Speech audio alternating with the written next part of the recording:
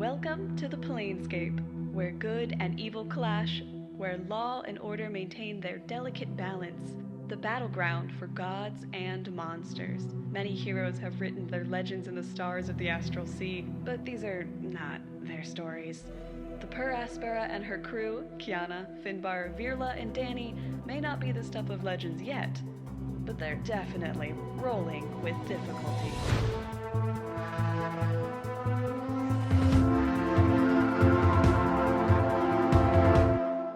Hello all, and welcome to our little planes-hopping D&D campaign, folks. My name is Austin, your friendly neighborhood dungeon master, and as always, I am joined by these asshole angels annoyingly admonishing their assigned acolyte. Say hello, everyone.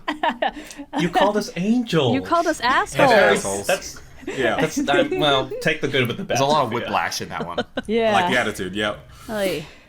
Oh boy. Hi, by the way. Yes, hello everybody. Welcome. What's up? It's been a hot minute since we recorded. We're all a little shaking the rust off, I think. It is, yeah. Obviously, there's no break for you, but for us, we took a couple weeks off, so we're all back, and please forgive us for being absolutely insane, as I'm sure we're going to be. So welcome back to the 6th episode of Season 2. Before we jump into the action, we do have another sponsor this week, so I'm going to throw it over to our producer. Sophia, take it away.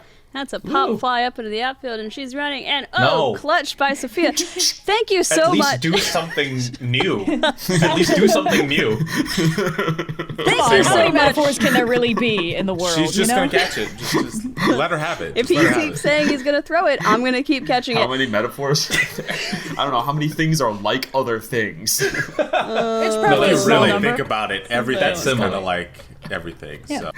Thank you so much to this week's sponsor, Campfire.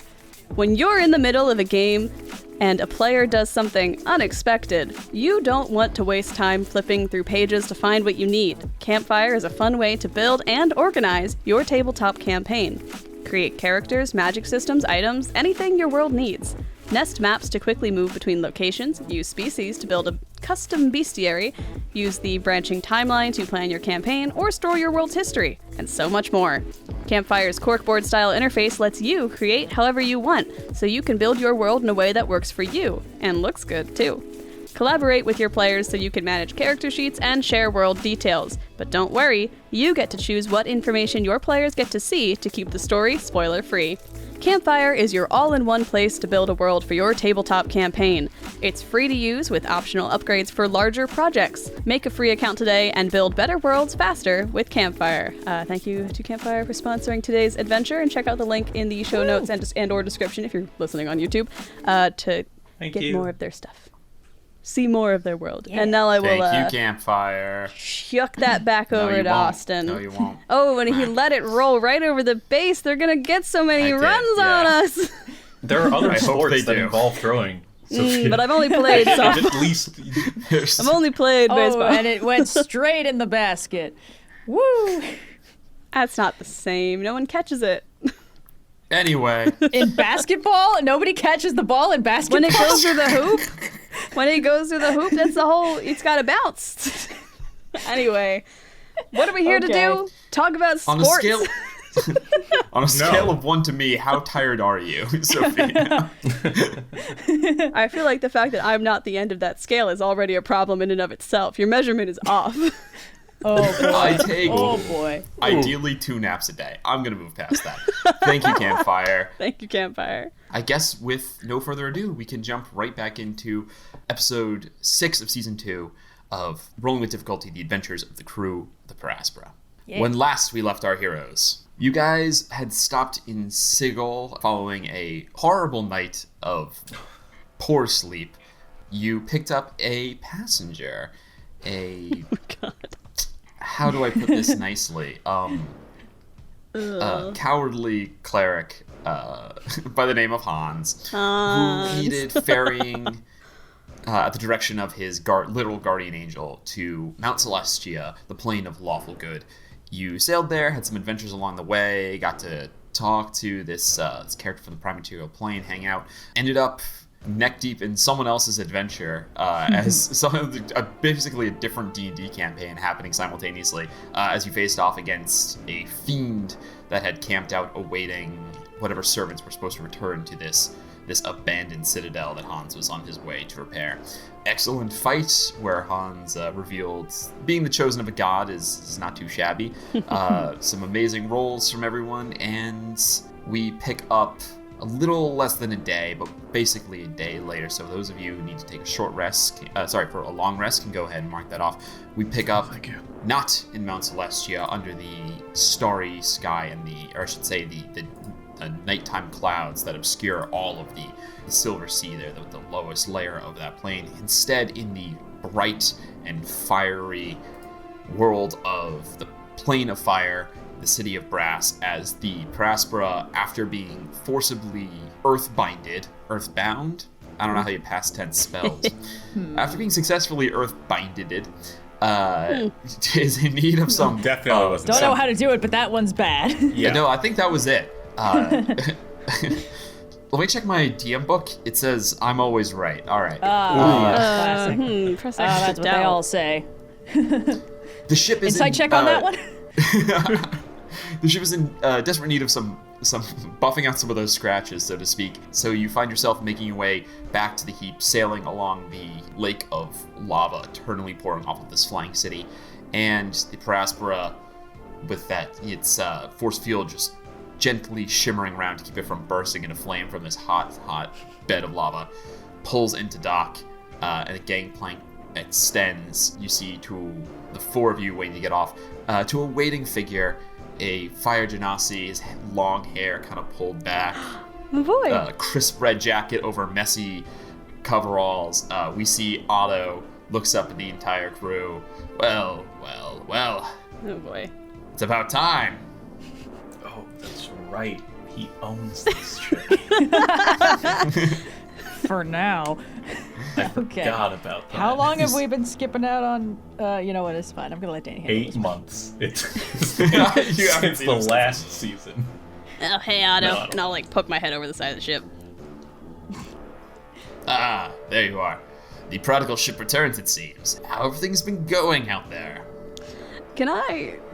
Is he mad at us? Can I insert... Quick flashback of all the crazy mushroom people. Baseline, how hyena pissed men. at Otto is us without me telling him anything of what we've been doing the last 2 days. You want to roll an insight check? Hell yeah. Hell yeah. That's a dirty 20. Oh, Dirty 20? Okay. Nice. I was like, there won't be a contested roll here. His passive beats that, but we'll roll. Okay, I'm gonna roll I got a new dice for this session. So Uh-oh. either you guys are gonna have a very easy time, or a very hard time, Easy. or a very same time if these roll about as well as the other dice. yeah. As It's dice one should. of those 3 options, though. Can't be anything else. Yeah. That doesn't beat a 20. He's not seething, Okay. piss. He's not gonna ring you guys out or anything. But you definitely get the sense of there's a little bit of the.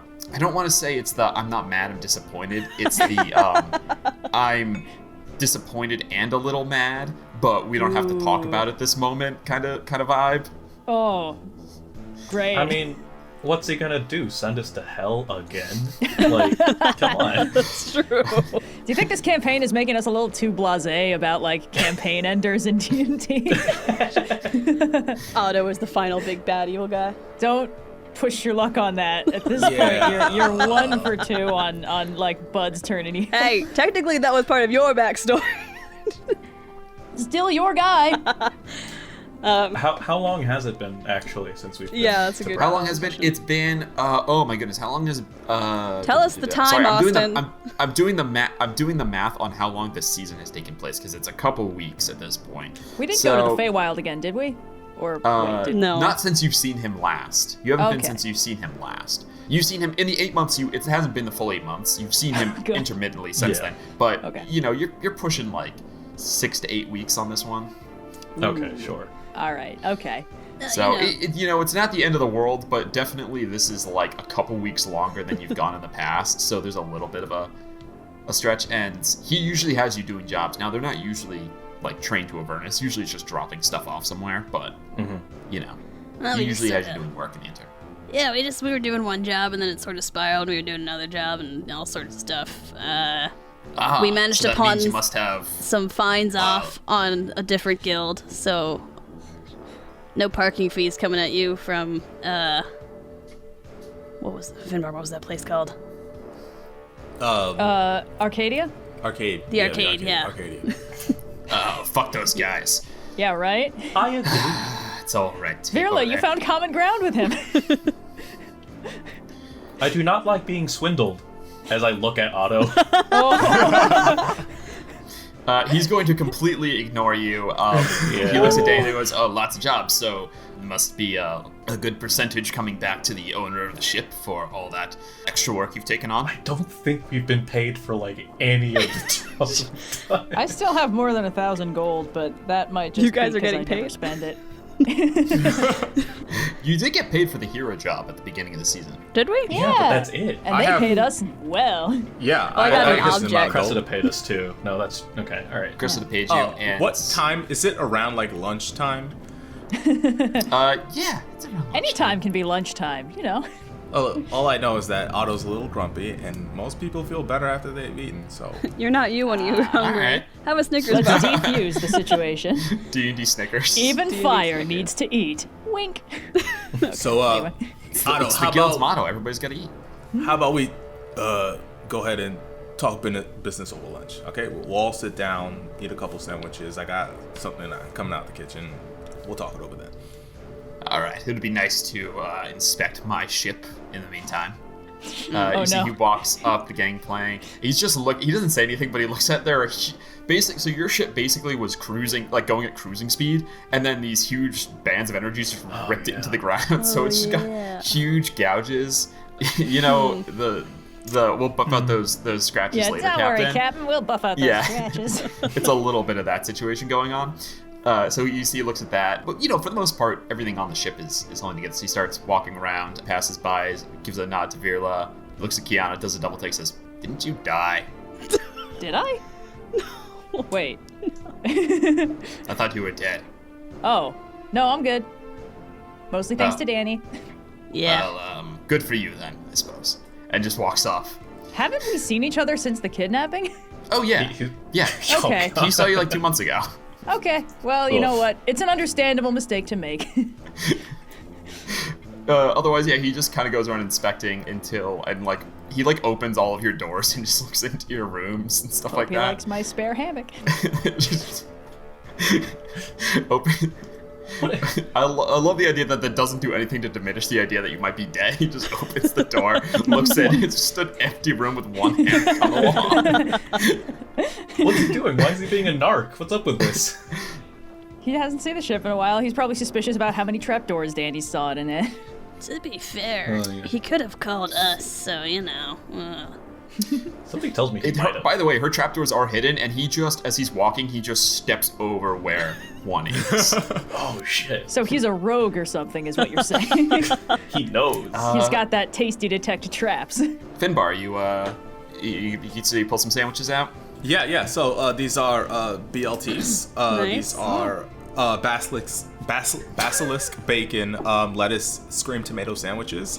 Yes. With some quantum juice. No idea what it tastes like. You'll find out once you take a sip. Great. What's a scream tomato?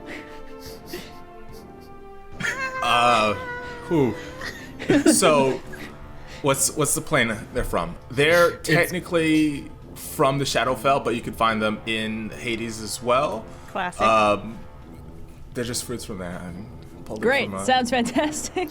yeah. Yeah, eating them's not so much the problem, it's harvesting them that's really about the screams. That's where you get the name from. Yeah. They're Onions quiet now, cry, though. Screaming tomatoes scream. every tomato slice just screams at you. The screaming tomato screams and no one's around to hear it. Did they even make a sound? I'm my curious God. about the quantum juice, and I'll have a sip. I'm just kind of follow around, tag like a foot behind Otto the whole time while he's poking around my I will ship. also try the quantum juice, but I won't even register that it's anything unusual. Yeah, you all sit down and start eating. What's the Wally? What's the quantum juice taste like? Roll a d6. I was literally gonna ask. Does it just One. like 2? Okay. 3. One. Okay, we got 3 different flavors. Okay, one is surprisingly tart. With it seems to have like a bit of pulp to it. Ooh, okay. 2, Who got the 2? Virla. Okay. This is incredibly hot and spicy. Oh no. Not nearly as much as the hot sauce, but that's exactly what this tastes like. You're breaking out in a sweat. There's beads of oil coming down your face. Yeah. And 3, who got the 3? That'd be me. Technically, this one's also spicy, but not like this is like a dry spicy. So it doesn't feel like it feels like it's supposed to be wet, but it feels more like there's powder in your mouth. Ha. Well, mine's That's really hilarious. refreshing. Yum. The drink literally is quantized into different flavors. That's, Yeah, Yes. I think I just drank sand. All right. Amazing. My guess is it doesn't get a Otto- flavor until you observe it. So. that's funny. Probably. Yeah. Auto exactly. rolled a 6, by the way, if you want Oh, I was trying it. divulge. 6. This one's light, a little salty. Tastes more like milk. Salty very Sorry, milk? did you say light, Salty salty, and milk? tastes like milk? Yes. Salty Yeah. milk. I would always describe milk as both light and salty. I think I'm the only person here who's coming out on top, to be honest. Yeah, none of these flavors sound particularly good. I'm Kiana's just getting is the like closest. slightly No, no. pulpy lemonade. No. A lot of them on this chart that I made are like sort of contradictory, but the overall theme is just like it shifts as you drink it. That's cool. Ha. So Great. This will really Uh, make Otto like us more. Fantastic. You put down the plate. He looks at me and says, thank you, Finbart. Takes a swig, kind of pause, no tea. and he kind of like gives like a weird he's face and then mad, puts it man. down again. Cool. Yeah. He's just gonna eat everything first. Are you guys just gonna say anything during lunch or? Just kind of make silent eye contact the whole time and wait for him to This is say the something. most awkward dinner we've had. All right, someone has to say something. How's the weather? Well, it's the plate of fire. So Fire. On fire. less weather, more just scorching rays constantly. All right then. How's business been? Business is good, actually. We have a large backlog of deliveries that need to go out, so should be a lot of money coming in from that pretty soon, hopefully. Kyana, you realize we're the delivery people, right? That does make sense. But that's Well, cool. Like, where are they going? Oh, we've got, largely just goes to Sigil, but we've got a little bit here, a little bit there. I'm sure it'll keep you pretty busy. What happened with those scratches on the ship? You tried to sail it through a mountain. Well, a not mountain this time. sort of tried to. Well, actually, that's not accurate either. A mountain didn't try to sail through us. A mountain, grabbed us. It Yes. gave us a hug, more or less. Yeah, aggressively. Yeah. Did not wait for us to stop. So we crashed a little bit, but it's okay. No, It was a it's buff sturdy. out. It Please flew define back. crashing a little bit. Couple of mending. Yeah, I mean, think it it might be crashed, beyond mending. but like a little bit. It was mostly okay, but it did crash a little. It was magic Depending on your bullshit. perspective, it could be considered a landing. Yeah, we all walked away from it okay. The ship flew afterwards. Now that's the kind of spin I like to hear. He looks over here as he says that. Well, it appears that you're going to need some work done on the ship. I will get some of the people around to work on it. You can have Roy on the job. And, boy. when the ship is ready to be sailed again, let myself or Zax know, and you can be off. Thank you. Sure. Any idea how long that's gonna take? Otto just looks at Dani for that one. Yeah, how long is it yeah. gonna take, Chief? You're gonna have to get out there and examine. You're probably gonna have to dry dock it. I guess, is it always dry docked if you're parked in lava? Or Is if lava you can wet? fly. No. Oh, we can't have this argument Lava again. is Have this not wet. argument. You're gonna have to dry dock it so that you can get underneath. I guess you could fly it at the same time and get underneath it. How much does a ship weigh? How much does a ship weigh? That's Well, a it can- question for Google. But this one can fly. Does that I make guess it what I'm weigh asking nothing? DM is, does Dani have an? Because Sophia doesn't know. Does Dani have an estimate of how long it might Yeah, take? go ahead. Go roll a tools check to see to invest. To figure out. So your normal tools nonsense with plus Yeah. intelligence. 17.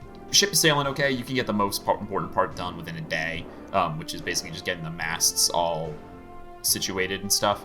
The scratches are cosmetic largely, but also it's the kind of thing where enough cosmetic damage built up over time becomes structural. So that'll take more time. It's gonna take you a couple days. I don't know, a couple days. We might not have to do all of it while we're here, but the bulk of it should take maybe like 2, 3. I don't know. Kind of gotta inspect and find out. We can stay in the ship there's while a- we sleep, right? You can say the ship. There's like a tense kind of moment of silence, and then Otto just claps. All right then. Well, thank you for the meal, Bart. I have, as you can imagine, lots to oversee, lots to do. So, chop, hop to it, and puts his hands behind his back and just walks right out. Bye. All right then. I'll start cleaning up a little bit. Take the We need plates. to get this ship back from him. Well, we gotta get to work Okay. on it. Yeah. Get in the dry dock or whatever. I'm gonna be working on this. I don't know what you guys want to do for the next few days, but I don't know. I can, I mean, during the initial, like, just if there's, like, physical mechanical repairs on the outside, I can climb on it probably more easily than most people, so I can That's help out true. with that. Yeah. Yeah. So yeah, if you want to lend a hand to what's going on, Or, you know. I would free. also like to help for. a bit. Oh, sweet. Okay. Danny's gonna just point at any exposed piece of mechanic in the ship. Hey, Kyana, Yep. what's that? Like, what's it called? Oh, that's not fair, man. Go explore the city, dude. You're gonna have more fun doing that, and we got this handled. Okay. Yes, Kyana, we got this handled. Virla, I actually might need you to fly the ship, so you could stick around. That'd be great. Okay. I can fly the ship too. What's happening? Kyana's getting pushed out. I'm getting bullied. Little did you know that blue is actually the new 4th PC. I have to go on a journey of self-discovery to figure out what the other 50% of my soul means. Yeah, wait. that was Oh, a no, big no. Did thing. learn all We that are again. compartmentalizing that right now, my dude. We'll deal with that later. Sura, what was the spirit's Suvi. name? Suvi. Yeah. Oh, right. SUV. Oh no. Okay. SVU? Amazing. No, that's not better. There is, you guys do have a dry dock here. So the ship, instead of flying the ship over a bunch of like trash, there's a dry dock which you sail it in and then it pumps the lava out, and then the ship will fly in this, cavernous space so that you can get down and walk underneath it without, you don't have to. In other words, the ship can fly, but if you're working on it 40 feet up in the air, it'd be a huge pain. Mm-hmm. Now you can get it down close to the ground, but also not in lava. Right, so you can That's work on good. it from there. So yeah, you guys get to work. Pirla and Dani are working on that. Why don't we let's deal with that now? Yeah, boy. Roy is here to help in a purely like moving stuff capacity. He's not really an artificer so much as he is just like a handy. Yeah, I guess like handyman. He moves a lot of stuff around here. He does a lot of like simple repairs and like he can buff out the scratches, no problem. That was the real brains of the mechanic operations here at the Heap. That must be why Otto is so mad that you've been gone for so long. I don't know, because he doesn't pay me the same day rate I used to get when I work on the ship, so I'm thinking maybe he's not missing my salary that much at the very least. Roy looks over. He goes, "You're getting paid daily?" Not anymore. Wait, are you not? Oh, no. I get paid. Is I this- get paid per the job. Is there some Wait. sort of litigation we should file? I've been studying class action lawsuits. Wait. Unionize the So when he Heap! said it's Unionize rude the- to talk about your pay, was that just like a lie? Dude, you are getting scammed. I mean, we all kind of knew we were getting scammed, but you're getting, like, really scammed. Oh damn! I gotta talk to Marnie about that. Yeah, you should. Oof. He shakes his head, goes back to like he's just like coiling huge lengths of rope, just like 400 feet of rope, and he's just coiling it. Have we met Roy before? I don't think I have a mental Yeah, image. Roy of was this at the guy. Yes, he party. was at the party. Oh, Roy was at the yeah, party. yeah. Yes, so he's another fire genasi who's from. Oh, who works it's the this Heap. guy, right? Yeah. Yeah. He Is this gave the boy band one? tattoo. Yeah, yes, Yeah. boy band one. I believe I said boyish. I not boy gave band, Austin but a list yeah, of NPCs of the heap, and I did not describe Roy as boy band-esque. That is fully the DM's creation. I want to put that on the table right now. I believe I said boyish good looks, but boy band. How is sure, that why not the same thing? Well, Because there's he doesn't have like anyway. 4 other There's not- roles no. that have boyish good looks. Oh, he doesn't have backup boys. I No, see. Yeah, well, exactly. Egan was the How are backup you guys boys, bringing- unfortunately. Rip. What talents are you bringing to bear to fix the ship? Dani, obviously it's going to be a tools check. Virla, do you want to... You're not better with tools than Dani, so you couldn't take the help action on that. But if there's something else you would like to do, that could potentially affect the If ship, there's so- anything Arcana-based that needs to be modified or fixed or adjusted. Yeah. Recalibrate the helm. Yeah, maybe like Yeah. a diagnostic Adjust type the deal. headrest. Yeah, you want Yeah, to run exactly. a diagnostic. So Dani, go ahead and roll a tools check, and Virla, go ahead and roll... I'd like you to roll your proficiency with vehicles, but use your intelligence. So it's going to be intelligence plus proficiency bonus. Sure. Oh, Danny, what'd that's you a get? natural 19. Ooh. Nice. So 23, 26. Fantastic. 28. Oh. Fantastic. Yeah, This ship so... is perfect. You immediately start going through, and the scratches that are threatening to be not cosmetic anymore, basically the ones that are threatening to breach hull, you go around and you're directing Roy, and he's able to help a lot with this. You're going around and you're shoring those up and repairing them. Some boards need to be replaced. Some places it just needs to be like sanded down. There's, mendings that can be implemented here to join some small fissures. So that's largely what you're doing today. And then Virla, you go through, basically, you're like resetting the GPS, so to speak. And as you're doing, you find, I imagine, the ship is not an AI, but, there's elements of that to it. It's like a GPS sort of system in it, right, that can help you navigate, which, requires, it has to be able to orient you in space and things like that. Between, like, what you've been able to discuss with Docent and learn about Docent, and also having... being, right, your awakened spellbook, which is essentially your arcane version of an artificial intelligence, right? Mm-hmm. You're able to go through and with more practice, refine the GPS a little bit. Go ahead, in your notes, just mark down that you've made an improvement to the navigation, and there might be something that either you or Finbar can implement later that might give you some sort of bonus. Oh ho ho. Interesting. But definitely Improved navigation and what was the last part? Improved navigation, and there's either you or like Finbar's partially a navigator on the ship too with his knowledge of stars, so between the two of you with some more downtime there might be something that you guys could like cook up. You rolled so well, you started a new skill challenge that you didn't even know existed, and Awesome. that's the first success essentially. Yeah. So fantastic. As for the rest of the day, Finbar and Kyana, is there anything you guys would like to see too? I should say, this is sort of end of day into the next day. So, because I'm considering this an 8-hour work day, right, for Virla and for Dani, but you guys did establish this in the afternoon. So I'm imagining this is 4 hours in the afternoon, 4 hours in the morning of the next day. So if there's anything anyone wants to see too, for the downtime or for the night, Kyana and Finbar. I would hit the market. I'm looking for a very specific ingredient of sorts. Fantastic. I need an acorn covered in gold worth at least 200 gold pieces. An acorn covered in gold worth at least 200 gold pieces. Very cool. If you're looking for opulent stuff, I mean, you definitely have come to the right city, right?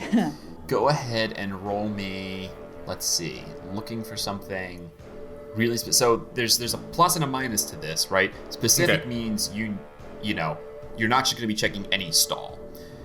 So you can kind of narrow it down. The bad side is that it's also really specific. So finding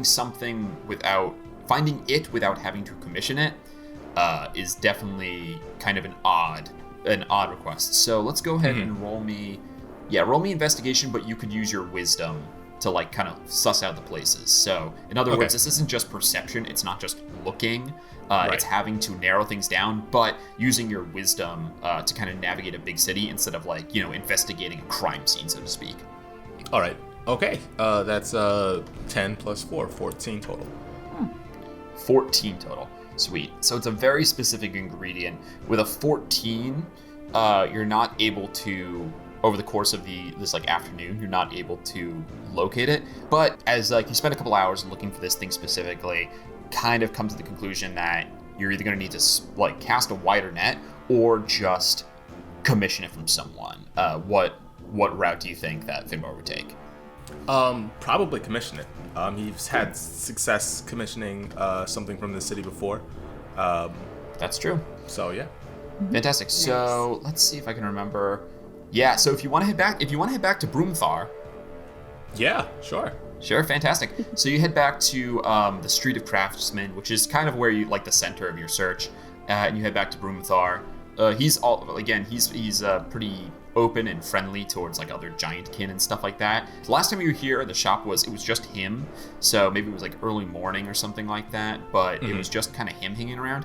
Now you see that there's a whole bunch of fire giants in here of various ages, and just a quick glance you can tell like they're all like family basically. It looks like there's like some sons and daughters, a couple like nieces, nephews, maybe like an uncle or in here or there. There's just like a ton of them roaming around, and the shop is giant sized. It's big, but they are making it feel small because their giant forms take up so much space in here. Broomthar is working, spies you, puts down a just like massive spiked hammer that he's been using on something, wipes his hands on a leather apron, and approaches. Finbar, was it, right? Finbar's gonna sort of sit up straight and use his giant voice and be like, "Brother, nice to see you." And I'm gonna pat the armor. "This has served me well." Knew it would. It's some of my best work, if I do say so myself. What can I do for you? After last time helping me out with this, I'm looking for sort of a weird request. I need an acorn of sorts, maybe larger than your average acorn. I need to put something in it. But the thing about this acorn is it needs to be covered in gold. Is that something you could help me with? Interesting challenge. Not something I usually deal in, but let me get. He points over to the back of the shop. Calliope, a younger fire giant, but still enormous with a giant, like, red braid of hair, comes over. Yeah, Pop. Oh, I know you've got some work in the finer materials. You interested in working on a special project? One of our best clients is requesting something with gold, he says. She says, yeah. I need an acorn. Interesting. I'm not sure what that is, but if you could describe it or provide it, then I will be happy to get to work on that for you. You got like a piece of paper and maybe like a tiny bit of charcoal? Yeah, easily provided. And he draws, unlike Wally, Finbar cannot draw at all. He draws a very crude depiction of an acorn, and he writes acorn underneath it. The C is backwards. I'm gonna need that on my desk by Monday. They're all speaking giant to you, by the way. So, yeah, Finbar can speak giant as well. So he waddles up to Calliope, sticks his hand up, says, "This is what I'm looking for." You're into 7. All right. God. I'll see if I can procure one of these. Not sure how hard that'll be. And then she goes on to ask you about some specs for the gold, like the purity of the gold and things like that. How much did you say it was going to have to be? It has to be worth at least 200 gold. And I got that right here. And he pulls out a little coin purse, counts it out, and hands it to her. All right. Oh, pay up front. Well, that's a good look. Certainly, I'll get to work on this right away. Not sure how long it'll take for the acorn to be found. I'll have to probably get that special ordered in.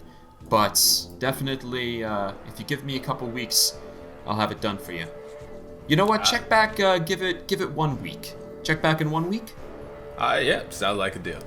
All right. And by the way, pay up front is gonna make it cost less because there's no risk of you like backing out, so to speak. All right. Yeah. So offering to pay everything up front is awesome. So yeah, she pockets the gold, takes the paper, folds it up, and actually heads out, presumably to go look for it. Very cool. Hell yeah. What are you up to? And I'll head back towards the heap. It's just for a snack. Cool. You head back to It's this a really to the expensive heap palette. as the city is beginning to died down for the day, so to speak. A lot of shops are starting to close.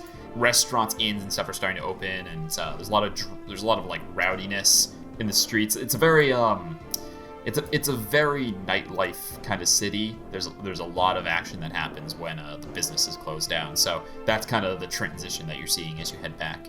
Kyana, is there anything you'd like to take care of? Not strictly, but I think Kyana wants to find somewhere quiet without many people if she can, just because she needs time to think, and that has not really been possible. And I don't even know if that's possible in the city of Brass. It does seem kind of a bit of a bustling metropolis, so, you know, if it gets bad, she might just try and find the tallest tower she can and just hang out there for a little while. Oh, amazing. Yeah, oh, yeah, so this city it's opulent, and I'd say that there's actually, you gotta go away from where you are, right? Mm-hmm. You're down in, like, the dock district, basically, which has a name I'm forgetting, but you're basically down over there. Oh, it's Iskalat is the name of the district you're in, Iskalat. So you have to move, there's not north and south, but you have to move north in the city, so to speak, away from all the way down south where you are, because that's the bustling hub. But actually, if you spend some time walking around, yeah, it's not that hard to find a place that's pretty open, because there's a lot of like huge open kind of garden areas. Now they grow plants that are not green, that like things you're not familiar with, but certainly the city is opulent, and there are huge public spaces that are really wealthy and just like massive and beautiful and don't have that many people. Okay, you're able perfect. to kind of hang around there. All right, yeah. I think it's sort of occurring to me that we do a lot of planes hopping, but we very rarely spend time there in any meaningful capacity. I tend to stay on the ship. I don't tend to move away from the docks except on errands, and I am also questioning how much of me is me right now. Those are kind of related concerns, because I'm starting to think maybe Suvi is where all the wanderlust comes from, and I'm wondering exactly. I feel like the way that I'd be approaching this is that Kyana's a character who has a lot of awareness of her body. You know, pretty much all of her training is very physical and, you know, movement and control and knowing where you are in space. And I think she's maybe just going to start, for the first time in a while, going through one of the katas that she hasn't practiced in a while because she hasn't needed to. It's been all combat all the time. And a refreshing break from the routine and the rigorous training that she was doing before, but just sort of moving through it to see if I can start feeling within myself the edges where my control starts to slip and where this other side of me might be, or even if there is no edge. When Suvi said, "Together we are Kyana," I don't know how much I believe that yet, if that makes sense. I'm that weirdo doing Tai Chi in the park, basically. All right. Amazing. Yeah. Roll me an insight check. Oh, baby. Does any This has historically gone poorly for me. old grandpa start doing Tai Chi with her in the park? This is Oh, I hope so. Some 20th level monk just chilling. Okay, well, that's a dirty 19. All right. Awesome. I rolled an 11. Straight bland. You walk for a few hours, careful to note your way so that you don't get lost, over bridges that are carved out of a single enormous piece of obsidian, through archways that are encrusted with rubies, and find your way, to a big space. You like this one because while it is a garden, there's almost a semblance of a roof to it, so there is some shade, which offers That is, you yes, important. some semblance of respite from the heat. It's still, clocking at like 90 degrees in the shade. Ugh. It's better than direct sunlight, quotes. Yeah, from the fire, yeah. You find your way here, to a patch of this grassy material that is not, it's charcoal gray, but it doesn't feel stiff or burnt, so it's okay. It's not horrible to walk on. And you begin practicing these old forms, that the basics you haven't had to go back to in a while. Your insight is a self-insight check, looking into yourself. With a name given to it, there's definitely a more acute awareness of that feeling that's been impossible to describe until now. In other words, the same way that giving a name to a concept in, like an emotion helps you process it, right? In real life. Having a name for this has almost made it not stronger, but your ability to perceive it is more acute. So in other words, it's not affecting you any more than it ever was. Right. In fact, most of the day to day, it doesn't feel like it affects you at all. But you can definitely feel it down there. And as you do your motions, it doesn't feel, there's no like leap of joy or kind of pull of like of anxiety from this feeling. And it doesn't feel like Suvi moves. There's no part in your movement that feels like it's not you controlling your muscles.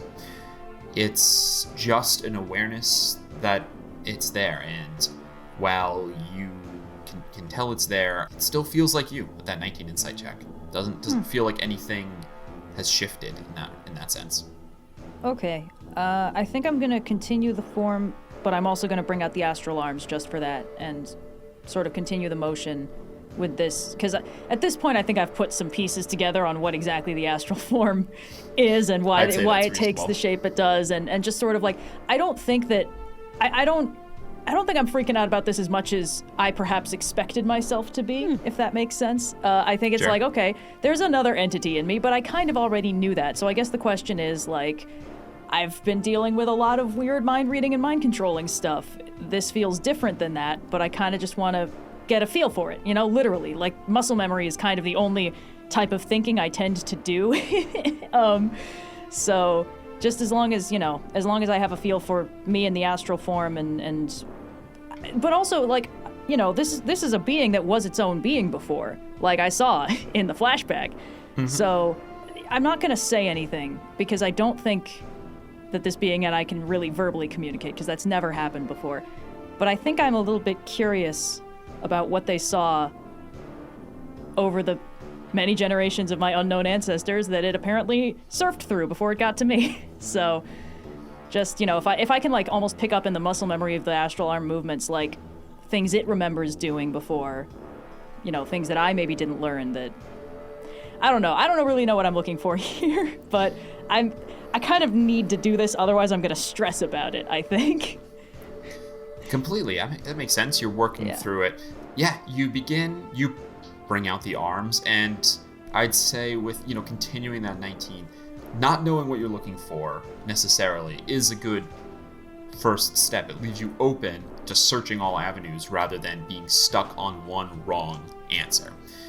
And as you go through it, you start to work on the way that you have muscle memory. You start to build muscle memory for your form, or rather kind of into your astral form, I should say, rather than building it, start to kind of like unlock it in a way. It comes faster than you know that it took you to build the muscle memory for your actual body. Just as you do these motions, you can already feel a difference from start to finish when the arms are out, of how quickly you're able to move them and for them to react the way you want them to. It's like it's building on a scaffolding that's already there, and you're just sort of wiping off the patina of rust that's been building up. There was a lot of metaphors, but... No, I get it, yeah. I think I'm going to bring the form to a close, and I'm going to stop for a second, and I'm just going to ask, do you remember their names? And I'm not really expecting an answer, but... You ask, do you remember the names? Is the astral form still up? Yes, arms are still out. Your head stays still, but the golden mask that floats just in front of your face, it's almost imperceptible because, first of all, the motion is so small, and second, it's like right up against your eyes, basically. But through the vague shift in the golden color as you're keeping your head level, you can tell that the golden mask just gives a faint once up, once down nod. Okay. You bring that to a close, and the old man who had been practicing Tai Chi behind you, when you say, do you remember their name, says, oh, what? Are you talking to me? No, I'm just having a moment, sir. Good day. Oh, sorry, didn't mean to interrupt. No, it's all good. Just this old fire genasi, which you don't even know how long it takes them to age, so who knows how old this dude is. Oh, I hope he's like a 20-something level monk. He can just hang out there. Nah, just some chill old guy. All right, then I'm gonna take the scenic route back, and just kind of take in the sights, I think. Yeah, easy to do when you can walk on any surface. Yeah. I don't want to... I do remember that sometimes people get testy if you walk on their walls or roofs, so if it looks too expensive or, like, proprietary, I'm not going to do that, but, you know. Like, if it's crowded and I need to get around a group, then I'll totally go up the wall, but, you know. Oh, understandable. Yeah. I think that Kyana is pretty insightful and has enough insight to recognize the police force for this city. Indeed, this is a very martial city. There's, like... In general, there's a lot of military presence. Like, there's basically none of that in Sigil, so this is a stark contrast, and they're all fire genies. So probably has enough insight to know, like, oh, when those guys are around, maybe I shouldn't be walking on stuff. Maybe and then I should obey when the they're law of gone, gravity. Street smart. Yeah, you push back a little bit more. Amazing. The day comes to a close. Long rest is taken, which is, I think, most important for Finbar, clearing off an exhaustion level. Yeah. Yes. Yes. And Back to full. Yeah. Still's good. the morning comes. This is considered the second half of that work The second day. for you guys. If there's any quick interactions anyone wants to have, if not, we're gonna close. We're gonna move into the next portion. I'm good. All right. Yeah, just working away. Probably just just playing wanted with to Plug. clarify. Does anyone else know about Kyana's, like, besides Hans, I suppose, does anyone else know about Kyana's little revelation? Oh, Like, yeah. The only guess- people who saw it were Hans and Kyana, so unless you shared so far. Hans knows. Well, I guess the question is, did anybody ask? Because I feel like I wouldn't volunteer it unless I thought people, like, really wanted to know, but I don't know. If somebody asked, I would have said. I guess the way that I was imagining it. Let's go ahead and say a lot has happened. Like, a lot has happened in a very short amount of time since the end of that encounter where the legend lore happened. So let's go ahead and say that since it hasn't been asked yet, no one has brought it up with Kyana. So if anyone wants to, Great. you still can. Just staring down Noir because if anyone's gonna say anything, For Virla, Well, for Virla, I think he might. I don't know if he's perceptive enough, but I guess if Kyana's really wearing it on her sleeve or lack thereof, Yeah. that she's kind of going through something. Well, He might suss that out, but not necessarily want to probe unless unless he's sure that she's comfortable sharing it. So I don't think he would actually approach her. fantastic. What I think I'm going to do in the morning is just play with Plug. I've decided that I've had enough introspection, and it's a vital, important task on the ship to keep Plug from getting underfoot while everything's being repaired. So that's my job for the day. Fair enough. All right. while Kyana's playing with Plug, Fantastic. Dani will roll up at one point like, "Hey, Kyana, question. So, yeah. Do you want to get a tattoo?" I think it strongly depends on what the tattoo would be. Well, it's just Why do you ask? Well, because the person who does all of the tattoos for everyone at the heap is here, so if you wanted one, now's the time to get it. I was going to extend the invitation to everyone else, but you're playing with my cat, so you're the first person that I found. Oh, okay. That's an interesting possibility. Yeah, let's do it. Yeah? What could go wrong? Hell yeah! Damn. Alright, I'll try and find Sadie. Yeah, if we got one for Sadie is Virla, would it be like a around. spray paint or something? Sadie is around. Do you want to describe Sadie, Sophia? Yeah. She is your creation, or would you like me to? Sure, I'll give the footnotes and you can expand however you see fit. I gave Austin very brief descriptions and doodles of characters. Sadie is an Asimar, which is a little unusual for a city of brass, but we're out in the planescape, who cares? She's kind of wearing like loose-fitting clothing that's vaguely in the style of everyone at the heap, notably wearing sandals because screw OSHA violations.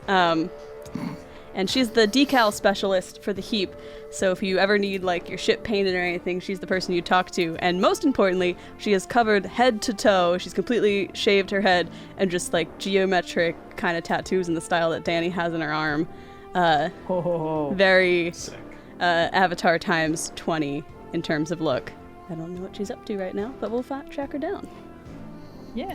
There's always stuff going on, but she's always happy to make time. Sees you again. Yo, Sadie! Bright smile. She's got. So you have tattoos under your eyes that mimic, like, kind of the bags. She just has bags under her eyes. Sorry, I didn't even know we were going to be visiting Sadie while we were here. She puts her arms out. Dani, oh, it's so good to see you again. It's been so long since you were back.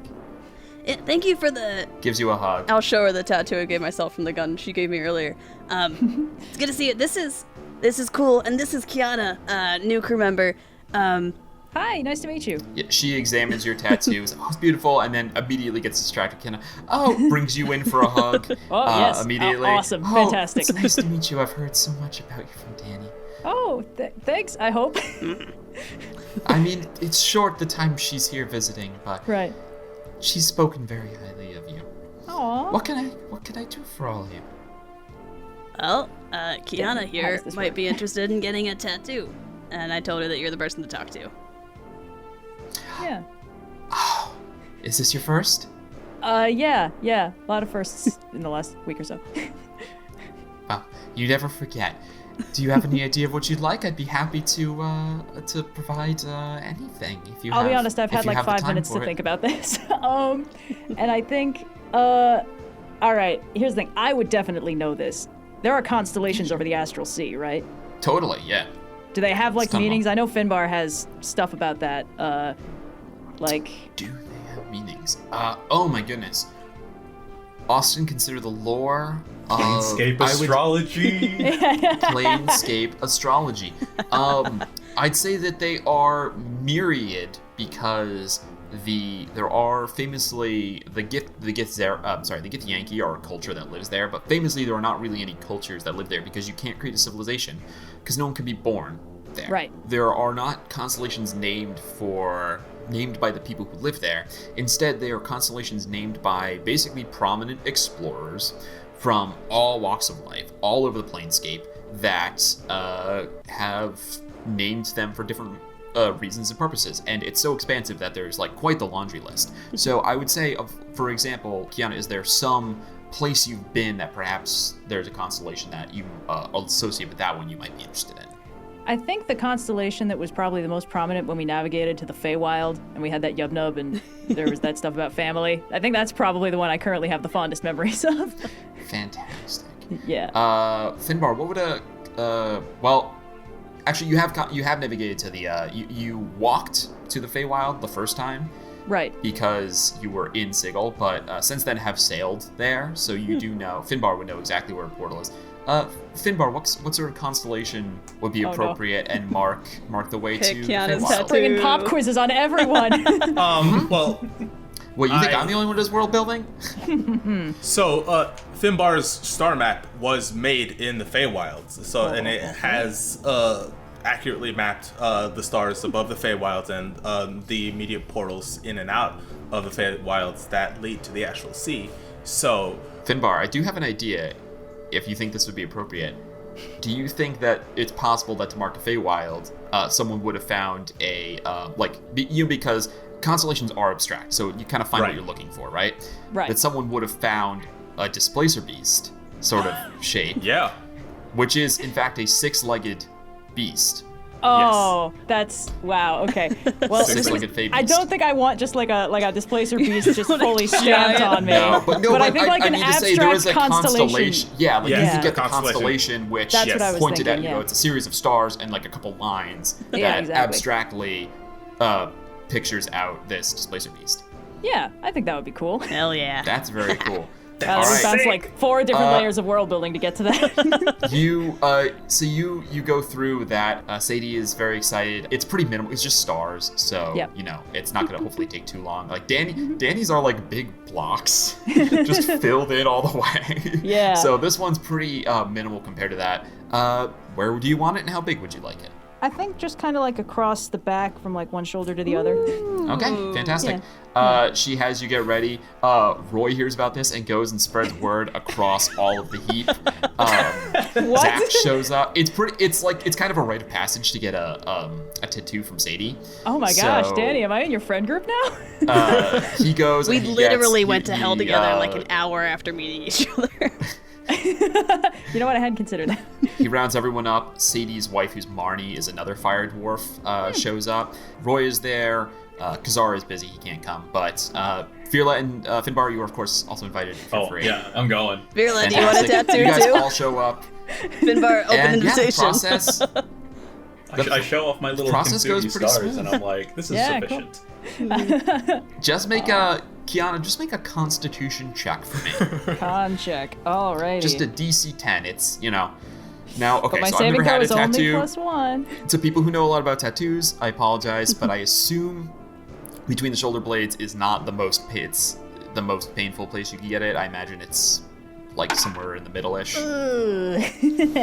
But I rolled a 5. 5. Yeah, you put on a pretty good show. It's pretty tough. You come grit on, your man. teeth a lot. No, you don't break down crying or anything, Ow, but like ow, it's ow. you can keep your composure, This was a but great decision. definitely it doesn't feel good. You're gonna be sore. It's basically You're doing what I'm amazing, getting at. Kyana. Oh my god, she is so Thank clearly you. wincing. It's gonna look so cool.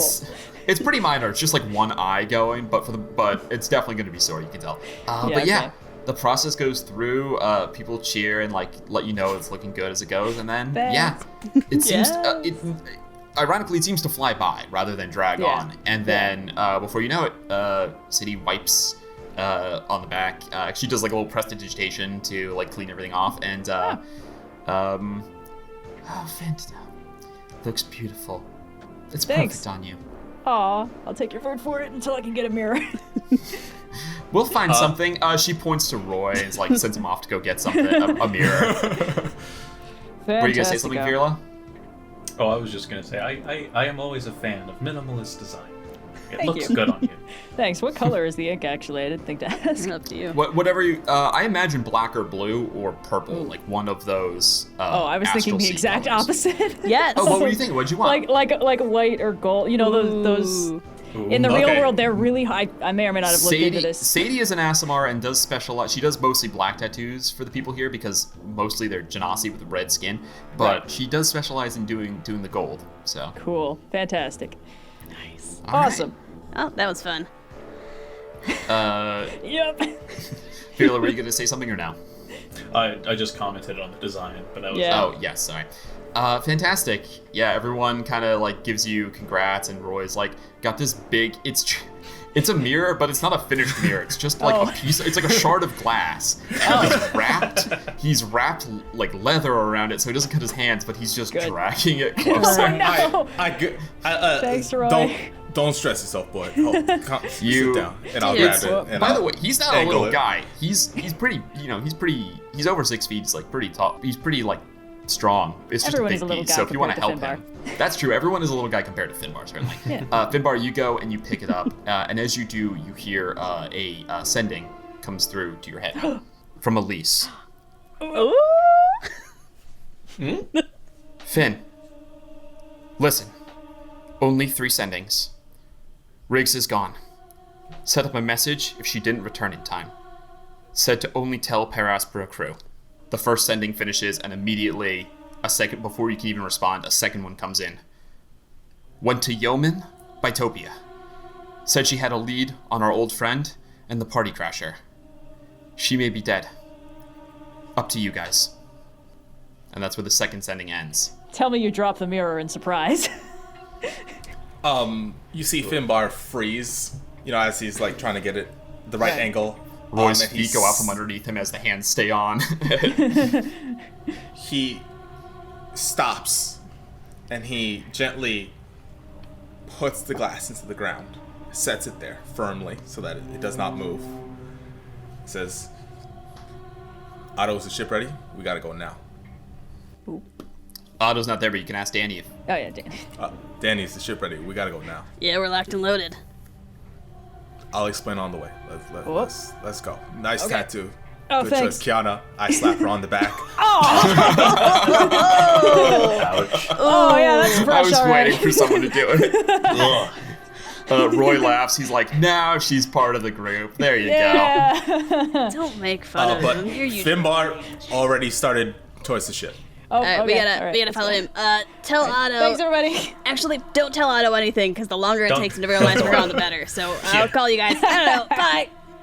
Just start hustling. Whoop. Yeah, Okay, Hero will fantastic. follow. All right.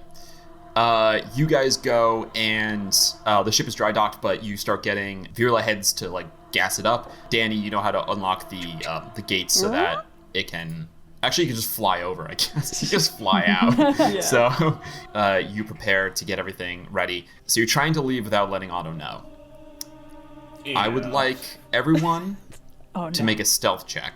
Ooh. And the DC is just 12. But if one of you tell me fails that. it, Okay. Otto will know. Bro, come on. Can I we, have this like, at disadvantage. Can we like ask the Here, rest of maybe. the group to cover us? Oh, like that's the rest of true, the heap clear. to be like. Oh yeah, get the whole crew together, you know, like Yeah. some kind of like shenanigan to What are get you this- gonna What are you gonna say? Uh, And who's gonna say it? okay, Well, it's gotta be we Dani. gotta go. Roy, do you remember when you, me, and Egan used to do that thing where we'd sneak out and we would cover ourselves by making a huge, collapse of stuff on the other side of the heap? Do you think you could go and, like... hells yeah. Can you just push something off the top of one of the junk piles, like, over that way? Can it be anything? Whatever you want, man. Go nuts. Oh, fuck yeah! All right. You see, he goes off. Sweet summer child. Okay. Let's see. Okay, so now we have a limited window to get to the ship and get Yeah. unloaded. Hustle. before the Let's. noise gets too- I'm gonna say, Sophia, roll D20 for Roy. All you're trying to do is hit a 7 or higher. I rolled an 11. For Roy. Rolling a high 11. Okay. So, what did I say? It was a DC 12 that you had to beat Yes. for For stealth, yeah. Goes down to DC 10 for stealth. Okay. All right, well, that means I need to roll a 4 or higher. All right. Danny rolled a natural I rolled 12. exactly a 4! Oh. Noir. Okay, we're good. It's 10. Well, it's 10. we're gonna do this in what I think is the dramatic order. So, Kyana, you rolled a 10. I got a 10 total, yeah. Fantastic. Finbar. At disadvantage, it is a 16. All right. Dani. That is a 12 plus 2, so 14. And Virla. That's a 6 plus 0. Oh, no! Does anyone have an inspiration? Yo, Does anyone have an inspiration they want to throw to him? I have, and no, I think I it's don't. higher I used now. mine up. Yes. Does it have to hit 10 or beat 10? It has to hit 10. Seeing Virla struggling and knowing that he's a loud member of the crew, Dani will use her flash of genius to let him add 4 to his roll, bringing him to a total of 10! Hey. Clutch! I'll be like, MVP. Virla! MVP. Turn the volume dial down! What? Oh, right. Noir did a great mime for all listeners. Yeah, you're welcome, podcast listeners, and also YouTube listeners. Nobody There's gets the an video. Oh, boy. Wow. Yeah. So with your flash of genius, you are able to assist Virla. The ship takes off, and you are going to plane shift to the Astral Sea, I assume. Yes. Yeah. Should we send a message to Otto after we're safely on the Astral Sea? Like, oh, by the way, we gotta go. We'll be back later. Let's wait till we've left the plane. Well, That's what I meant, yeah. you feel He'll the familiar know. thrum of a ship in the action, those 6 seconds it takes to do any spell, doing the plane shift. Can I get everyone to roll a perception check real quick? Okay.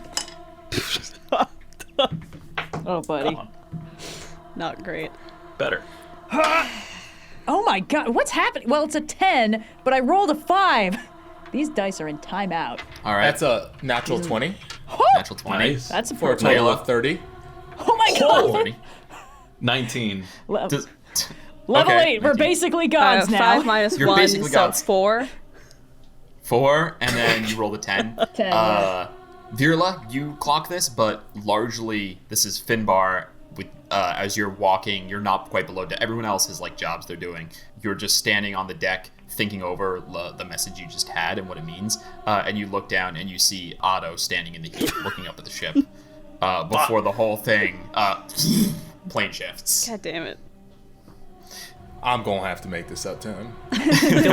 He'll forgive us. Maybe What is it's he gonna payback do? for him getting Send your us name to wrong. hell Splashes again? onto the calm astral sea. All right, so Finbar's not in the kitchen. He's right behind the helm with Virla. Where are we Fantastic. headed? What's happening?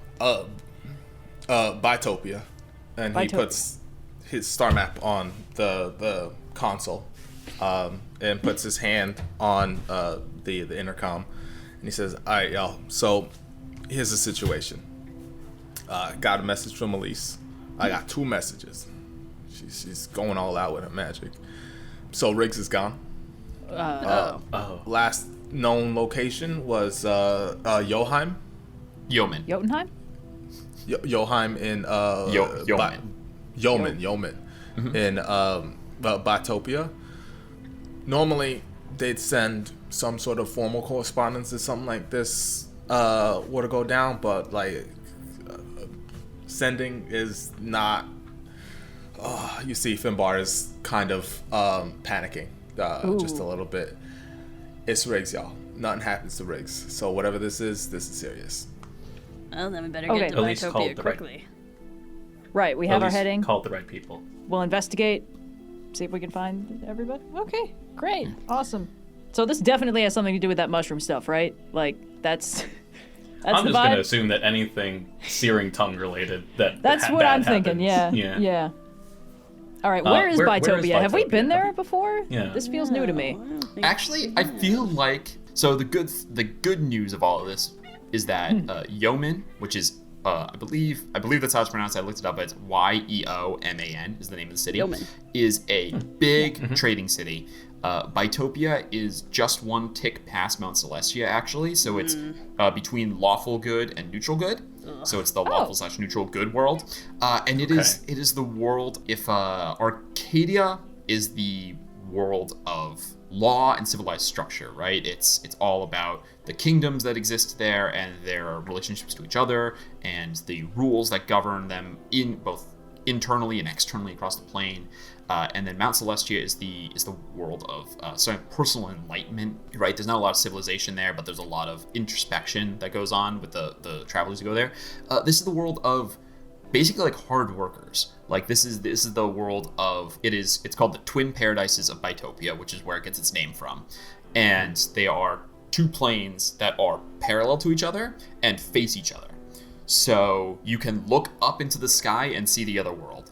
And one of them, the one that you're traveling to, is Dothian, which is the like pastoral. There's farms. There's like this. The best craftsmen live here.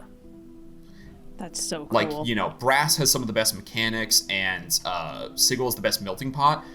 The highest concentration of just across the board people who are good at the things they do will live here. And Yeoman is the trading hub of it. So the people who go here are often going to Yeoman.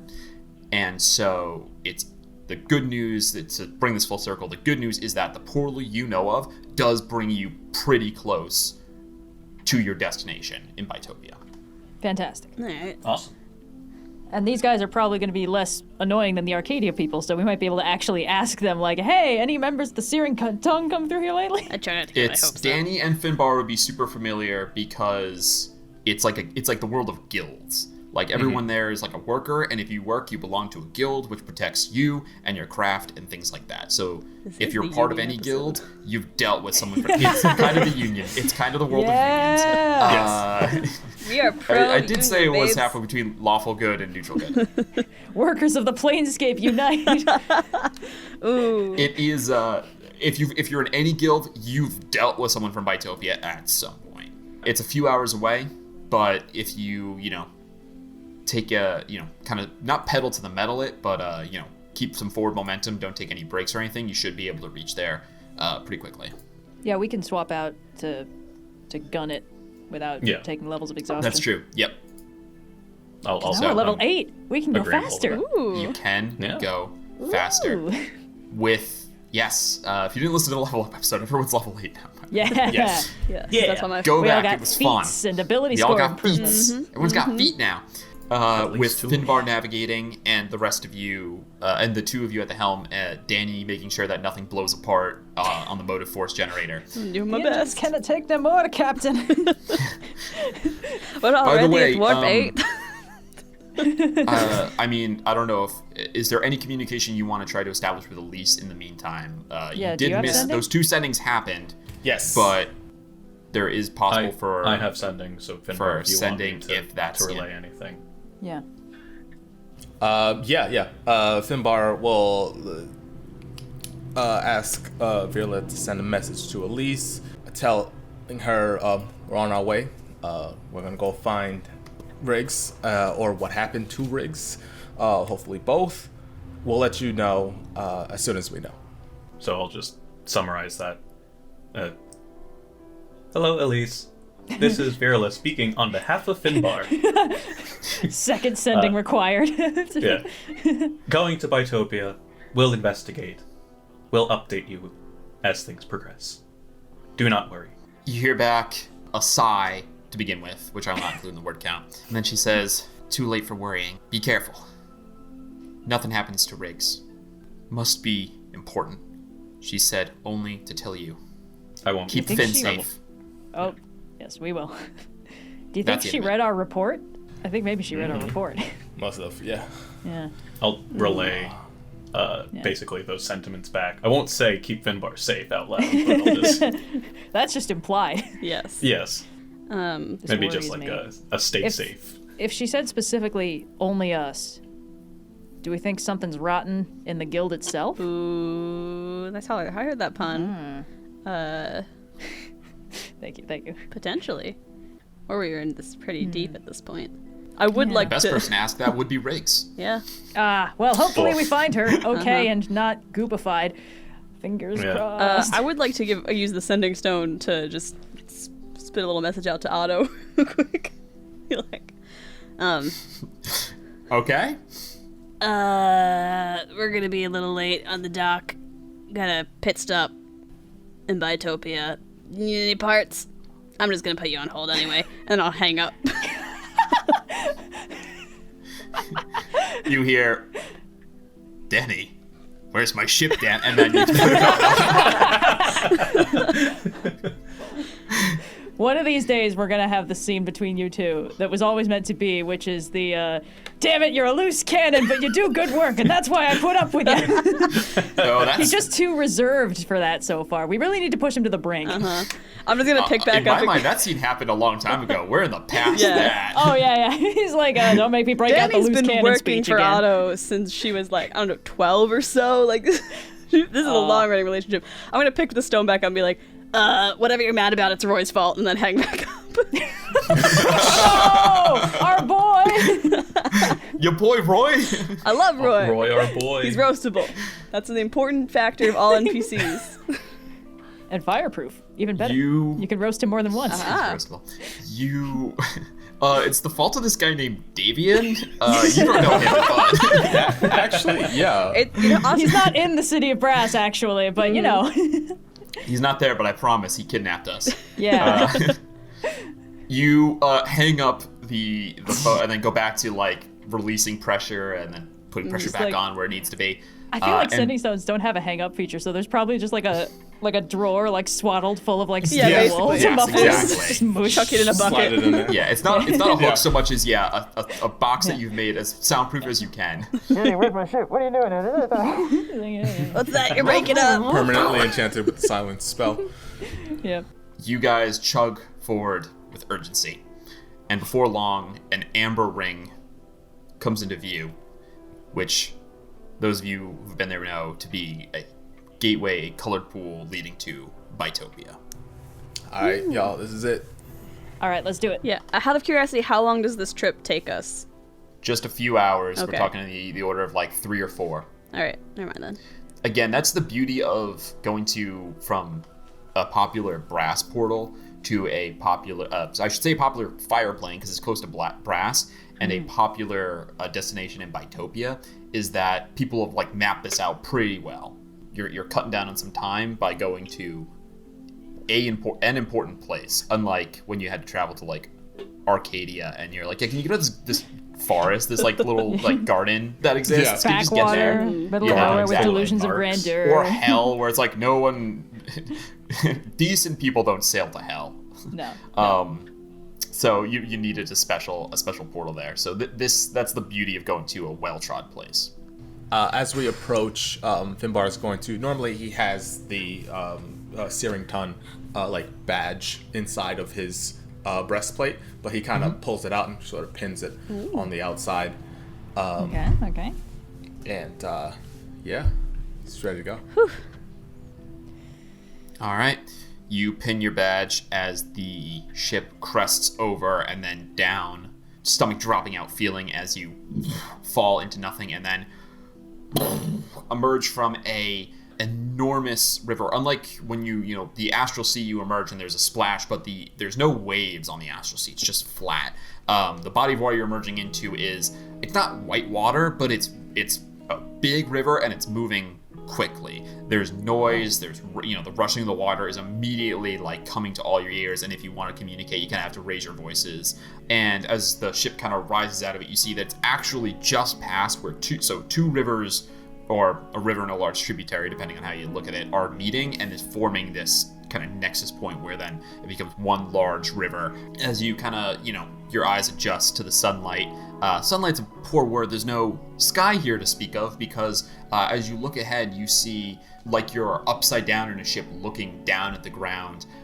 There is just the world above you is the other plane, the other twin paradise, which is Shurok, which you see just like rugged mountains and huge forests, and that's got like white water. Like that's some wilderness up there. But where you are is sort of pastoral and picturesque. As you look around, you see there are forests, there are farms. Unlike Arcadia, where everything was very segmented, like if you were up in the air, it almost looked like a patchwork quilt. Here, everything kind of like blends and flows into each other. There's a little bit more of an idea, of a sense of like nature and civilization kind of, there's distinction, but there are borders where they kind of flow into each other. Built across both banks of this massive river, you see a city, not as opulent and grand as Sigil or Brass, or even some of the kingdoms you saw in Arcadia, but what it lacks in that sort of opulence, it's making up for in just sprawl and activity. Mm-hmm. All over you see, as you start the ship kind of settles into the water and then pulls into dock, you see there are people all over. There's like a ton of ants. There's like farmers here, and they have animals that are just massive.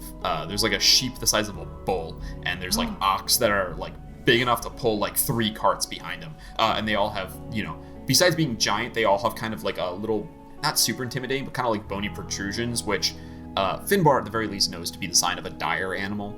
Ooh. So these are like basically like dire livestock.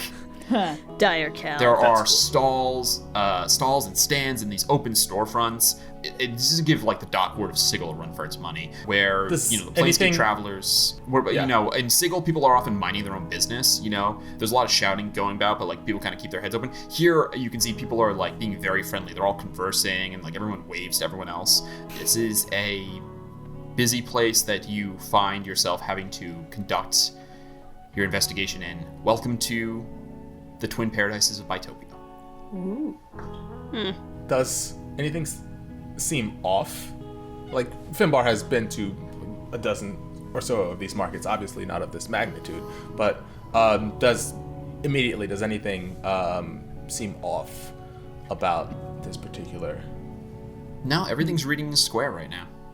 You've definitely, as a guild member and a traveler, you've been here before. Like, probably on the Whipped Crown, you came here more than a few times. So, okay. You've been here a few times, you know what to look for. It seems the same as always. Alright. Normally this is one of my favorite spots, but I don't like that we're coming here to look for rigs. So, keep your eyes out, ask some real smart questions. Let's go find them. Okay. I'm trying to stay focused, but I'm very distracted by the fact that there's no sky.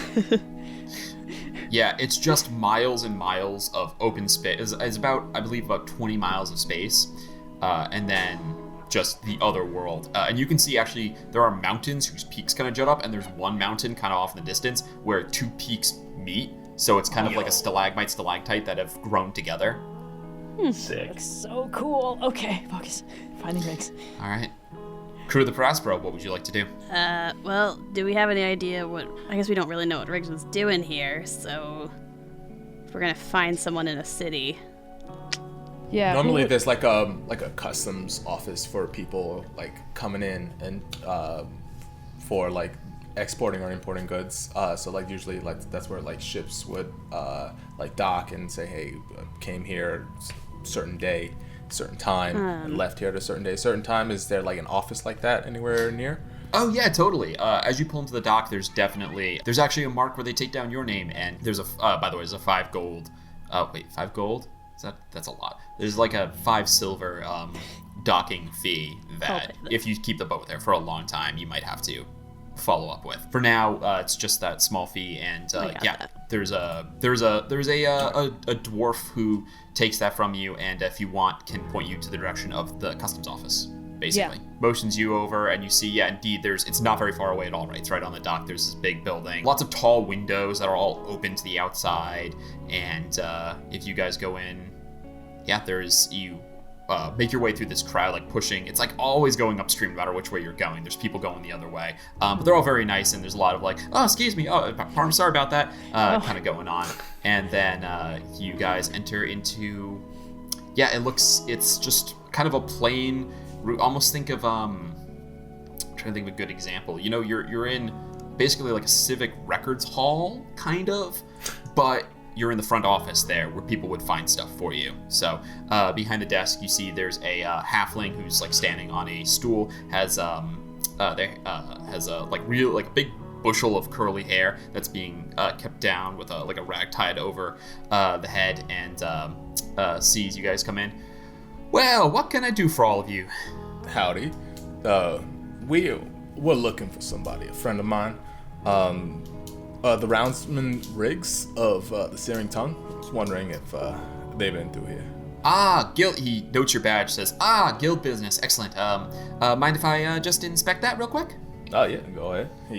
Basically, he's going to give you guild information because you're a member of that guild. A lot of the stuff here is public record, but also there's certain like proprietary stuff, right? So he's just pulls out like a magnifying glass and just goes over it real quick to make sure it's not a forgery, and then hands back to you, says, I don't know any of the names of the people who come through, but I can certainly pull all the records of anyone from your guild who was checked in here recently. I'd appreciate it. Sounds good. Actually, I should ask, how long would you be looking for me to go back and pull records from? I'm going to turn to the rest of the team. How far we won't go back? I mean, when was the last time we saw Roundsman Riggs? It would have been like a week ago or so, right? The last time you saw Riggs was when you dropped off the information post the party, so it really wasn't that long. It was like maybe 9 days ago or something like that. So within the last week should be good. Yeah. Last 2, just to be safe. Okay. Yeah, you go back through the last. He comes back. The last 2 weeks is not that much. You know, it is a little packet because there's a fair amount of kind of legalese nonsense in there. A lot of class of the ship they came on, and like certain whatever materials they brought in that were appraised. You see, that. So there's a lot, but so if you want to make if someone wants to make an investigation check to comb through these records, I'll read through it. If there are any names, like I don't know what the format of the form is, but if it's like clearly like this is where you put a name in or something like that, I'll read those out to Finbar in case he recognizes any of them. Very cool. All right, go through it with advantage because of docent. That was a 15 out of 1, so 22. Thanks, docent. 22. You go through. It takes you, the same mechanism by which you copy spells very quickly. I imagine it's very easy for you to thumb through paper. Yeah. So you go through and read basically as fast as Finbar can hear him. Riggs is not mentioned in any of these names. For the last 2 weeks, there are people that you recognize, Finbar, but none that you've seen recently, right? Like Elise isn't listed here. Riggs is not a name that's listed there. So if Riggs was here, she didn't check in. She didn't check in with the guild. She didn't check in under her name. Is there anything else on the forms that might have seemed suspicious or suspect in relation to they could have also coming in from Arcadia or carried a shipment of mushrooms, stuff like that? Notably, you look through nothing that lists Arcadia as being the port of origin. You see lots of ingredients listed on a lot of these, under which on a half dozen of them, some type of dried or prepared or pickled mushroom appears, but there's nothing none of them are really high quantities or anything. Yeah. Well, if I was into some shady shit, I would use an alias. So does Riggs ever use any other names when they're traveling around? Well, Squareman. They're usually on. Obviously, didn't check in here. Oh, I don't know. We might just have to ask around the market. What I know, because obviously Riggs has been here before. That's true. If you got further back records, you would find Riggs' name almost certainly. So she wasn't always the roundsman. Like, if you went back Right. far enough, you'd find her name just like doing stuff here. Errands, yeah. We could ask, for them to look for the last occurrence of the name Riggs and see the timeline of that. I don't think paperwork is going to be the way to go. No. Especially Fearless, if like, she's- visibly disappointed. I understand. Yeah, okay. Do you mind if we just get a copy of, let's say, the last month or two, just for our safekeeping? We're on a bit of an investigation. A little evidence goes a long way. Certainly can do that. There's a small fee for copies to be made, but so 1 month, 2 months, how much are you looking for? 2 months. Solid. 2 months, Yeah, all right. just to be safe. He goes back. It takes about half an hour for 2 months to be pulled and copied, but there are spells for stuff like that, so you see copies are produced, and I assume just handed straight to Virla. Yes. Yes. For that much copying paper, 2 gold pieces. Finbar drops Handled. 3. Cool. Thanks him for his time. He puts there's like a tips that he puts it into. Oh, Actually, I guess no one works for tips here because it's the land of unions. Guild so labor, baby. We have a standard I day think- rate, and you can negotiate your pay above but not below the union line. Let's get this shit regulated. I'm sure no one, they still no one accept needs tips the and stuff. the Like tips. if they're so just given out, it's not like Arcadia where they're like, we don't take bribes. We're narcs. yeah, he graciously accepts it, but doesn't pocket it himself. Puts it in like the same place all the other gold goes. fantastic. What a nice person. Okay. Wishes you well on your way. Yeah, Virla can thumb through these while we're walking to our next destination, which Yeah. All right. Virla would offer to, if there is a guild hall of the Searing Tongue here, we should maybe check that Yeah, out. that's probably a good starting point. Maybe, Yeah, is there maybe a anything bit of like that? hesitation because if No. Sorry. Go on, Virla. well, if there is a guild hall for the Searing Tongue here, and if Elise said to only contact us, therefore we are suspecting that maybe someone in the guild hall is involved, then if we are going to the guild hall, if such a place exists here, maybe we should do so with caution in how we ask our questions. But that is just my own suggestion. I will get back to reading this. Right. It's Yeah, there's fascinating. there's not really a big guild hall though. There are huge guild halls here. The guild hall for the Searing Tongue is obviously in Sigil, but there are guild halls for there's the like a wood craftsman, what's the word I'm looking for, a carpenter's guild. Their headquarters for all of the Planescape. Their headquarters is here. There's like a leatherworkers guild. Their headquarters is here, right? So for more craftsmen, that's where these guild halls are located. Virla, I'm going to say it's going to take you at least a little bit to thumb through all those. So if there's anything else anyone wants to do in the meantime, I'd say maybe 2 checks depending on what they are before Virla can roll his investigation. I assume we're okay. heading towards wherever like the marketplace of the town is, Yeah. specifically your produce. Yep, it's most of the town. Yeah, Dani wants to keep an eye out because my instinct, I'm like, all right, I know that when people go missing in big cities like this, it's usually not above the board. So I'm keeping an eye out for anyone who looks like maybe they're cued into some of the shadier goings on in town, whether that be the black market or any other variant of the underworld. Just anyone who looks like maybe, I bet I can. This is the lawful neutral good dimension, right? That's true. Yeah, but You'd be surprised where there's good a and black bad people market. can be found anywhere. You know, That's true. the plane tends towards certain things, and so certain people are drawn here. But Right. you know, you fought a devil in heaven last session, so That is true. yeah. Riggs said if she disappeared or if she didn't come back, contact us. Did she tell Elise? Do we know if she told Elise where she was going specifically, or was it just here? I was told this plane of existence in this town. Okay. It's a big town. We can ask around by her description, right?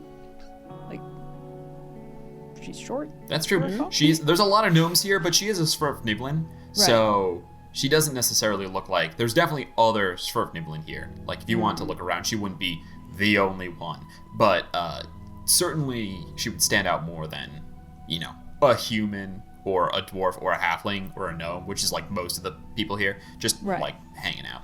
First, Dani, insight check on trying to read shady figures on the street.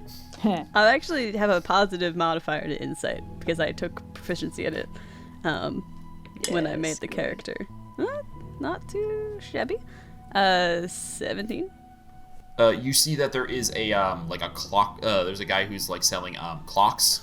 Watch right? guy. There's Like robots. It's a watch guy. You want to buy some There's watches? it's Clock King. You wanna buy a sundial? You beat me by 1 second. Red. Fastest we meme love in the Hercules. West. We love Hercules, that beautiful mess. Anyway, there's a watch guy, and at first you think he's staring at you, and then you realize he's staring at Plug, who's like following you around. Yeah. I'll scoop Plug up and put him onto my shoulders. Make eye contact back. Accordion noises. He gives you a nod. Is anyone else in the crew paying attention to me, or could Dani just sidle on over to the watch guy? Fearless reading. I think I'm kind of just not sure what to do, so go ahead. Casually saunter over. Although I guess. Yeah, cool. Saunter away. What you Roll looking to at? saunter. Human man, maybe like mid-40s, kind of like gray beard, hairline way back. He's like, let's say, Waiting for a big break, trying to get by selling some watches. It's just a fascinating piece of machinery you got there. I dabble in the trade, see things like that time and again, but it's always a treat to see, what an individual work on. You part of the any guild here? Nah, I'm from Brass. Are you part of any guild here? Should have guessed. You don't have the normal brass look about you. Well, we can't all be rich and Blue? also I guess I am blue, Yeah, aren't I? he's talking about you being. He's talking about you being blue. You think you're just being microaggressed at, but he's actually commenting on the fact that you're cobalt blue. Yes. I wasn't always Which is blue. in its own way a microaggression. Yeah. But Never seen a blue fire genasi before. he just comments. He's like, you don't have the brass look about you, but makes sense if you got something fancy as that. It's my personal creation, You gotta always flex the trade. What you making? What's right here? Clocks. You looking for a timepiece? I don't know. Time and I aren't on great terms. Is this all you sell? That's cryptic. Is this all I sell? Yes. Takes a lot of time and careful fingers to keep one of these things working. I don't have time for, dabbling into other. You've never been to Bitopia before, have you? Thinking I'm working in other trades. I'm not usually off the ship, if I'm being completely honest. I'm a bit of a specialist myself. Can I insight check that to see, does he actually only do one thing? Yeah, go ahead, roll an insight. 15. He seems to be being honest, yeah. He gives like a little smile to it, but it doesn't seem like he's lying so much as just kind of like being coy with you. Well, Anyway, if you're a specialist, you came to the right place. We recognize talent here, and I hope you recognize mine. No finer worker in timepieces on this plane of existence. looking at the timepieces, are they actually like good quality, or are they a little?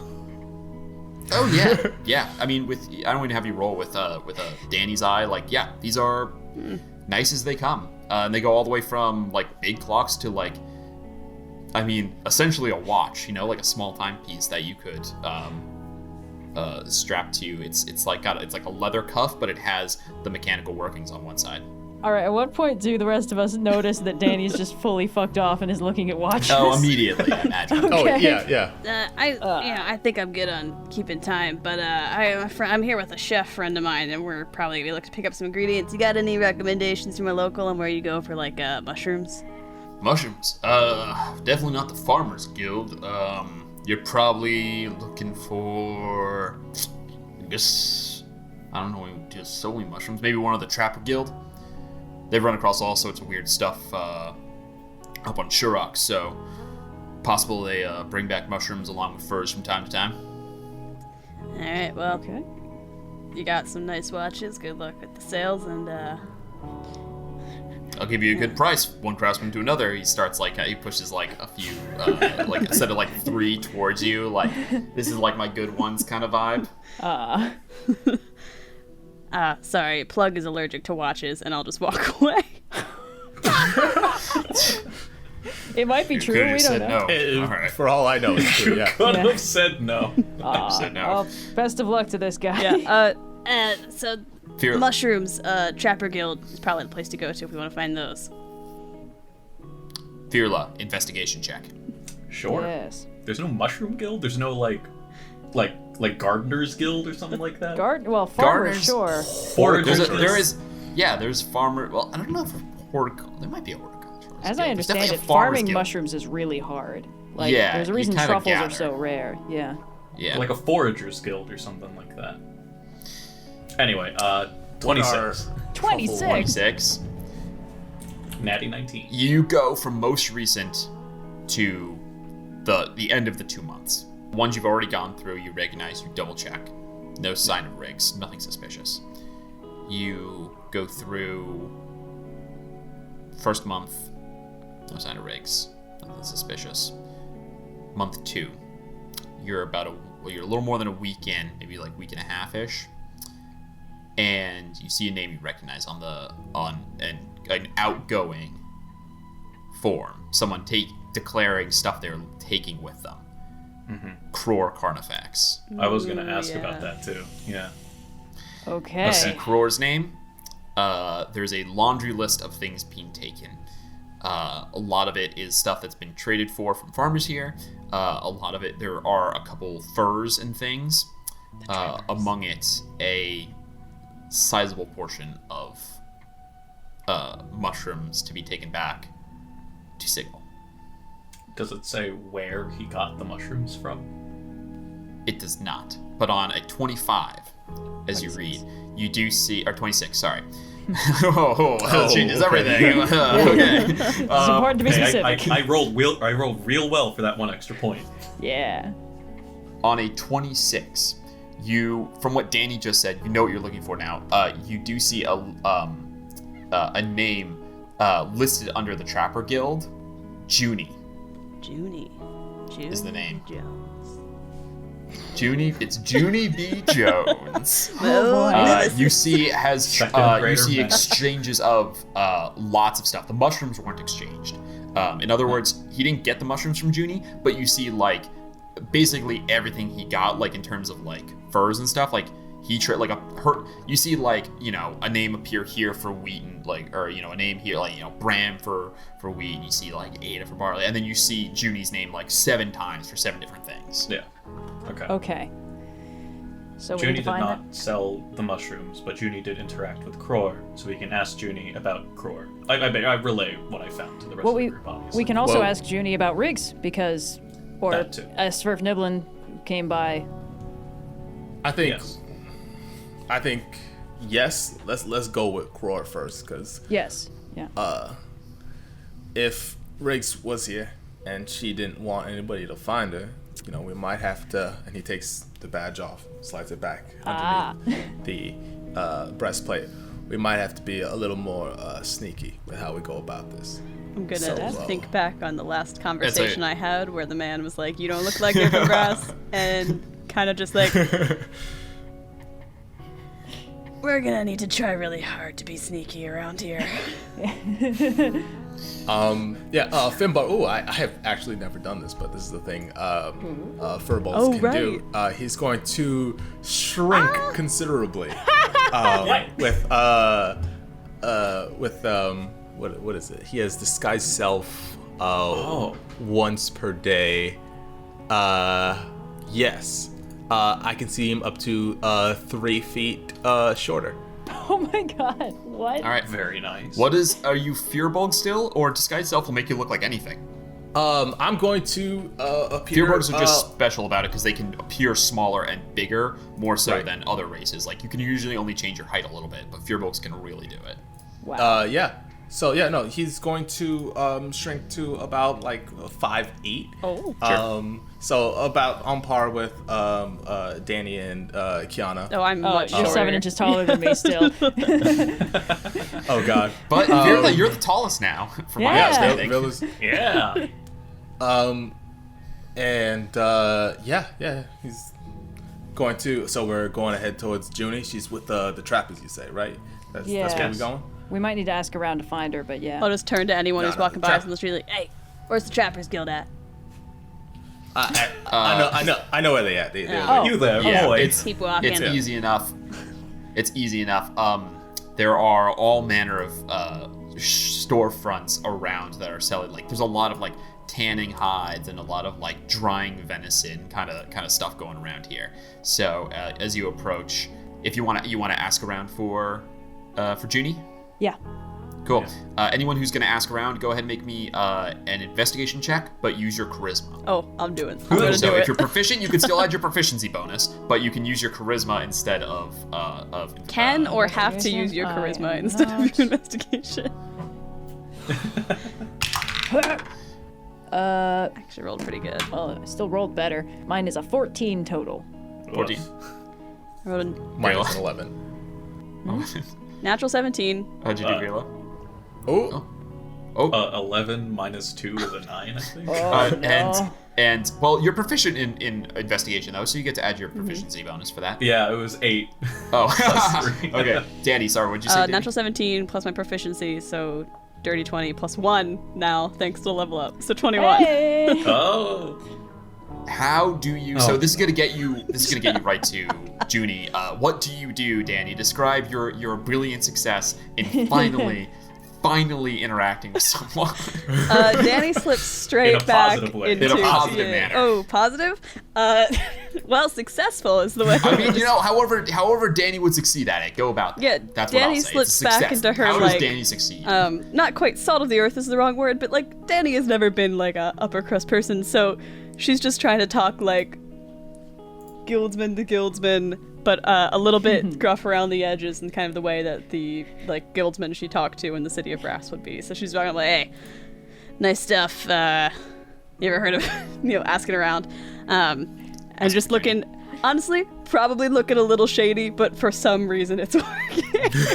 I think she's just so off-putting that she somehow catches everyone off guard by walking up being blue and then being really gruff for the area. Yeah, you catch another like halfling who's currently like stretching out a tanning hide, and yeah, you kind of give him the weird like spooky shakedown, and he points you to you do see it's not a storefront or anything. It's basically it's a stall. It's basically a glorified table that has folds and folds of like beautiful furs on it, white with like rust-colored spots on them, and all these kinds of like beautiful like silvery gray pelts, and behind it you see a female dwarf, hair shorn really short on the sides, just sharpening a knife currently. I'll flag down the others of the crew if they're nearby and walk on over. Finbar got slightly distracted by some of the really good deals on some of the meat.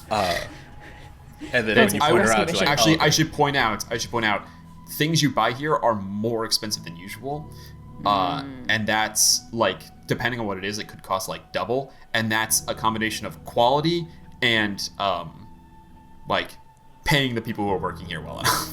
Okay. You know, I can Paying a respect that. fair it's- price it's for the a, labor. It's important that everyone gets a living wage.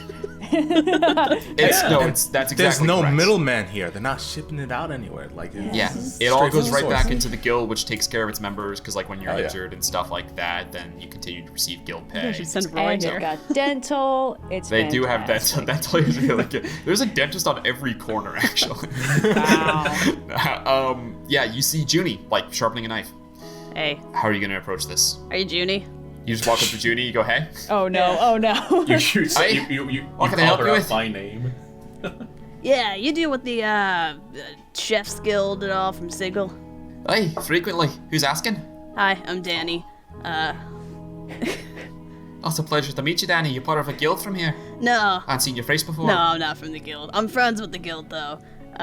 She'll turn around and scan the crowd looking for Finbar, forgetting that he's disguised. So you have to look just a little lower, and he's right behind you. I'm with him. It's okay, Danny. I got it. Hey, Junie, is it? Hey, and your name? Finbar. I'm Pleasure. from the Crore, actually. Puts a hand up. Oh, cool. And I shake it. Hey, I'm familiar with the lad. He came around a few weeks ago, handful. Time moves weird when you're off in Shirk. Any friend of Crore's friend of mine, what can I help you with? You're looking for furs? Yeah, I'm actually here to pick up the usual stuff that he gets from you. He's kind of out sick, and I'm just covering his usual route for now. Bad shroom trip. Go ahead and just deception check, just a DC 10. Like, not even trying to be passive insight, just the kind of deal where you're just trying to like not seem shady. You know, it's pretty white lie. Okay. 10. Yeah, that passes it. Okay. I like that new house rule just came up. You know, if you're just trying to anyway. Sorry to hear that. Right. Well, I didn't say has he. He said you sent him for the usual. Yeah. He comes around here all the time. Right. He gets sort of different every time, but we'll figure it. And she goes and starts thumbing through. She pulls up some paper. She keeps good track of all the stuff she sells. She starts putting together some stuff that she sold him last time. And Virla, if you're watching this, things track with what you saw, furs and stuff. She passes that along to you. It's like 4 or 5 pelts here. There's what's the word I'm looking for? Stuff in bones. Oh, there's like preserved marrow. Yeah. Yeah, it's like preserved marrow that she's got.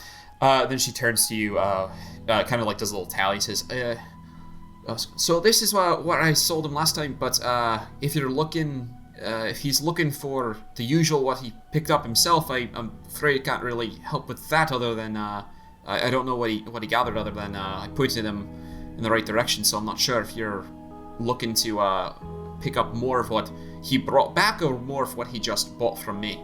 Crow's a particular kind of guy. He gets himself into all sorts of trouble. So I kind of like slump the furs over my shoulder. We were just wondering, like, what was he up to last time he was here? Well, when he comes by, he likes to stretch his legs a bit, says it's a wanderlust thing, so he sent him on his way up to Shorrock. Knew a good place for hunting. Not sure why he picked up there, how successful he was. I didn't see him after the fact, but that's what I see. I could, if you're looking to investigate the place, I could send you there. I think we are, right? She's saying that he came here last time and he went hunting somewhere in the wilderness half of this plain, and that she pointed him to the direction of like a good hunting spot she knew. And so she's saying like if you're looking to get there, I could tell you how to get there. Do you recall what you remember seeing him with when he picked up the stuff that you had given him? She said that she didn't see him after he went hunting. Yeah. Correct. Oh, okay. What other stuff in town does he usually pick up? Because we should probably finish his order out too before we head out anywhere. Well, he didn't leave you a shopping list. I don't envy you. It's all sorts of stuff for the guild, but she lists off a couple like people from like the farmers guild and stuff like that to pick up like dried meats and things like that he usually picks up. So that's all there is. Austin, to clarify, there was no name beside the the order of mushrooms that he brought out of Trypophobia. Correct. He seems to have foraged that. He seems to. Yes, he didn't trade anyone for that. He got that himself. Gotcha. Yeah. So then probably in Shurrock. All right then. Just one tiny question. We're also looking for a friend of ours. She's kind of gone missing. Oh no. Wee little girl. Her name's Riggs is what it was. I don't know if you see. She's a little gnome. Smurflin. So dark gnome. It's in a snurf sort of nibbling by here anytime recently. At least not one that claimed to be from the guild. Sorry, wish I could be more help. Did you see one that didn't claim to be from the guild? It's they passed possible by, she's but incognito. No one's spoken to me. Okay. Well, if you're looking for a deep known incognito, luck to you there. You do. Actually, Kyana, you would know this because deep knowns are Underdark stuff. Deep knowns are illusionists. Oh by boy, trade. she can look like anything. No. I'm gonna lean in a little bit and be like, if I wanted to get my hands on some mushrooms for a special dish we were cooking up, who would I talk to in this city? Dani, I think we have. She looks at you, she says, I suppose you'd be trying to talk to one of the foragers from the Trappers Guild. Is this a trick question to investigate Dani. my wares? I don't know. Do you have a trick answer to the question in Secret Wares? I think we're good. Thank you so much for all your help. We're gonna try and track down our friend. If you're looking to travel to Shorrock, best way is by balloon. You're trying to, she gives a direction, it's about a 12-mile-ish hike from here, which is of course very long. She says, best way to travel, rather than trying to go on foot, since you'd have to go all the way up the spire, is rent a balloon. There's folk out in that way will help you with that. And indeed, actually, if you look up, there are the way that people travel between the two planes is you can either walk up the mountain the two mountains that connect, which is of course really perilous because they're just like two spires, or you can there are hot air balloons that rise up. You can kind of see in the distance they lose hot air as they approach the middle, and then the gravity flips and they flip over, but they've lost enough hot air that they sink down. Yeah. That's fun. It costs a bit of costs a handful of gold. It's not easy to measure out exactly how you're gonna, I don't know the whole maths of it, but I'm sure it's the guild says it's complicated, so I trust them. But that's the fastest way if you're not minding spending a little bit of a penny. Is it not accessible by Spelljammer? Yeah, could we just use our flying ship? A spell? That'll do it. You got one of them. Just a little. Yeah, we got one of them. Magic know ships. Yeah. Understood. Best of luck to you then. And by the way, it's 65 gold for the furs. Yeah. I got it. Finbar hands over the 65 gold. Yeah. Cool. She marks it down, takes down Finbar, no guild. Did you establish that you were from the guild or no? Because Dani had kind of said something, but that she's I slide the emblem out. Cool. She marks down the guild. Yep. Fantastic. You guys have a heading because you have a direction, and then you got to go up. Yep. Yeah. All right. Ah, jeez, Riggs. Why you gotta make this so difficult for us? This town is not nearly I as would shady prefer- as towns I'm used to. No, there's decent, hard-working folks here, Dani. Don't worry You about it. have made yourself out to be the shadiest person here, it seems. Do they have a criminal underworld guild? I've been Should trying you to start Ooh, Roll a history check. There's no way I would know this. I'll roll a history check. Why not? Oh my god! But I got a nat 20. Kiana, tell me the tea. The mind flayers actually converse with them on a daily basis. What's the total on the nat 20 though?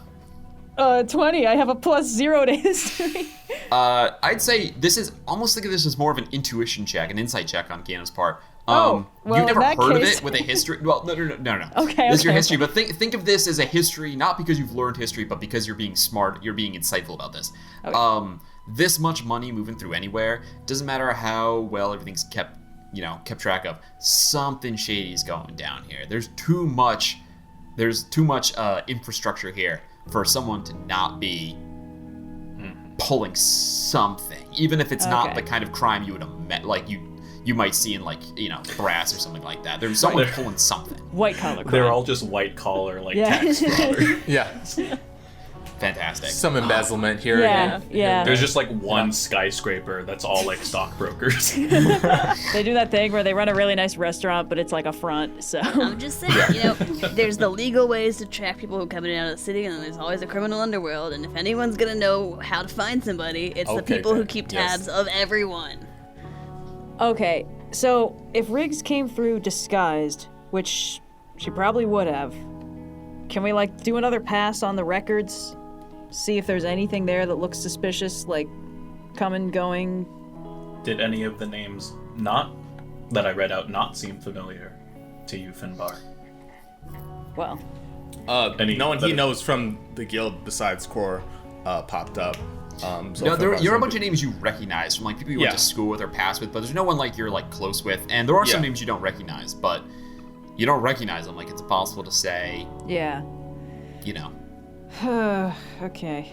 Do they But list it does- the race as part of the form as well? Because if it's an illusion, then a deep gnome can only be so tall, so they would probably be disguising themselves as either a gnome or a halfling, That's or true. maybe a short human. That's a good point, yeah. Yeah, gnome, halfling, or maybe a short dwarf they could pull off. Yeah. I will say, Finbar, why don't you roll a an insight check. Okay. Because, I mean, if the pool of names that you don't recognize Finbar is small enough, then that could still be something to go off of. We could Venn and diagram then it also out. the race cross-referencing could narrow And we can do further this possibly. while we are heading up Yeah, to while the we're walking location to the that we were Spelljammer. directed Yes. to. So Yeah, you guys get into your Spelljammer, pull away. You haven't spent enough time here to have any like extra fees. You're only here a couple hours really, and Right. begin sailing your way in the heading you were given off into away from Dothian into Shurok, the other layer of Bytopia. So what does Finn, the what was gravity your insight? do? Oh yeah. The insight check was a 24. 24. First, on 24, two things. If Riggs didn't want the guild to know, it's probably Right. possible she didn't even list as coming in on the you're guild. right. Like people Yeah. from not guilds come here all the time. You know, She Right, probably just yeah. like maybe she came in on a guild ship and just didn't check in. Maybe she just booked passage on another ship. You know, maybe she stowed away. Like who knows? But you are like thinking on it. I'd say almost like the hunter comes through on this second half, right? If you think of Riggs fixes situations, right? Right. So she had. She's a lead. basically, think of her as like the hunter in this situation. She is she's better at this stuff than you guys. If she didn't want there to be a record, there wouldn't be of her being here. But also, if you guys figured this out, no way Riggs didn't get this. Yeah. Like if you guys figured out where Kror was, no way Riggs stumbled figuring it out. So Right. if something bad happened to her and it wasn't just like petty crime in the city, Then it's there. it's on the lead Okay. that you've also gotten. Oh. So I'd say with that assuredness, we will go ahead and take our break before Yeah. you guys cross over Yeah. to the other layer of Bytopia. Rolling with difficulty. Thank you so much to this week's sponsor, Campfire. When you're in the middle of a game and a player does something unexpected, you don't want to waste time flipping through pages to find what you need. Campfire is a fun way to build and organize your tabletop campaign. Create characters, magic systems, items, anything your world needs. Nest maps to quickly move between locations, use species to build a custom bestiary, use the branching timeline to plan your campaign, or store your world's history, and so much more. Campfire's corkboard-style interface lets you create however you want, so you can build your world in a way that works for you, and looks good too. Collaborate with your players so you can manage character sheets and share world details. But don't worry, you get to choose what information your players get to see to keep the story spoiler-free. Campfire is your all-in-one place to build a world for your tabletop campaign. It's free to use with optional upgrades for larger projects. Make a free account today and build better worlds faster with Campfire.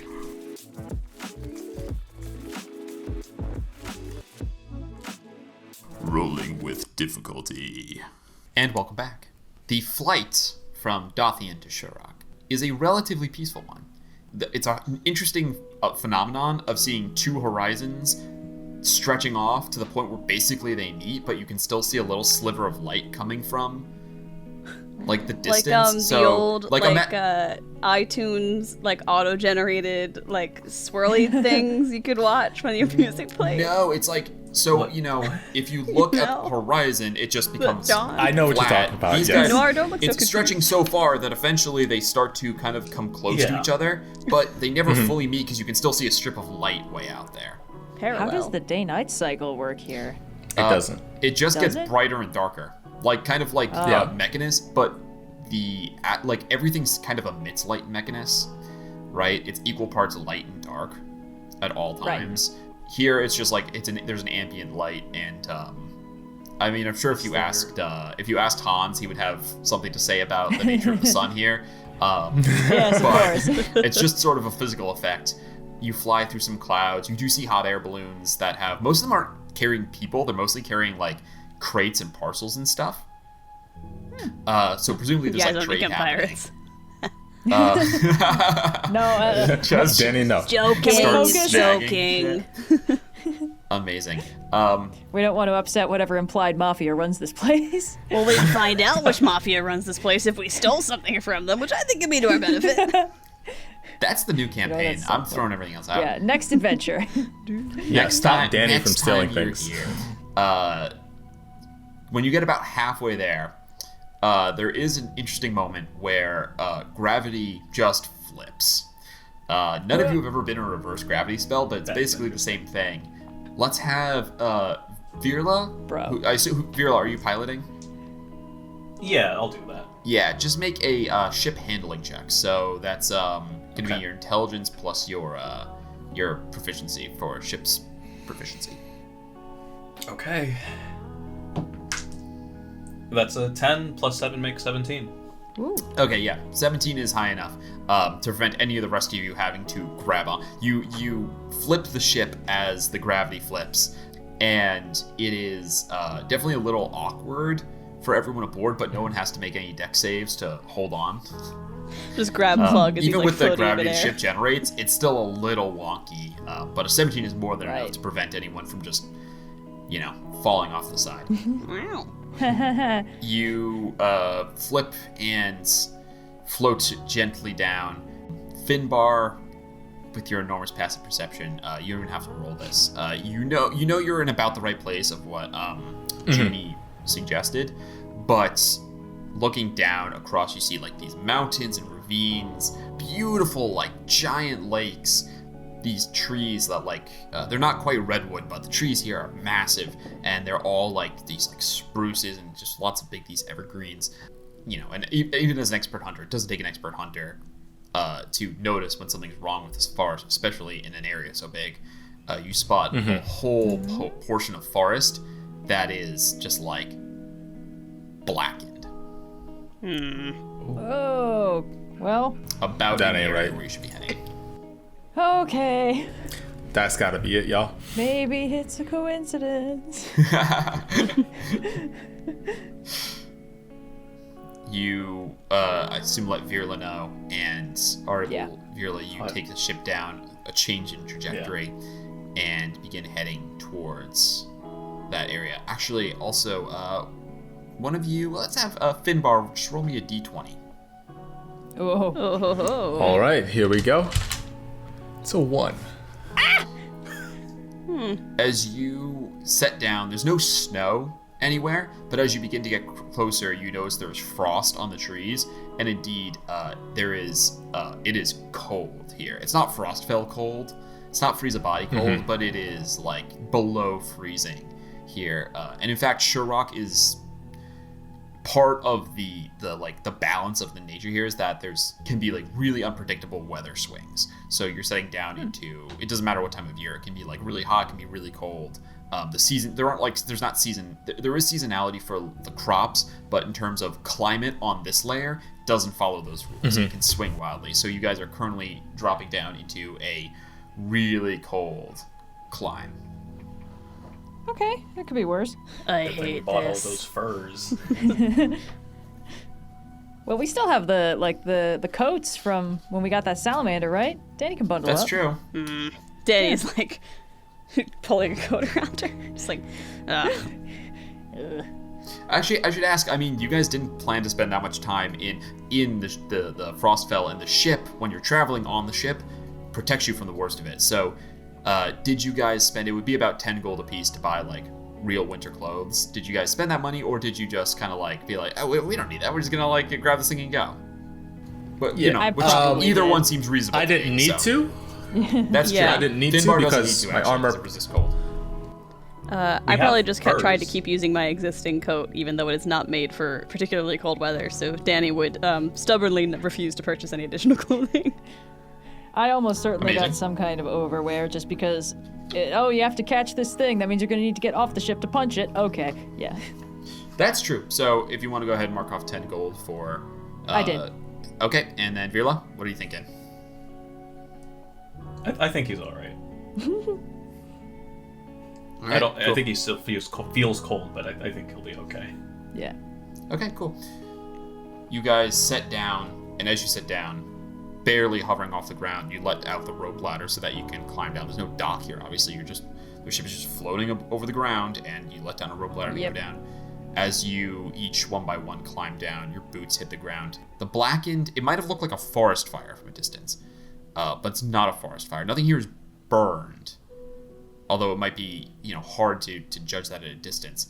Finbar, and actually anyone who wants can make a nature or survival check. For that, I bring out a small tray of fruit gummies. Technically, they're ooze gummies, but Okay. don't worry. The any acidic nature has been severely toned down, and I hand 2 per person, and these will be our snacks. So you guys can get what is it? It's 3. Yes, it's 3 temporary hit points if you eat those. Okay. Fantastic. Is it per gummy or is it both gummies? It's 3. It's both gummies. They're very small. You lose a lot of the ooze when you dehydrate it, and you have to take the acidic nature out. So that's the best I could do. Fantastic. Pop them. You said nature or survival would work? Yes, I'd ask only I'll give 2 survival. people make them. I assume that Finn is going to Okay. make at least 1. Can I guide Kyana if she's going to make one? At this point, I've been trying to teach her to track at this point. So My survival is. well, I'm not proficient, but I get +5. Let me say, before you go in, there's definitely going to be a skill challenge involved. That could definitely involve some tracking, so if you want to do that, you can. This is just like a lay of the land before we even get into skill challenge. okay, yeah. No, So, by all Okay. means. Okay. Okay. That adjusts to a 14. okay. Looking around, yeah, it doesn't look like ash. It kind of looks like... And the way it kind of dawns on you from what Finbar was just talking about with making those gummies. It doesn't look like things are like burned. It's like they've been just withered. They've been dried, Desiccated? With it. desiccated, Cool. Yeah. Okay. Fantastic. All right. desiccated exactly. Okay, cool. All right. Well- Let's try and find rigs. Okay. And with that, Finbar will get on all fours and wild shape into a wolf. It's happening! Yes. So this wolf, it's medium-sized creature. It resembles that of the blink dogs in the Feywilds. Aw. There's like a mode of constellations all over his Oh, it's fur. fantastic. We're really developing an aesthetic this season. Yeah. It's appropriate. All right. Yeah. Okay. We are now entering. You have a a pretty good idea of the area you're looking through. I would ask that we're going to enter a skill challenge for trying to find rigs. Quick reminder on skill challenge: you're looking to accumulate a certain number of successes before 3 failures. You don't know what the successes are, but I judge that based on how hard I think the task is. You can use any ability, but you can only use that ability once. In other words, if Finbar tracks, if Finbar uses survival, Finbar cannot go and do survival again. Someone else can do survival, but Finbar can't use survival again. And if you have any spells or class abilities that you want to try to bring to bear, I am always eager to hear whatever creative solutions you have. So, who wants to kick it off? I will Yes. do what wolves You do. get some I out. will make a perception check at advantage because I am a wolf. To see if I could. I guess I'm looking for anything that doesn't smell like death. Anything. Obviously, this area already feels off, but I'm looking for something outside of what nature would be, what this desecrated area would. I'm looking for a third distinct scent, if anything. Got it. Here we go. Okay. 25. 25. Not To begin bad. with, the scent of death is exactly what fills your nose. This whole area just smells of just dried out, beginning to decompose wood and other organic material. The roundsman is a very good illusionist. Difficult to pin down, but one thing she does not disguise when she travels is a scent. It takes a few minutes. You didn't touch down right in a path that Riggs crossed, but definitely you pick up what can only be described as a deep aroma of someone who has been in a kitchen. There's a hint of oils and of herbs. Definitely, you found a right path, and you have a way forward. So that is one success. Woohoo! Nice. Does anyone else have anything they would like to bring to bear? I'm not sure what would help. If no one else has anything, so this...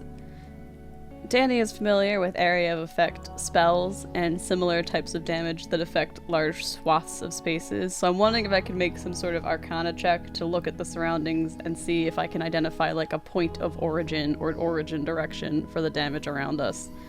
Excellent. How would you like to go about this? What skill do you think is appropriate? If it's looking at the magical effect of some kind, arcana, otherwise maybe like investigation. DM's call. I feel like investigation is more appropriate here. Perception definitely would work. I feel like investigation is more appropriate. You climb on a tree that is to try and get a vantage point and look around to try and find a source of this corruption. Maybe where, maybe this, like where the like a blast came from, or like a spell or an effect or whatever it is that's causing this. And with your keen artillerist mind, go ahead, roll me an investigation check. I'd say that this is a difficult DC. So let's go ahead and set this at a, like, just engaging. In fact, let's set this at 22. Okay. I have a +7. 14 is what I rolled, so +7, that's 21. 21. Dang it! Do you have any flash of geniuses? But Dani, because with her flash of genius, is going to add 4 to that. Nice. So that's 2 uses of it today. And Dani will be up there calculating, doing fast mental math, just like fully like clinging to this tree for dear life. Do you need a hand? Hold on, I got this. If you carry the one and then the parabola, and that's flash of genius. I love you explain what that could possibly happen. I'm sorry. Fantastic. I don't know how to do math. Dani knows how to do math. Let's see. So you climb up and with a flash of genius, I'd say this is kind of like you thinking of, okay, like what would, like trying to get into the investigation of Riggs, and like what would Riggs do? Like, if Riggs is in other words, if Riggs is an investigator and not a tracker. So if Riggs is more like you than like Finbar, what would Riggs look for? And so you look for, I don't need all the answers. I just need whatever Riggs found. And you're able to get a bearing on the direction that you think whatever this came from. In other words, it seems kind of like a wave that's going out, right? It's not all in one line, but you have to really look to see like the curves because it's a huge space. But in other words, there's some like point of origin in here that all this is coming from, and you got to, in other words, that's a point of interest, and if it's interesting to you, it's probably interesting to Riggs. That way, and I'll slide down the tree, and by slide down the tree, I mean partially fall down the tree. Mostly it crumbles under your hands and feet and like comes away as like pulp and mush. I don't like this at all. Does it feel at all like the mulch that I have in my way? It's drier. From the knoll. It's a lot drier. Yeah. Oh, good. It's not God. still juicy. But certainly, as you crumble and like pull away and you look, you see like there's like a little tiny like mushroom growing in like some of the wood you crumbled. Don't like that. No touchy. Roll initiative now. Yeah. The tiny mushroom starts singing. Oh no! The Campestries. Quick, eat it. It's okay, I actually Fantastic. wanted to Yeah. try... So you have. Yeah. Please go on, Kayla. I wanted to actually try doing what you were basically describing. Virla will try and intuit that Riggs was an investigator, and so Virla would like to try and investigate the same things that Riggs did, and just basically try and follow her trail. Okay. I like the investigation. What I'd like is we could roll with that. but it's definitely a little obscure, so it's going to be a higher DC. If Noir has any thoughts on any angle you would like to take on this, that might drop the DC. If you're investigating for something more specific, in other words, that's going to narrow your search and give you a lower DC on it. But if it's just I'm going to investigate the area, that's going to be a lot harder. I have a suggestion, because I think you have probably better luck with this. We told Riggs that we found that weird mushroom stuff in the cave, right? Maybe look for caves. That's what I was thinking. Rock Somewhere formations, dark and secluded from the. I was thinking either that or. My thinking is that this whatever is happening to this forest happened after Riggs was investigating, but she was trying to find Cror, so she was trying to follow Cror's footsteps. I think we told her Cror was dead, like the last time we talked to her, right? Yeah, but follow Cror's footsteps. Find where Cror went. Yeah. Mm-hmm. Although, if this is where Cror basically got possessed or enthralled, then maybe Riggs saw this when she was investigating, in which case maybe Virla would have an easier time trying to follow Cror's tracks that Riggs was also trying to track, basically. What I'm thinking is... Well, that would definitely be... Following tracks is definitely more on the survival, and also Cror was here almost more than a month ago. Okay. So, that's gonna be tough. And the weather here is crazy. But Cror brought back a bunch of mushrooms, and they can't have been growing in this desiccated area so much, or there must have been something here that he could have harvested. I feel like trying to find mushrooms would also fall under survival. There's also mushrooms right there, and I'll point to the tree I just fell off. But that was a little one, right? Like most of this area almost looks like it's been burned. Yeah. So if he was getting things. Yeah, I'll try the caves angle. Caves angle. Basically. All right. Investigate, look for caves and investigate for caves. Okay, so it's going to be harder than perceiving or survival for caves, but it's definitely doable. So go ahead and roll me. I feel like I'm going to say investigating for caves is easier than investigating for the source of whatever the corruption is. So I'm going to set this at an 18. Sure. So still tough, but not Help nearly me out, as docent. Oh, he's got advantage on that's this. a What do you even need? That's already a natural 19. Hey-o. There you go. Yeah, there we go. All right, 26. Cool. You see Docent illuminates the whole area for you, and you begin to investigate, look around as you are walking the right direction, and you notice you're kind of heading downhill a little bit, and there's a little... you find kind of a furrow where there's a little rivulet of water flowing. And Docent calls your attention to this. Active erosion in progress detected, and points and kind of highlights that for you. And you start thinking about what makes a cave erosion is maybe gonna form. So if we're heading in the right direction, what we got to be looking for is find where this water starts to eat out the mouth of whatever this is, or that's your train of thought basically on it. Yeah. So do I want to third success? From the I guess trickle of water that I see, does it look like the path either way, either up or downhill from following the river leads to a bigger cave area? You're definitely going downhill looking for the source of caves, and indeed you see that there's a part where it starts to carve through, and the soil kind of gives way to there's more rock, and some of the water disappears, but you're on the right track now, and you're looking now. You have an idea of what you're looking for, something underground. You're looking fully for the entrance at this point, and the combination of the scent to get you in the right direction, the source of this corruption, and then your following the river has gotten you within spitting distance of your location, of your target. So, if anyone would like to make, you're almost there. I will tell you, you need one more success.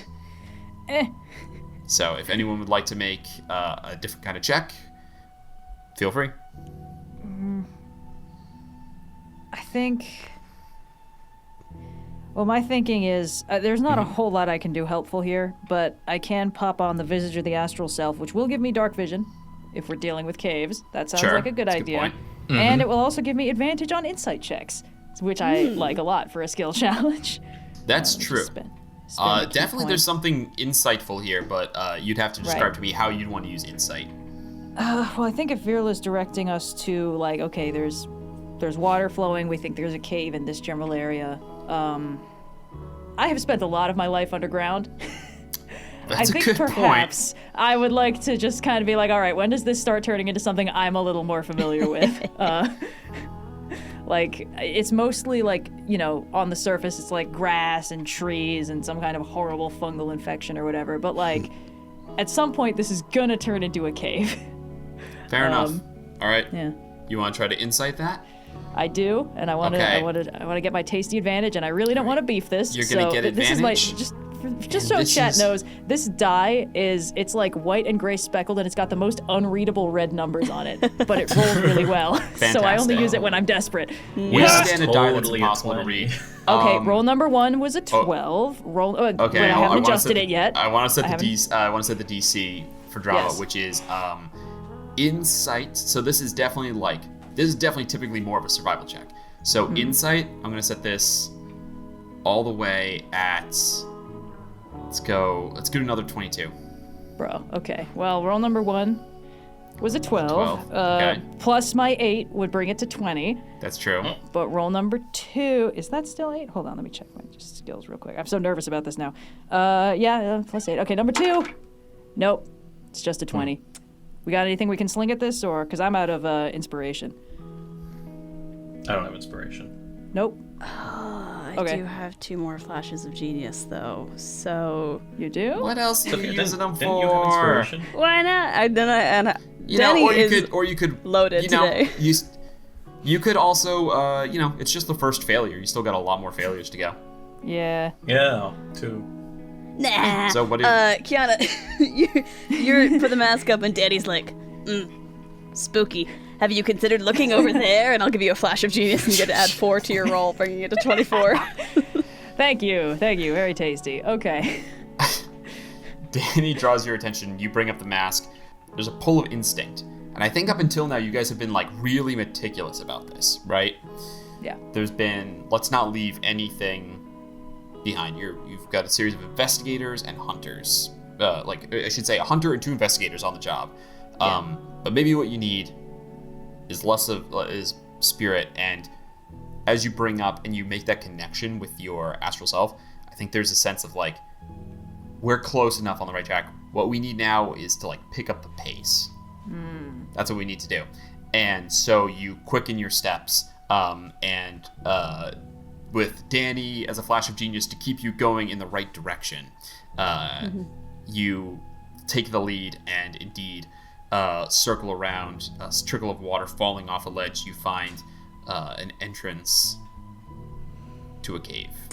Great. As we Water. are Dungeon crawl time. coming to this, Coming off the edge there, and indeed, here is the first place you really see, like, there's moisture buildup, and there is just, like, a beautiful, like, slick algal bloom just, like, going across a lot of the surface of these rocks here. I would not describe that as we beautiful. come to the this like cave part, and as we were starting to walking, and I saw Kyana picking up the pace, Dani would like to summon the flamethrower variant of the cannon of the Force Ballista as just a handheld, the tiny version. So it's already summoned. Point of order. Amazing. All right. The little chicken-like Fantastic. nightmare appears in your hands. If the cave is starting to get dark, I'll pull out Bing Yes. in order to see through and also shed some dim light so that I can see. Amazing. Amazing. Yeah. 4 successes. Yeah, so you guys appear at the entrance. Bing appears in front, the astral arm shedding dim golden light across the slick wet walls here. Just my visage right now, just my face. Just the visage. But even so, it still sheds a little bit of light. So does Bing a little bit. The cannon under your arm, and Finn, are you gonna stay wolf? I'm staying wolf. All right. Though you see just like the hairs kind of like raise up a little bit as you catch a whiff of just rot. Oh no. Oh no. Crew of the Aspera, what would you like to do? Me no likey. All right, let me just. There's like water in here. Yep. Not a lot. Like, you're not wading in, but there's definitely water running down and around. Okay, I'm gonna make another perception check if I can. This time I want to listen for any sort of like movement or shuffling. I want to get a in audio picture of what kind of creatures may or may not be in this cave. All right. Okay, that's nice. That's a 24. Ooh. 24. On a so you're listening, Yes. and almost you know, Lord of the Rings, when they stare at the pass under the mountain where all the ghosts are, and it like kind of like there's the rack Dolly shift. Yeah, exactly. Almost like we get like that effect as you listen. You don't hear like footsteps or anything like that would like indicate an animal. You do hear though just a little bit, and you feel it just a little bit too. Just faintly in the background, you just hear.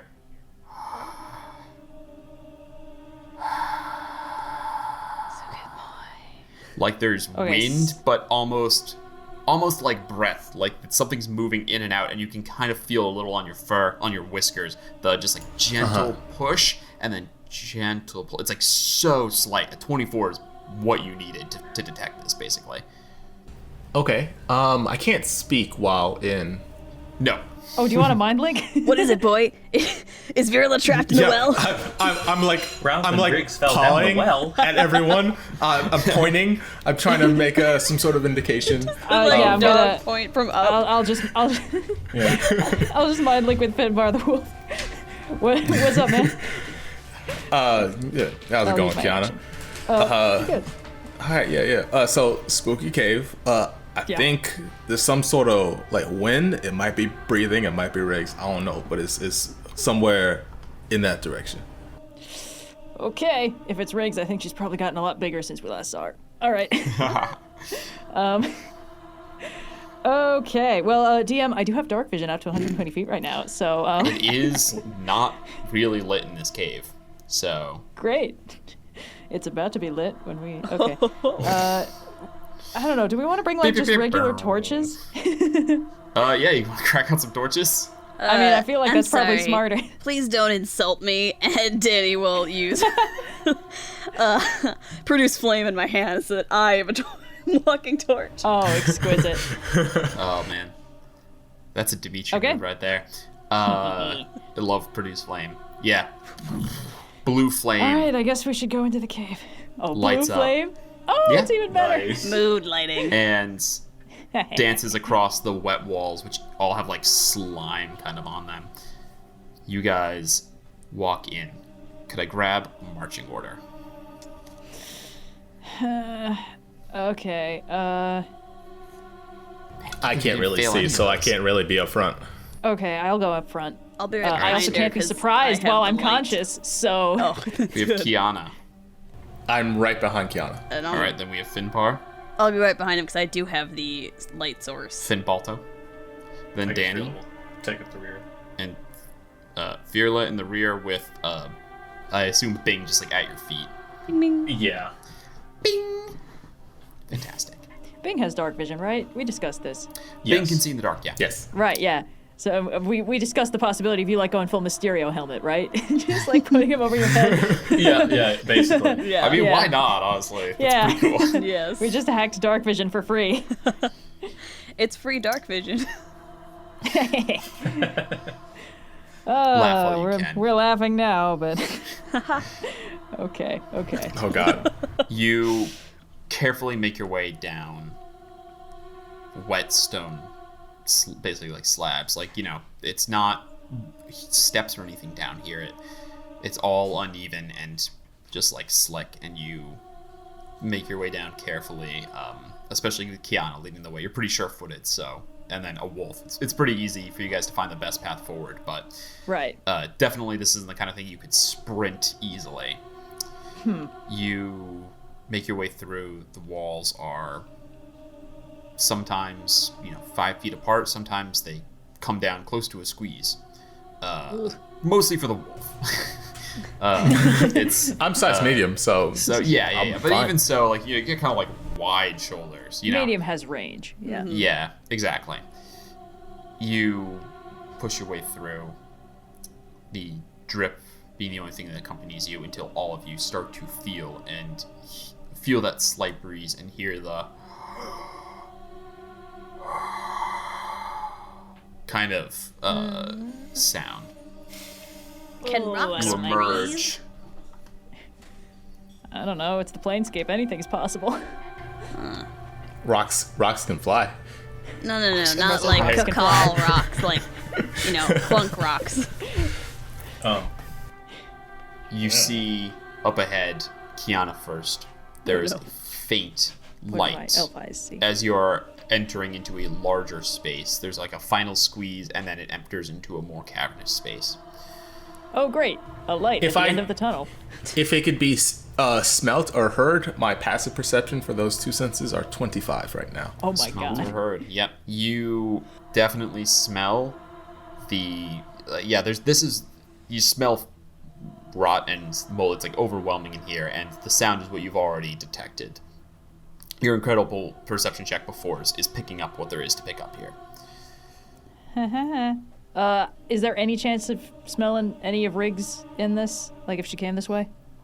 With a 25, yeah, I'd say that you definitely. Excuse me. You definitely can tell. Great. Riggs came Too through much here. to hope that she was just like hanging out somewhere, drinking beer. Okay. You guys see his tail is still low, but it's wagging a little bit. And only Kyana can hear this, but like Riggs is definitely this way. Okay. All right. Riggs is at the end of the spooky tunnel. Let's go. Get on. As you, Okay. the four I'm push. gonna- Yeah, go on. Yeah. Well, actually, no. I'm gonna because the arms do the force thingy when I summon them. I'm gonna save that until I know what's coming. But Got it. yeah, You enter. just doing dark place karate hands. Just You push through the final squeeze here into a space far more cavernous than anything you've seen so far. The far end of the room, which is where your eyes are first drawn, you see the light is extending out, casting shadows across everything else. This almost like ethereal light from way across on the far side of the room. Source of this light is across the far wall, just this huge greenish membrane. The entire thing it's like, I don't know, like 30, 40 feet across maybe. The whole thing is, you see, just expanding, almost like a balloon being blown on, or like a big latex sheet being like blown on, or then breathing in.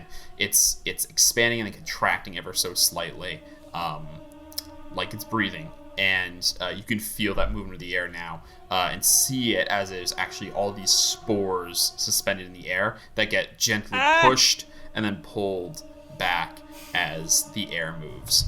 The greenish light hell no. illuminates, dimly illuminates the room well enough for you to see sharp, kind of like rocky outcroppings. And the floor now here is covered in a familiar, like, dark, pulpy mulch that's like squishing under your feet. That is, I should say, you it's choose covered. all the grossest villains, dude. Yes, thank you. It's covered in that mulch, except where you see that there is like these huge swaths of this thick, it almost looks like carpet, but it's like this dark red mold that has covered over that mulch in areas. Filaments on like these fiddles, almost these filaments stretching up from the carpet and kind of like feeling outwards, looking for something nearby.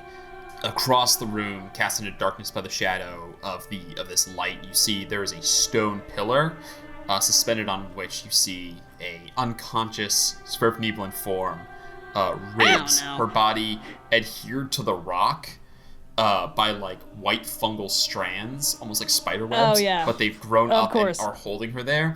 There's almost like a you can see there's like a vaguely translucent like thing covering her. And indeed, the pillar itself kind of shifts. You see that there's a massive form on it that was hard to distinguish from the other mushrooms that were there. But now you see moves as more of those white strands kind of reach out, thicker, more like rope. The body taker fungus sensing more flesh entering the room. No, not this again. There is a tense moment as you look around. Who has the lowest dexterity among you? Huh? It's not going to be Dani. Sorry, it's not going to be Kyana. It's probably Virla. It's minus 17. You have 10? Yeah, Virla. Dexterity of 15 right now. Yep. Yeah. 14. Virla, your foot squishes through some of the mulch, and you feel it tap. There's like stone underneath, right? You feel it tap stone, ever so gentle. But even so, you feel after that happens, there's kind of like this kind of like rumbling sensation. Bursting up from the mulch, you see these giant insectoid figures that had sensed the vibrations of the ground. These onkegs, huge cordyceps funguses bursting out of their skulls. Or no skulls because they have no bones, but bursting out of their heads. You see these giant rust-colored insects like burst out. Pincers start going. The fungus all begins to like reacts to the sudden presence of other things in the room, shaking. Crew of the Aspera, I need you guys to roll initiative. Woo! What are you doing, man? Yes, sir. I'm having the time of my life. That's what Bring I'm it doing. on. Okay. Why don't I show you all the room? Did you describe like fungally possessed Ankeg? Is that what I heard correctly? Yep. Yeah, Bringing that's onkegs into this? So, Dani, how much fire can you make at once now? Oh, I can make Great. so much fire at once, and we are in a zone that I think needs to be lit up a bit. I have some thoughts actually I about agree. the pulsing wall. This sucks. I always roll shit on initiative. I rolled pretty bad too, so I'm gonna get out not my emergency so backup. great. It's not right. Bound spirit. I need cordyceps fungus. Yeah, I'm gonna be cycling through D20s right now. This little orange one that I got with my big box of D&D minis way back in the day. This little speckly red one. It's the sister die to this unreadable gray one. It's a shame. All my prettiest dice are the ones that roll the worst. All right. So is that green thing in the back the one that's pulsing or Yep, breathing? that's the membrane over there. So yeah, you see all of the red rust Membrane, you stuff, say? rust-colored stuff is the moss or mold on the ground, and obviously you can see the ant kegs are there. There's some giant mushrooms in here. There's the Mushy stone pillar giant which has friend. the body taker fungus on it, and holding rigs, and of course across that back wall is that huge membranous thing. So Okay. let's begin. You know what? Let me get these monsters. I'd like to read off initiative in a little bit more typical order this time. So, sound off if you rolled a 25 to 20. Good.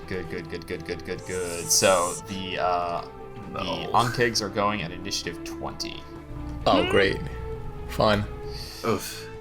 15 to 10. Sorry, 15 to 20. 15 to 20. 16.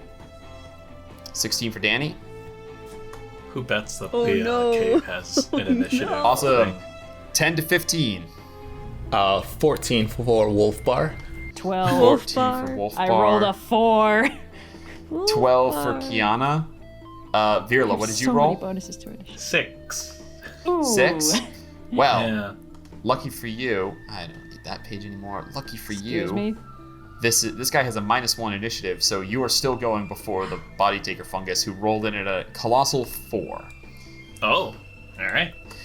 Yeah, huge, giant, big mushroom thing. Not super fast on its feet, surprisingly. Truly stunning. All right. Basically, the Onkeg's getting the drop on you. Oh yeah, go ahead and But the DM, I order can't was. be surprised. You're not surprised. Kyana, yeah, I'm Finbar, really Dani, Finbar. Sorry, let's put you guys in that order. So Kyana's first, I'm in followed front. by Finbar. Then we'll throw Wolf Dani bar. back here, and then Virla. So, does that look okay as an order to people? Yeah. Fantastic. Fantastic. So let's begin with the Onkegs, the cordyceps Onkegs. The one in the back is going to move forward best it can. Fantastic. So this one's going to roll up, and it is going to, you see it opens its mandibles. By the way, these things are like 10 feet tall, insectoids, so the 6 legs, but they also have these big, like, kind of pincer things. He is going to spray acid. I swear, hold on. Double check. Oh, great. Please tell me it's a dex save. It's definitely going to be a dex save. We'll say that. Yay! Yeah, he can only hit Kyana. So Kyana, no. go ahead and roll a dexterity saving throw. All right, let me This just first one. remember where the heck my evasion is, because it's been a hot minute since I looked at this character sheet. Oh yeah, okay. You just dex save as normal, Ha! and you take Oh half my on a single God. fail. Okay, well, it's an 11 total. 11 total does fail, so you will take half damage. All right, what am I looking at? It's 9 acid damage, halved to 4. Oh, okay. As you see, this thing just spits a gout of acid that comes right at you. Nah. And then, fantastic. This one is going to follow up and do the same and hit all 3 of you guys. Gross. Oh boy. So that is Kyana, Finbar, and Dani all in a line. Okay. Go ahead and everyone please roll a dexterity saving throw for me. I'm okay. 13. 13 saves Kyana. You take no damage. Oh, yes. Natural 20, Okay, so 15. 23. I think Oh, nice. the only 23 time I've saves. rolled above a 10 today was that nat 20 on a history check I had no business making. All right. And Wolfbar? 15. That saves. So it's 15 acid. I rolled really well, down to 7 for the people who saved, except for Kyana, who takes nothing. Oh, actually, but the first one, can I use my reaction even though my initiative hasn't hit yet? You can. that's What reaction are you trying to use? Oh, you know, the new one. It's within 10 feet of me. The second one is, yeah. So is it when it hits you with an attack roll? What's the wording? It's when, let me just find it. Excuse me. Yeah, give me a... When I take damage, so it would be the first one, which is on the map 10 feet away from me. Yeah. That is. Yeah. Yeah, So yeah. that one, so when I take On-keg number 2. damage, when you take damage from a creature within 10 feet of you, you can use your reaction to force the creature to make a strength saving throw, DC 16. On a failure, the target takes 2d8 force damage and is pushed up to 10 feet away from you. On a success, they take half as much damage and are not pushed. All right. So that's a strength save. Yeah, I'm guessing you guys are probably strong. It does hit a 16. Okay. Well, that's so your- they only take half of 2d8. Let me just roll that real quick. Even so, pretty good for a reaction. Yep. Okay. 10 halved to 5. Amazing. And yeah, it's the first time we've ever seen this effect, Gift of the Yeah. Astral Self. What does this look like to everyone? I feel like, you know, in Breath of the Wild when you have Daruk's protection and it just like forms like this brief like phantom, and it like blocks a thing or like kind of blasts out. I feel like it's like that, but with a brief glimpse of the full astral form, whatever that looks like. I can't tell. I'm inside it. That sounds awesome. Very cool. So Very you cool. force back. Yeah, you see the arms briefly come out. You haven't summoned them yet, but they briefly come out and push the thing. It digs its feet into the mulch and holds on. But yeah, definitely it felt some of that. And then this other one's gonna bum rush you from the side Oh, fantastico. and is going to just try to bite you. Just a regular bite. You know, nothing crazy Yeah. here. No, I don't like how you said that. Nothing to worry about here. It's only gonna be a 10 to hit. So. Oh, well, that's not Don't going to miss. work at all. Claps over your head, and you pull down, completely dodging that, and that will end the Onkeg's turn. Next in the initiative is Dani. I don't Okay. like you, this situation. My thoughts. We got an objective of this fight, get rigs. So I am going to 5, 10, 15, 20, not a bad 25, thought. 30, right around to the edge of the Onkeg, which puts me within 90 feet of rigs. And I can see rigs from where I'm standing?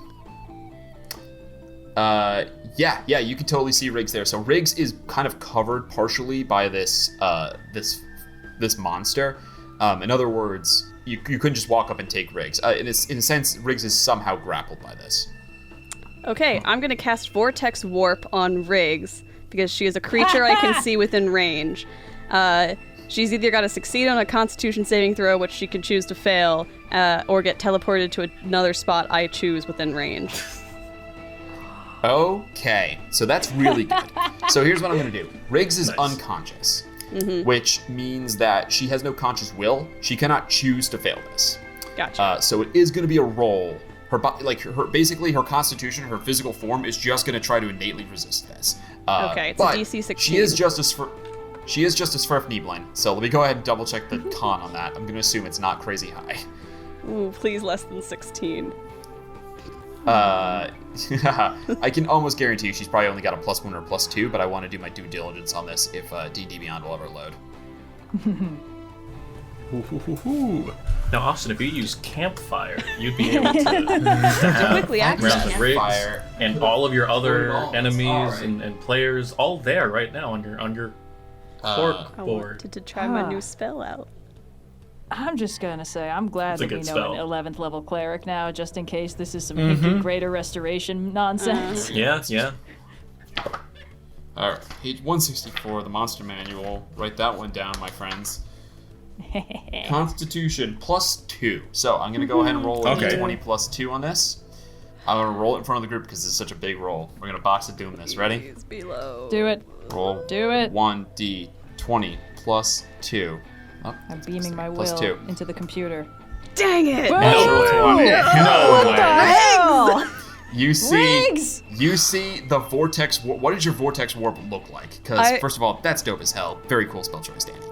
I imagine it's a lot Try it like again when next Dani round. pulls the Eldritch Cannons out of Hammer Space, and it's just sort of like a faint, kind of like RNG, techno-looking glimmer, and the object sort of like digitally appears almost.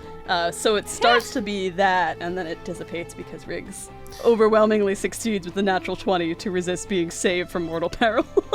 My You goodness. see, it kind of Good looks like your job, body's going to be Riggs. pulled through, and then the fungus like shifts and reacts, and the shimmer almost seems to corrupt and degrade as you try to pull its meal out from within its stomach, essentially. How many more times can you try that? 2 more times. Alright. Okay. Well, Dani will That's your action? yell, "Fuck off!" because that's my action and all my movement. But I do have my cannon already ready to go in the flamethrower formation, which is a cone. So my bonus action, can do, let's see, what is the size of it? You're going to be able to hit one of those on kegs and not the other. Okay. Unless you move backwards, I have which no might more get an attack movement. of opportunity. I already used all 30 feet. of Never movement. mind. It's a where you 15-foot are, cone that, okay, let's see. Yeah, like I said, you can definitely hit one. You're just not going to be able to really angle it to hit both. As you run past and around one on keg, like basically under a huge insectoid leg, try your vortex warp and then turn it on. You're basically standing almost between two of them. Turn it on one of them. Yeah, if I face it like in the middle of the two, that 15-foot cone doesn't hit like the edge of both of them. It's just the I one. think No, it does, but Because GM think of it ruling, as you know. it has to come from a corner, basically. So either it's going to go like this, right? It's either going to go like this, or it's going to... Because like we're using the snap the corner. Hold on, this is better. So it's either going to go like, this, or it's going to come from like this way. So 15 and then 15. Gotcha. All right, in that case, I'll go So, yeah, you're gonna hit for one. the one that's not threatening my friends, because I don't want to accidentally hit Kyana in the crossfire of the cone of fire. Progress. Character growth. All right, deck save. Yep, DC 15. Oh yeah, then you probably could they're have not used gonna that, make that, honestly. even with their yeah, it doesn't matter with their bonuses. Nothing. Yeah, so they fail that. Definitely. All right, so it's gonna be 2d8 fire damage. Please go ahead and roll. Very good and very bad. That's 10 points of fire damage. I rolled All an right, 8 and a sweet. 2. You unleash fire damage, which burns out across the mulch. This creature which shrieks. You see the fungus on it, kind of like twist and gnarl up from some of the heat. There's all this moss on the ground, all this fungus that's growing on the ground, this like rust colored stuff. It does not seem to care about the fire. You see it just kind of like dances in the heat. Oh god. Okay. Don't like that. Interesting.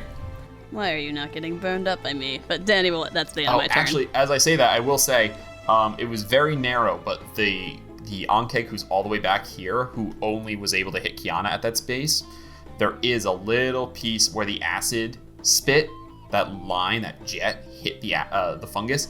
There it is actually starting to corrode. So there are two spaces here where it is So it.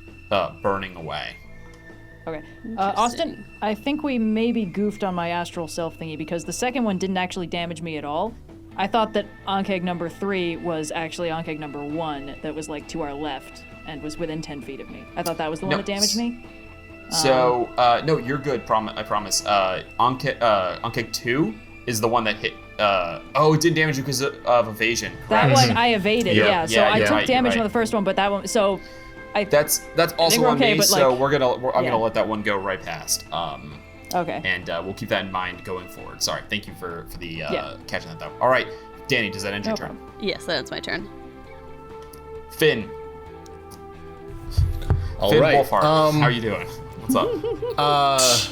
Okay, so in wild shape, you're allowed to use still some of your racial abilities as long as it's not casting a spell. Correct? I think so. There's certain physical things you can't. Like you don't have dark vision anymore. But what are you trying to do? Like turning invisible with your fearable thing? Yep, that you can totally do. Cool. Then, although I am not technically a blink wolf, a blink dog, I will mimic one by using my bonus action to turn invisible. Aw. All right. Exquisite. Cool. And with my hidden step, I will reposition myself behind Onkeg number 2. Does that let you teleport? No, I am using my movement. Oh, okay. So can you bonus action turn invisible, and then I have 40 feet of movement. Okay, so what is your, because you can't walk through the Onkeg. So what is your path? Okay, of my show? path would look like, okay, let's see, where's the ruler? Ooh. Ooh. Yeah, I get you. So yeah, you can totally That one move works, there. though. What I need you to do is make me as you run through the rust-colored moss. I need you fungus. I keep calling it moss. I need you to please make me a Constitution saving throw. Ooh, interesting. Okay, that is a plus the wolf. That is a 14. A 14 will save. Ooh, okay. So you're okay.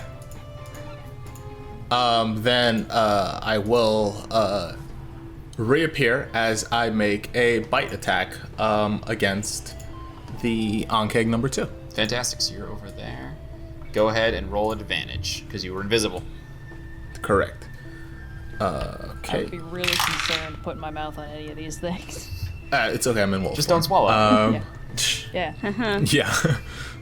That is a 16. Does a 16 hit? Yes, a 16 does. Plus 2. Okay, that is 8 points of piercing damage. Damn, not bad. Nice.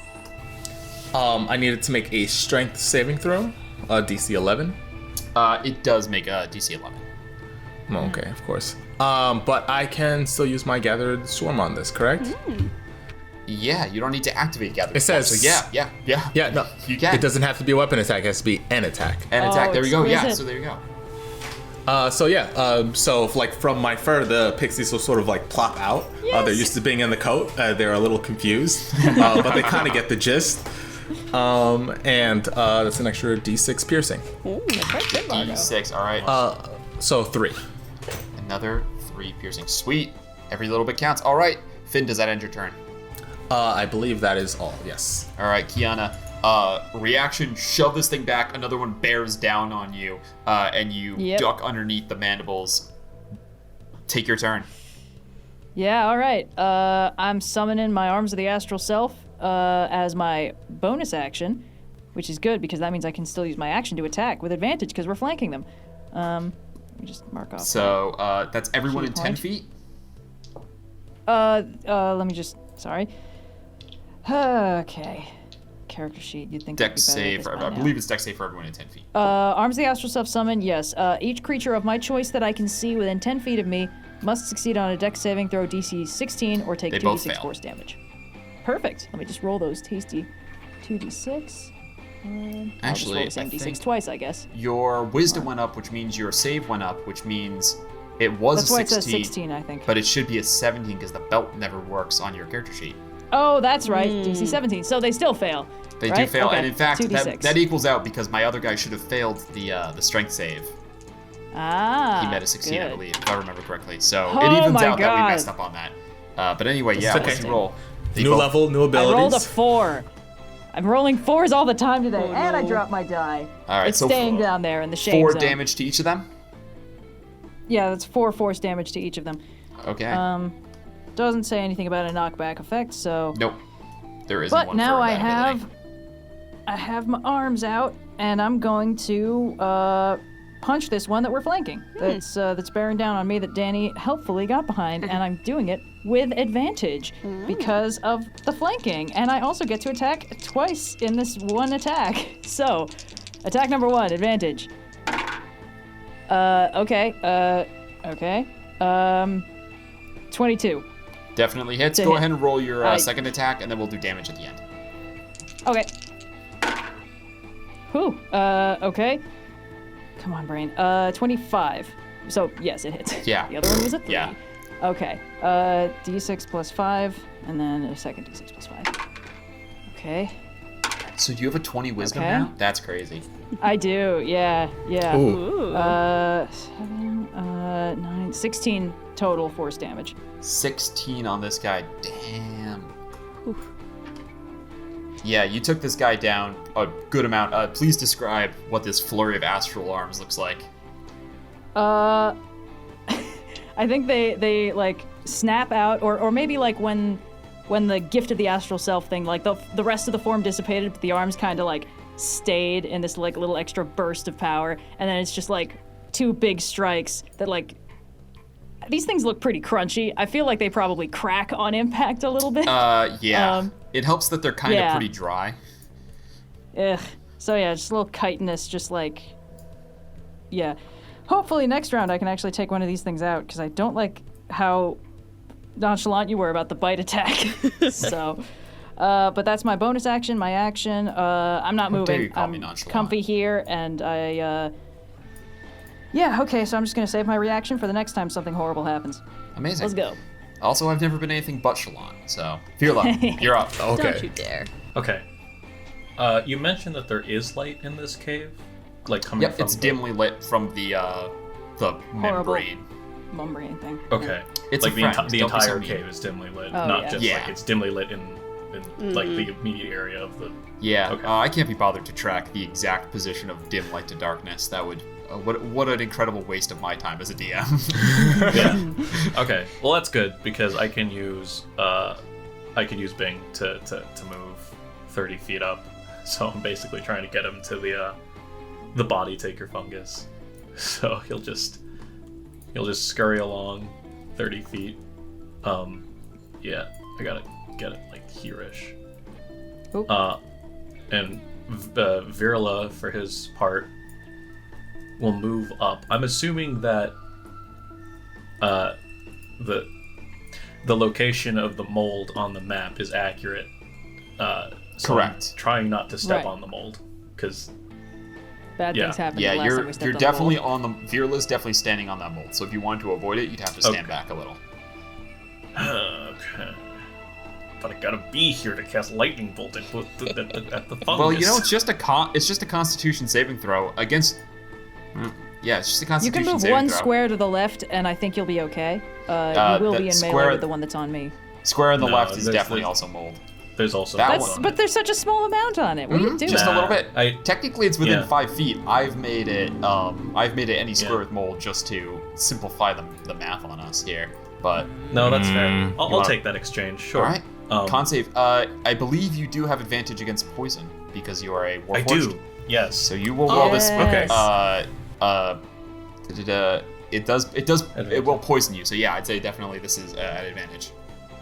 And even so, I have resistance to poison. Yes. All right, so it's a 12. Ooh, and a 16 for the second one gives me 18 total. And 18 will succeed. Go ahead and take your turn, Awesome. Virla. Okay, action, lightning bolt. Yeah, get him. yeah. All right. Show me that so line the- you're hitting the- him the- with. Yes, it will basically go. It'll basically go through the middle the middle onkeg and go 100 feet, and also hit the body taker And fungus. just miss Just, Finbar. just miss Finbar. So you line up, you step in, and these spores all rise up. But luckily, you don't breathe, if I recall. So, not a whole lot of chance we of should these all be guys so really lucky. infecting you. Raise an arm, and yeah, arcane bolt. So we're gonna do 2 saves, one for the onkeg, one for the body taker. Neither of these guys are dexterous. That's twin 6s. Awesome. Ooh. That was by design. All right. 8d6 for the both of them. Big damage. Let's go. That's not going to 26. is it?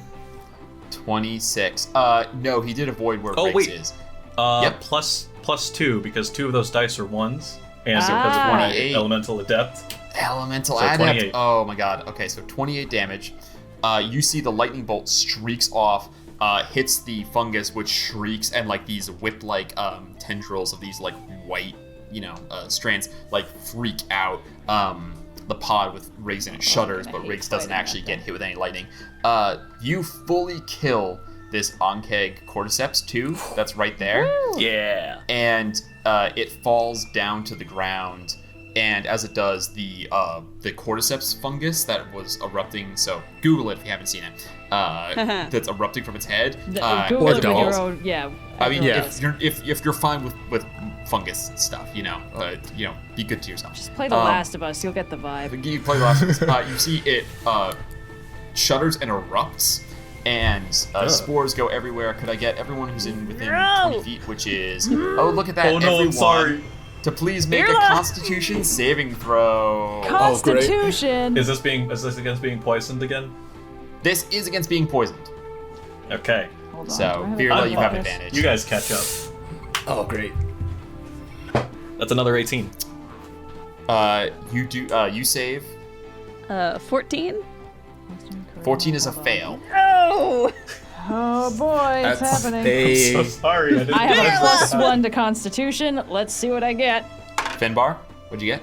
3. That's an 11 in wolf form. All right, Sorry, so everyone no. fails except for Virla. Good job, it is Virla. just a one-time effect. Virla, you're going to take half damage, but then it's going to be quartered because you're resistant. So, all right, I 12 don't like that you're poison laughing. damage.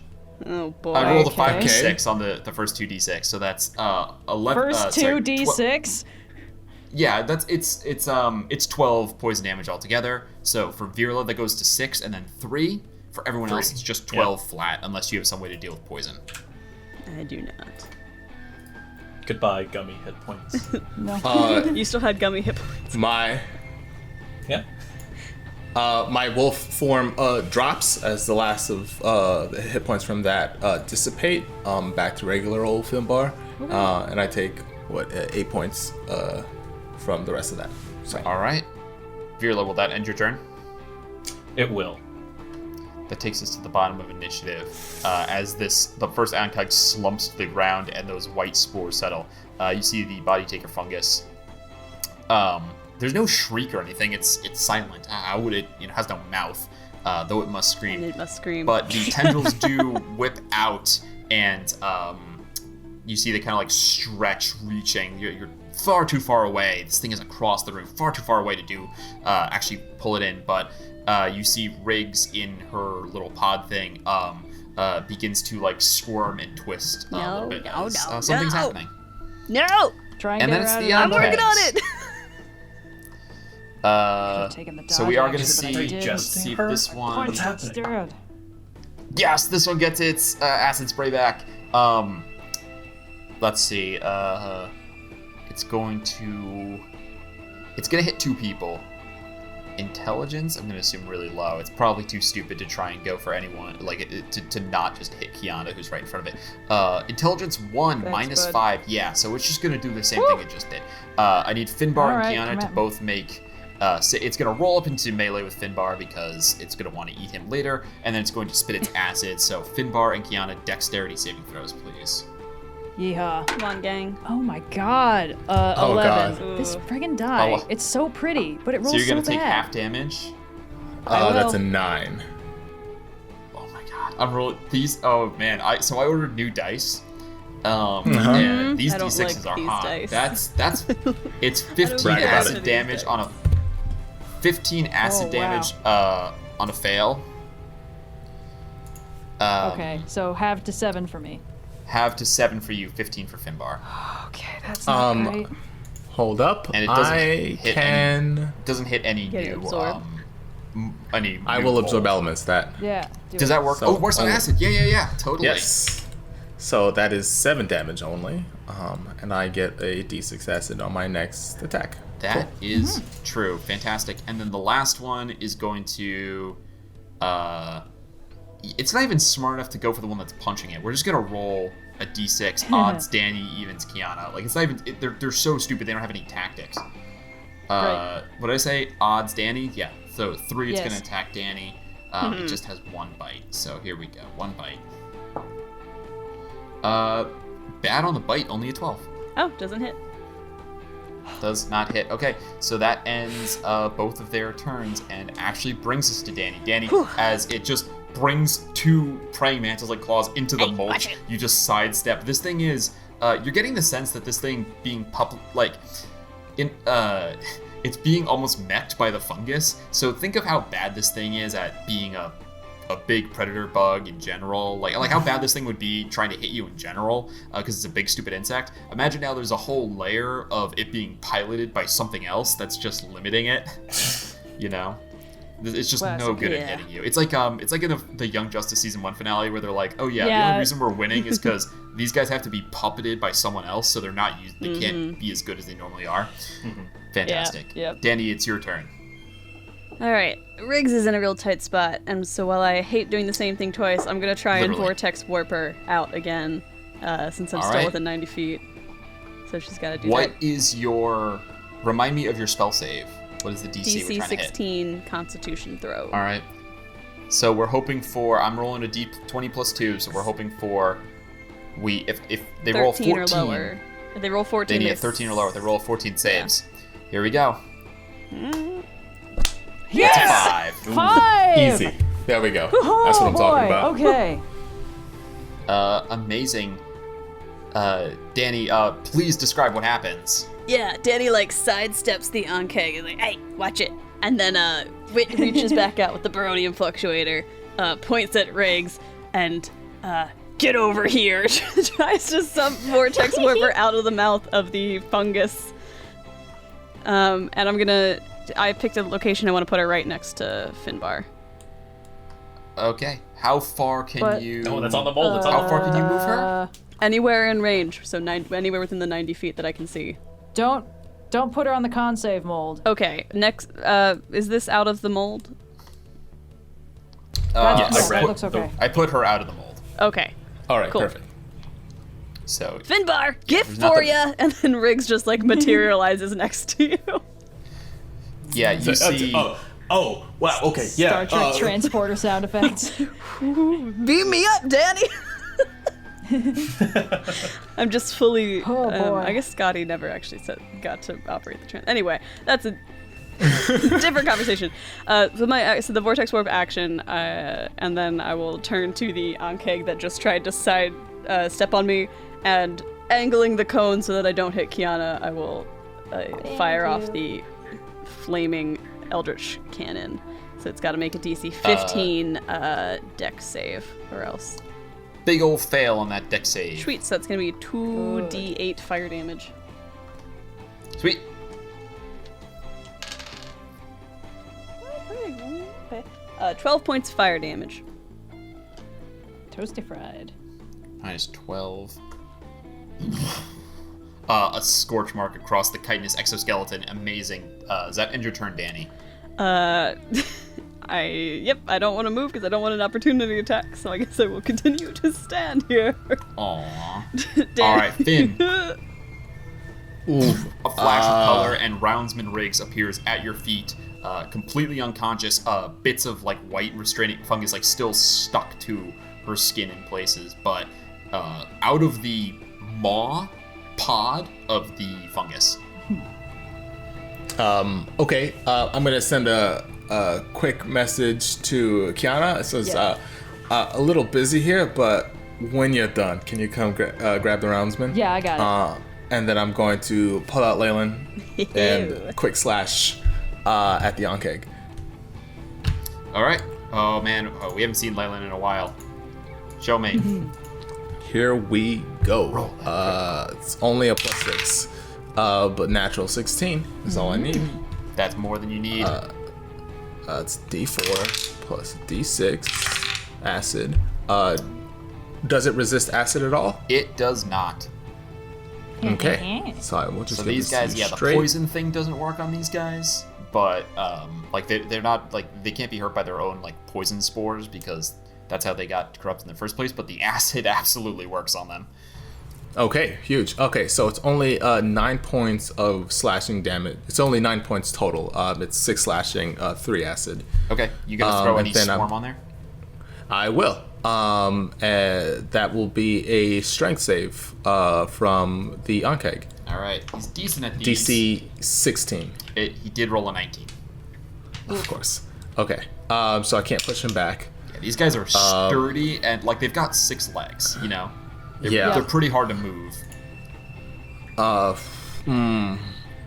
Okay. I'm going to use my movement to step in between the unconscious roundsman and the Ankeg. That will be my turn. Heroic as always. Kyana, what would you like to do? I want to take out this Ankeg that's right in front of me so I can Punch, go punch. scoop the roundsman. Yeah, I would let's love do to a see it. punch. Yeah. You can totally All right. do that this round.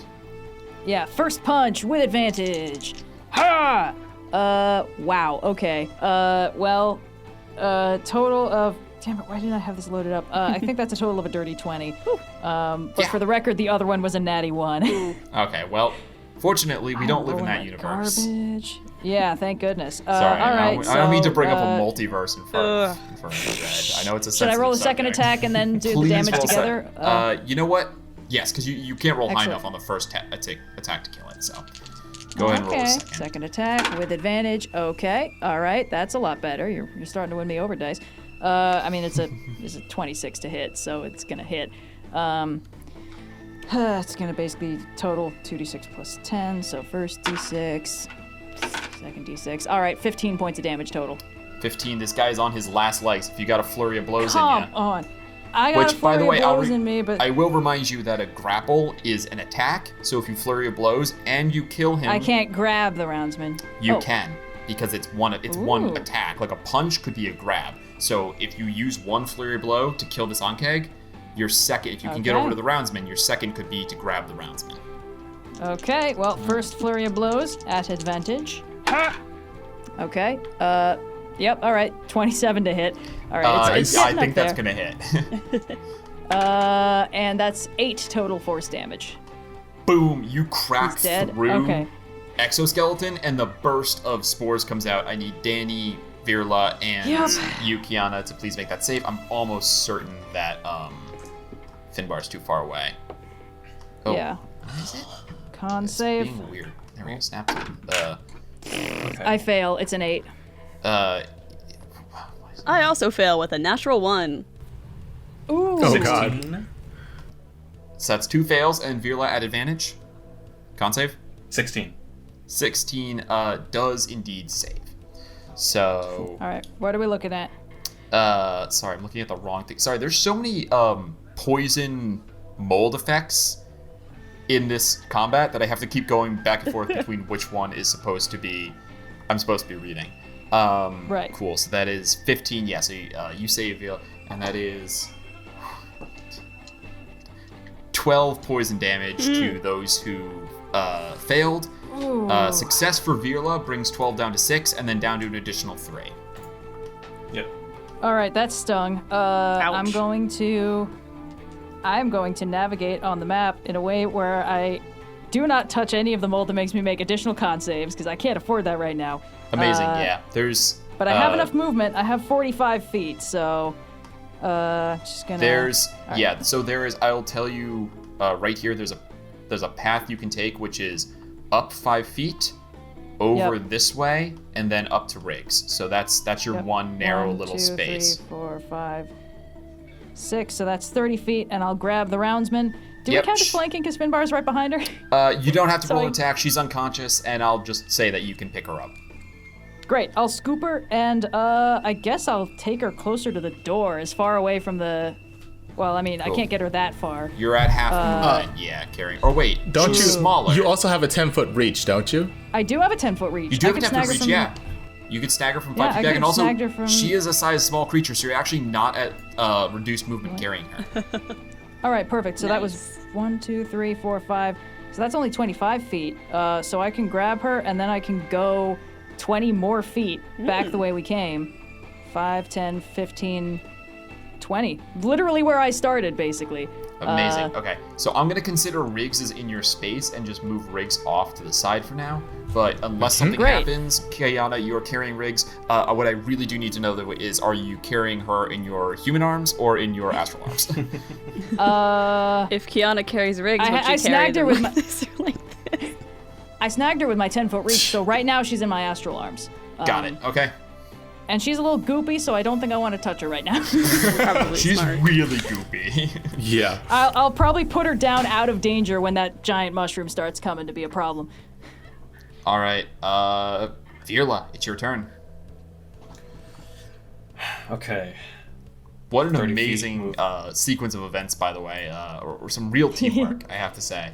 Killer teleport on that. We got to use that more often. Think of all the kidnappings we can solve with that. Think about the kidnappings Yeah. we can cause with that. Yeah, there it is. There it is. There are two kinds of people. It's fine. 30.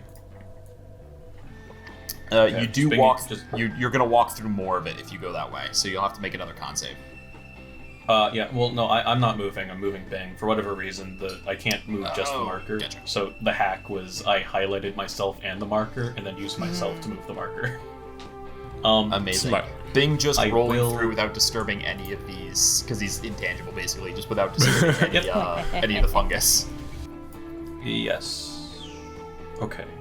Now I need to be within 90 feet of. Okay, so I will need to move through it anyway. I'll basically get myself up next to Finbar. I think. Okay, another con save, and of course at advantage. Yes. Oop, that's a 5. And a natural 19. Woo. Okay. You're good. It's too bad. This russet I mold kicks ass. I would like to cast Tasha's Mind Whip at the 3rd level. Casting it at a higher level allows me to choose another creature within 30 feet. I want to choose the Body Taker Fungus. Is the green thing in the back a creature that I can target? Oh. It is not a No, okay. targetable creature. Okay. I think that might be a portal to the gross dimension or whatever. Oh. I didn't That's even my think of guess. that. Someone's Well, I been wanna watching destroy Stranger it. Things. Pointedly not, in fact. Yeah. Well, Too Vira's gross for Someone my has blood. watched other media, I assume. Someone's Sorry, been go seeing on, Virla. gift sets on Tumblr Yeah. against her will. Well, well, Vira like, fully season one's thought really that was a good. creature that he could target, so the only reason why he upcasted it was to target 2 creatures, so, I mean, It's an interesting If it piece of only hit- information, though. So, Yeah. yeah. So, I mean, I'm fine with spending that 3rd spell slot to figure that information out, but I'll still... okay. I have appreciate the Body Taker the Fungus. commitment. I appreciate the commitment. Yeah. Still have the Body Taker Fungus take an intelligence saving throw. Oh, It can't be that dear smart. me. This guy adds +2 to this roll. Oh. To intelligent? intelligence? Alright. It's still not going to beat your save, though. Okay, awesome. Is this fungus smarter than me? Definitely smarter than Finbar. No Yes. additional damage, but 3d6 r/r 3d6 7. All right, sure. Oh, that's bad. No 7. reactions and either. Wait, don't you have a thing about with ones for damage? Just for That's that's only just for for lightning lightning. damage. Oh, my bad. Sorry. Yeah. Actually, There no. is- Never mind. Oh. There is a raccoon I'm not gonna- going ape shit outside my window right now. I could say, Lost in the sauce. can I scribes it to take lightning damage? That means that all of the but, that seems retroactive, so I'll keep it. No, separate. I I mean, intended it to be. no. separate. Do you have a 3rd level spell that can deal lightning? Oh, you would, because it's lightning bolt, right? Yeah, lightning bolt. Yeah, I don't see any So, reason why. Listen, you are the lightning guy now. I don't see any reason why Yeah. you wouldn't just be changing got it. anything to lightning for free. So We got 4 guys. Yeah, we fair got enough. That's an additional we got 2 damage. Two lightning gimmies in one guy. round. We got fire guy. Seemed a little bit We got metagamey, but arm I guy. will go with it. No. We got You know wolf what? guy. Especially because you committed to Arm using the Joe. 3rd level spell slot to test the waters. I'm definitely fine with letting that happen. So you take Sure, an additional okay, 2 yeah. 2 damage. Yeah, so that's 9 lightning damage then. And I believe the other effects still happen, so no reaction and either movement action or bonus action. I don't think it can move, so only action or bonus action. I think it probably can move because I think this is the thing we fought at the party that was like It does. on the It looks walls. different. It's not the same. Oh, okay. Well, hopefully it can't move, but Hopefully. All right. Okay. That is. So is that your entire turn? Yep, that was my movement action and my bonus action for Bing. Yep. Amazing. All right. So this thing is going to peel itself off the wall as it comes to hiding from its turn, and it is going to use its full speed of 10 feet. oh, truly And you just see it terrifying. slowly starts to like pull itself through the mulch. Yeah, it's not really that fast. However, you do feel, every single one of you feels like a pinching sensation in your mind as it freaks out. There's a telepathic wave, and you all get a sense of desire to consume. Hunger is almost the wrong word. Hunger is too animal, right? Hunger is the stomach requiring food in it. Hunger is to relate to animals. This thing is a fungus, but there's desire to consume. And I think, does anyone here speak deep speech? I know Finn does. Kyana, do you? Deep speech. No. But if it has a brain, I could psychically link with it, but I don't want to. No. Docent does. Actually, I would say, sorry, I'm looking at this. I was looking at the stat block, but I should say, actually, it's abyssal. Does anyone speak abyssal? Oh, no. Oh, what? No. I don't think so. From it. Okay, sorry. Yeah. No, I speak Celestial. Is there any common phonemes? Are there any- or phonemes? One There day are deep no speech will come up. gods here. Ah! All right, so yeah, you don't actually get the message, but the intent comes through the telepathic. I think it freak wants out, to eat essentially. us. I think it is smarter than me. That's very disappointing. I don't like And this. That will end its whole turn because it's got nothing. It can't even dash. Onkeg Cordyceps. There's only one left, and is going to roll. I'm gonna roll in front of the group to see if it gets. I gotta roll a 6 on a d6. We're gonna see if it gets its recharge on acid back.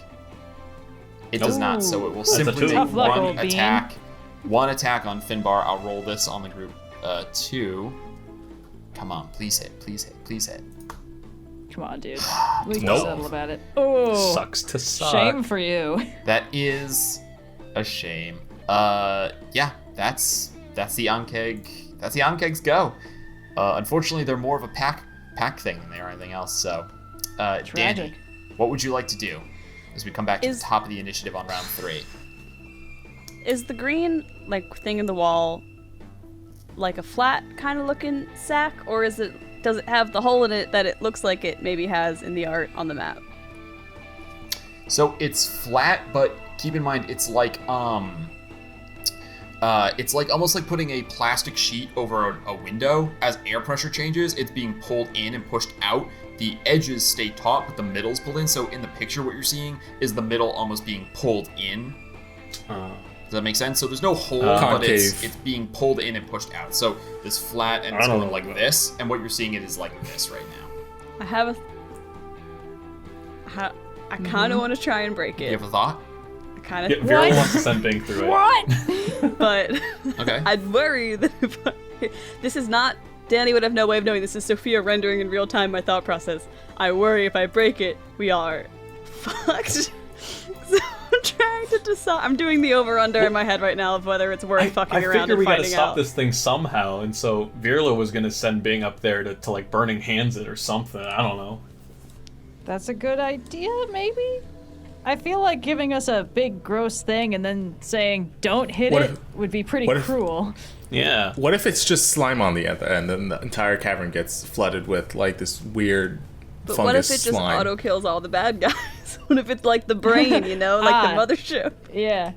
Yeah. I'm gonna have Bing go up to it and at least see if he can see through it. There's only like 'Cause 2 if it's bad like guys left at this going point. with the saran wrap analogy, then it should be at least semi-transparent, right? DM, Bing has dark vision. Bing does have dark vision. Oh, why I oughta. All right. Oh, you're cruising for a bruising. As much Oh, as I love this bit. desperately want to do this stupid thing, I also don't want to die, and I have 12 hit points, so I'm gonna. See, but here's the question: what's the 12 stupid hit thing? points? Maybe the Yeah, smart we both thing is kinda to got destroy all whammied. of it. Okay, all right. We're both sitting, I think, in like low What is teens this right now. Stupid thing.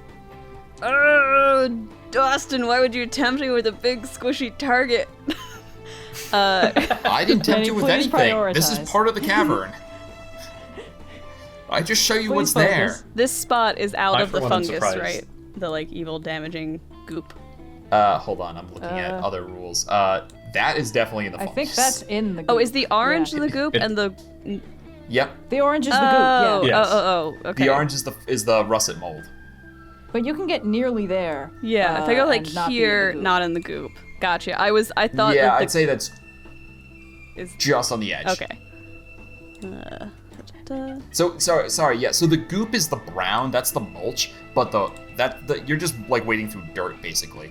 The rust-colored mold is what's making you do con saves, and that's the orange stuff. Gotcha. Okay. Okay. I am going to cast Scorching Ray. And I'm aiming at the Body Snatcher fungus with the first one. Nice. Good. Sure, go for it. That is 24 to hit. Oh yeah. Yeah. That's All good. right, so this is gonna have the extra D8 on it, so it's 3D. Extra D8 on. I always look at Scorching Ray and Heat Metal are right next to each other, and one does D6s and the other does D8s. This is the extra Artificer D8 on it, but it's otherwise, so it's 2D6 plus a D8. That's 12 points of fire damage. Okay. You've got 2 more. I'd actually like you to declare where you're aiming them beforehand, because I feel like they are all shot at once. So declare where you're gonna send these last 2. All right. I will send them both at the Body Snatcher fungus then. Thank you. Okay. The next You want to one. be a coward about it. You hear that? Okay. That's a tempting. That's a tempting response. Okay. It's fine. Okay. 17 to hit. There will be plenty of You know, time. you just ask yourself, if this is what Dani would do, then this is what Dani would do, Oh my god! You're guilting her on the RP? Well, no, I'm not judging. I'm saying if that's what Dani would do, that's what Dani would do, Go for it. Dani will use her That's last Dani's vortex choice. warp or whatever to send rounds and rigs on the other side. I was gonna say herself. She's just like, let me see. Scorching Ray doesn't do like piercing damage, which is what I would want to do to this fungi thing anyway, so I'm gonna stick with the Body Snatcher. 17 in the next ray. Yeah, that'll hit. That's 9 points of fire damage, and the last one is another 17 to hit. So that's gonna be Sure. 7 points of fire damage. Not too shabby. You just need a lot of goop start to spill out of some scorch marks on this guy. I don't think I can hit anything with the great. cone currently from the. You're a little far. Yeah, I'm out of range, so No, you could get Bing. I don't want to hit Bing. Show 'em who's boss. I will fire off and just sort of look over behind the Body Snatcher to the green sack, like, you're next. Because next round, if we get to Dani in the initiative order and the other stuff isn't dead, I'm firing at the green thing next time. Cool. This is Amazing. This has All been right, your morning Finn, you're call. up. Okay, bonus action, I will fire off a 3rd level healing word towards Kyana. Thank you. So this is going to be 44, so that's 6, 9, plus 4 is 13 points of healing. Nice. And then action, I'll make sure I keep this guy's attention, and I will smack him with Leyland. nice. Yeah. That's a natural 20. All right. So obviously roll the dice and then add max damage. Oh, I doubt you can kill him on this, but it'd be so cool if you did. Oh man, yeah. Here we go. So actually, I will automatically throw the d6 on this. Please. I'm not concentrating on anything, am I? No. Nope. So I will throw a favorite foe as well. Okay. So that's okay. So this is going to be not that great. Okay, so the 6, 7 plus the max would be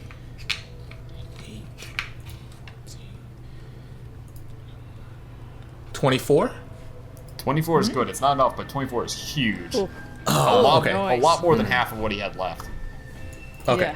More than This one hasn't not a been lot, touched yet, more than so- half of what he had left. Yeah, that guy's Sure. barely been touched. Yeah. Please describe yeah. how that goes. So he attacked me, so I shoved the shield in between his mandibles. I said, "Give me 1 second." I shot Kyana some healing, and as the glow faded from Leyland, I bring it right up to its eyes and I slash one of them out. Ooh. Amazing. Metal. As you do, you cut a huge gash. The thing shrieks, and as you do, it's like there was pressure behind it. Fungus starts to grow out of the new wound. Oh, thanks. I its hate head, it. like its head was full of fungus, waiting to burst out, and now that you made a split, it's starting to like poke out more. Great. Of fungus name. Does that end your turn? Kyana, what would you like to do? I kind of want to go punch that Mycophobia. thing, but I got Roundsman Riggs over here, so I think... Here's the thing. I am not trained in this, but medicine is wisdom-based, so I get It is plus good. 5. It's good. Yeah. I think I just kind of want to do, like, a quick, like... Is she crashing? Is she stable? Like, Go what's the for it. sitch? Is all that Roll. goop cosmetic? All right. This is just a It's cosmetic. straight roll. It's good for the At aesthetic. plus 5. Okay, it's 12. It's a 12. It could have been a natural 1. She's definitely not. You got her out. She's in a bad way.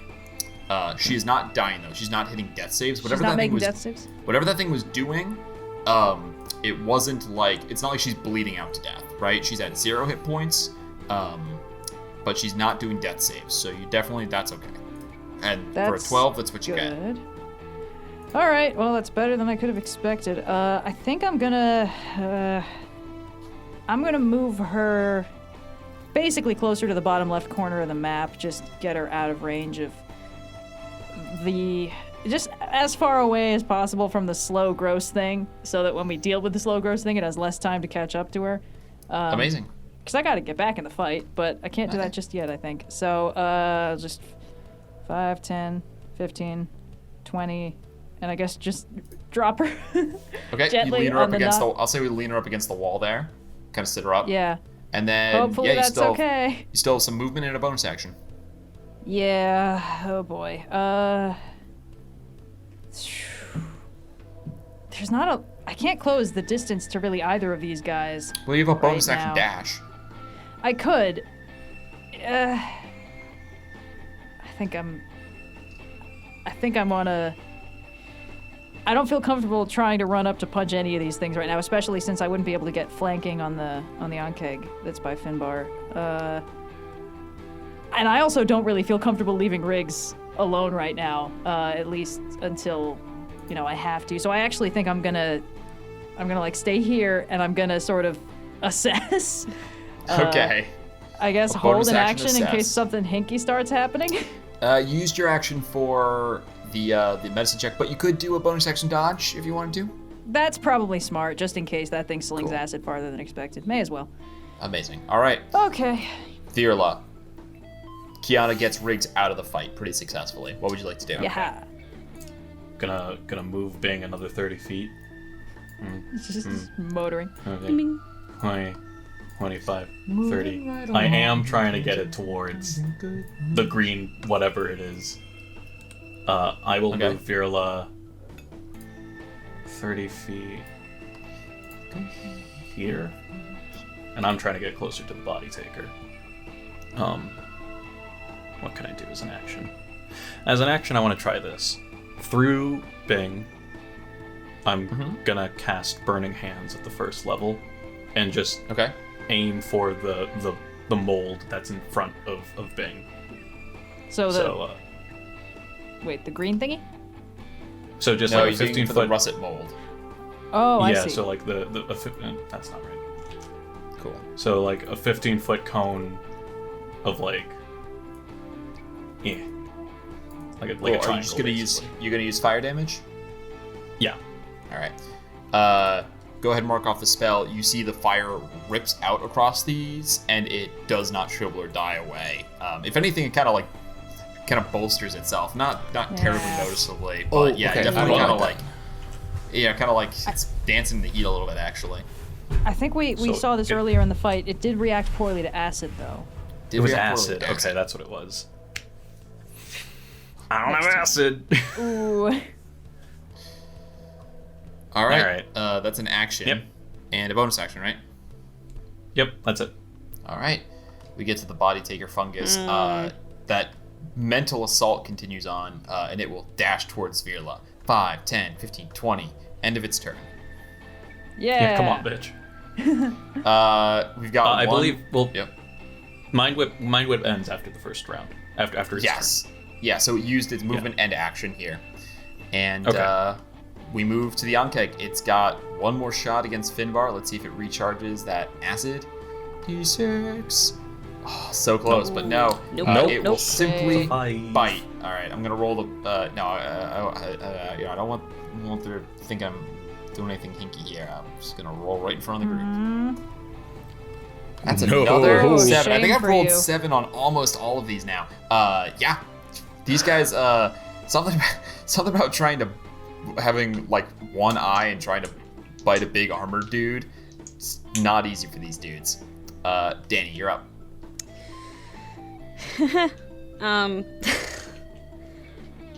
I would like. Are there any like loose pebbles around on the ground? Oh, God. Yeah, you could try. definitely pull some. If you're looking for a catapult, you could get some rock off of the wall there. Okay. Let's see. I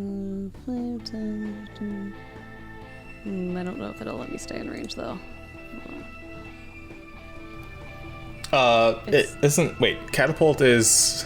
You can pick an object within 60 feet, and then you can hurl that object an additional 90 feet. Right. So I guess as long as I can see like a loose rock within 60 feet, that is 1 to 5 pounds. I'm good. Yes. Yeah, I'll allow it. There's also a bunch of bones over here if you want to throw any of those. Yeah, anything fantastic. sharp and small. Yeah, sure. If this fucks So us, what are you throwing and where are you throwing it? I gotta Let me gotta guess. aim for the wall sack, guys. I want to know so it. bad.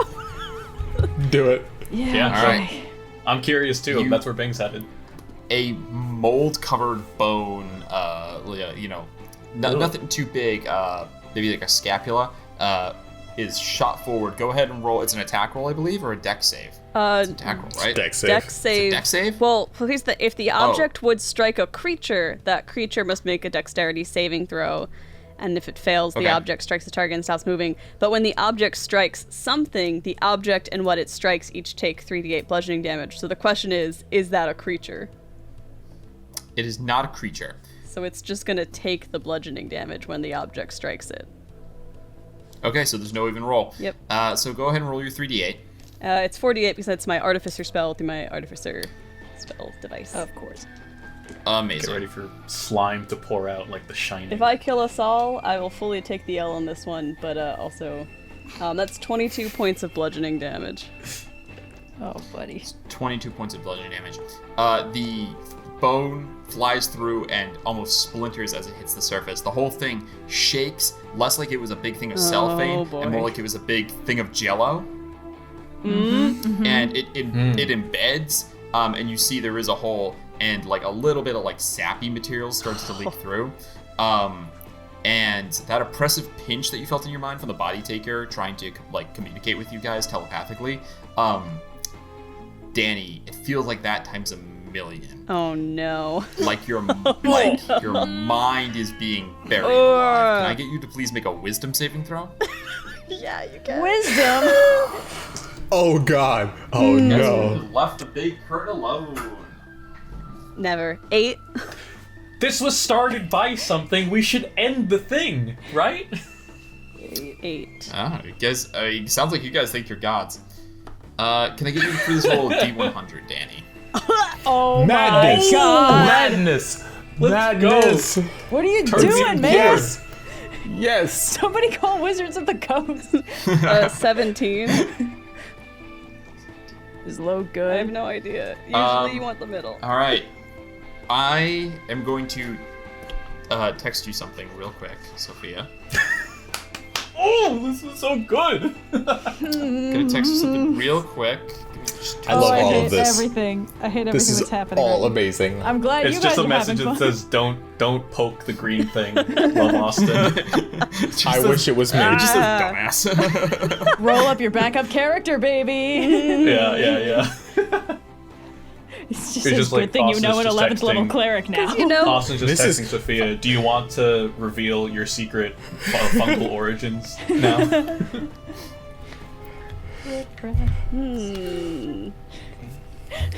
This is If I was taking- playing any other character, Alright, I texted Sophia, it to that you. would have been me. It's okay. oh no. Oh no! What just happened? What just happened? What is it? Oh, so You'll that's cool. find All right. So that. We'll so that's, find out. That's gonna end your turn. Dave. What does that mean? All right. Well, Yeah, Dani, technically I still have my movement and my bonus action left. You do. But Dani just like hits it, and it just, the whole world sort of seems to like green ripple effect around her for a second, and she's like, maybe I won't move because I need to ride out this wave. Okay. That ends your like turn. a good ride out this wave. Like you're enjoying it.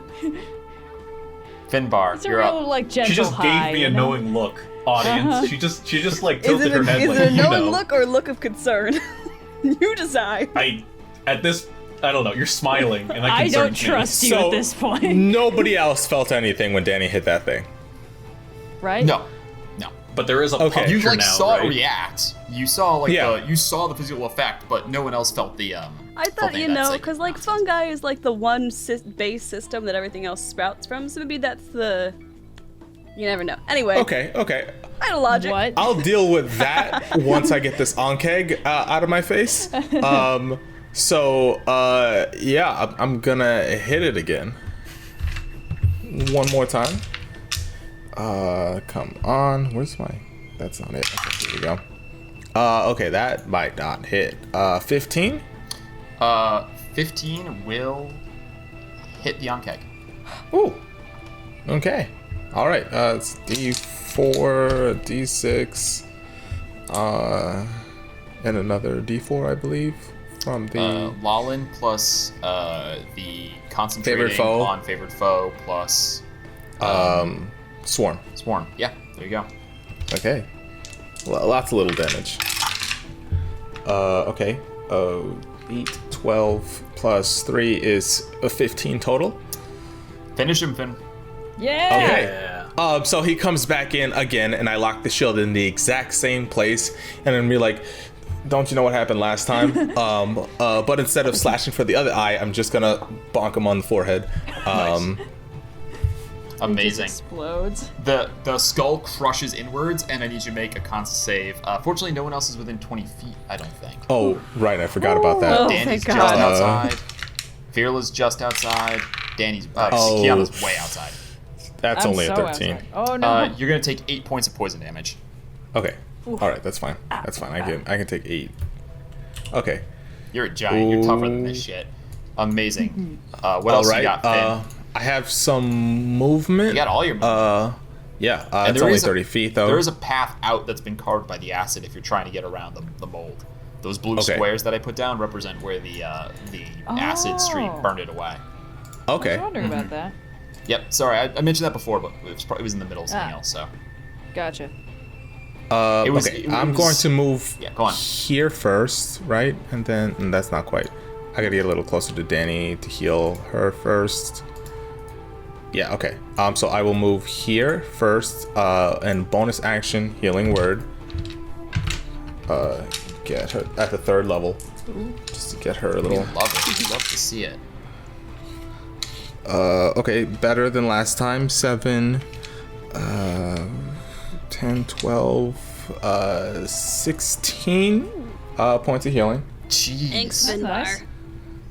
You're a titanic healer. No problem. Let's see what we got going on over here. So we got, and I have, what, that was 25 Yeah, you have 5 feet left. feet of more? Okay. And I will move closer to Kyana and Riggs. Yeah. And I'm gonna holler at Verla, don't do anything Dani would do. I'm wondering if I can possibly justify an insight check on Danny right now. It is your turn, Kyana, as Finbar starts running towards you, and you see the Onkigs are done. The Body Taker Fungus is after you, but at this point you have a pretty good sense of its immense slowness. So even though it still looks pretty beefy, like you guys have put the hurt on it. Don't get me wrong. You've taken a lot of damage off. It's not quite. It's not close to dead, but if this was a foot race, odds are it's a good bet on the rest of you. Even carrying race. I'd need to like close with it to do any damage at all, and I don't want to do that.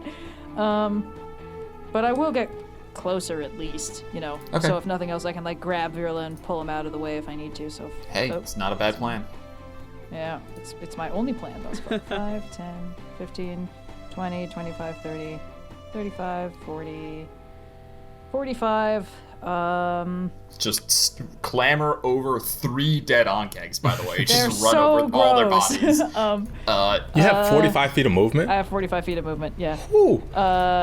So the question is, there's no reason for me to dash. Guys, D&D's awesome. Honestly, well, I can use my bonus action to do patient defense to dodge. Sure. And I guess I can use my action to at least move a little bit closer.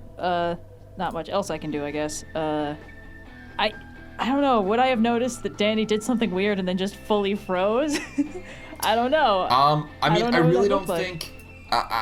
Personally, I don't think she's done anything. Like she did exactly what she always does, which is push buttons and test limits. And then she didn't run away after she did it. You know? Yeah. She's probably fine. Okay. All right, Birla, you're up. Okay, move 30 feet. Both myself and Bing.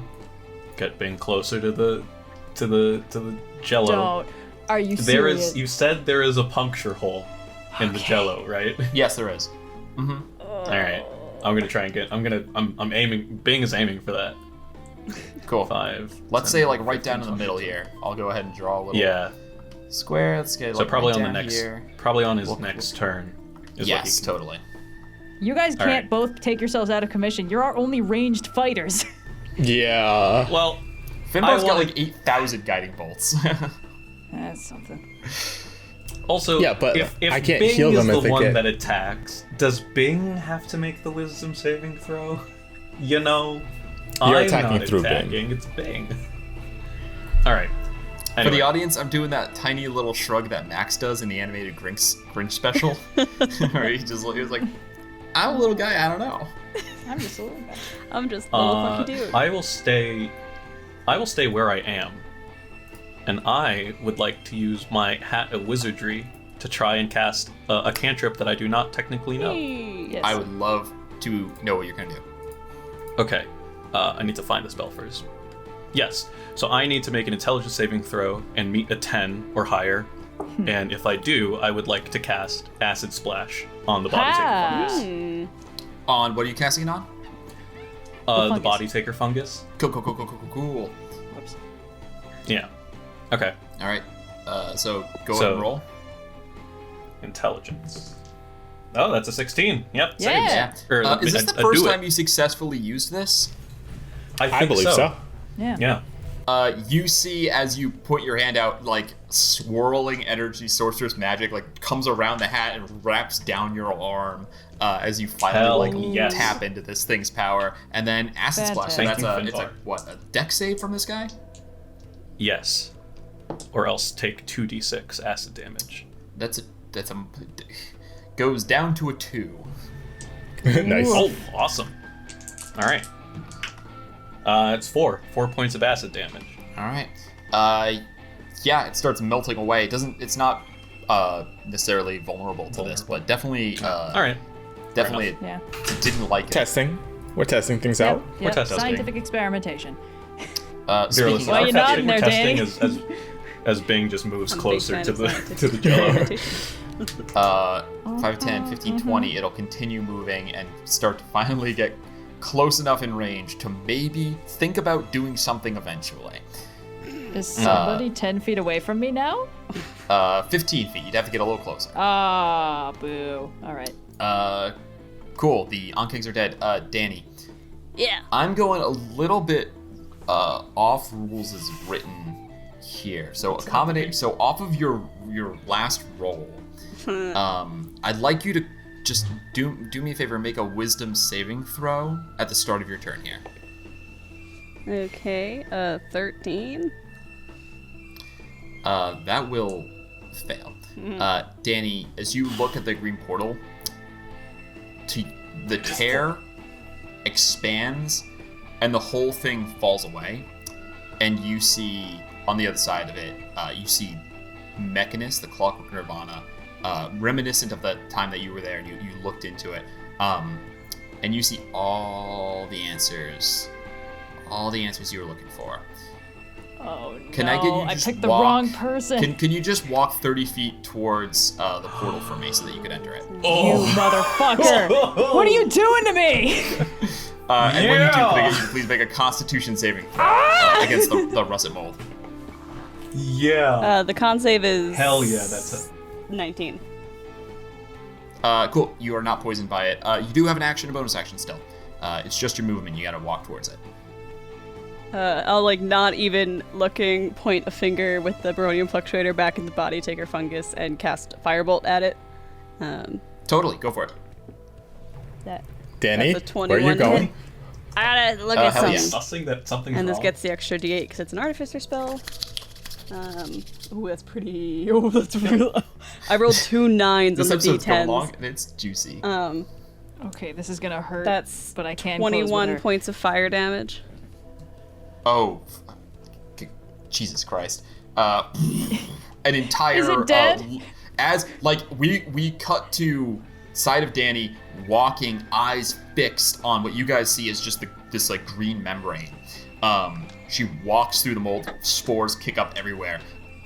Nonchalantly, she points towards that creature. A huge one of the whip tendrils just goes flying off in flames as it's blasted off the body, and the thing shudders and quakes, and it's just background as we see Dani just walking towards her destination. Amazing. Yeah. Dani, is that in your Yeah, turn? I'm too far away we from my suss that bonus action something's up? stuff. Finbar, you're up. She didn't make a quip. She didn't do What? nothing. Okay, I'm looking at Riggs, unconscious, still breathing though. And then I turn around and I'm looking at Dani, who is just walking towards this thing in the acid. Okay. I'm gonna start moving towards Dani.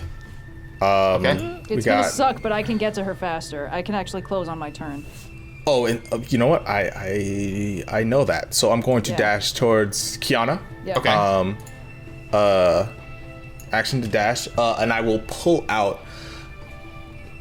Scroll of Lesser Restoration. Whoa. Scroll of Lesser. Oh no, she's not a spellcaster. She can't use it. I sadly cannot. But keep that in reserve. We'll probably need that.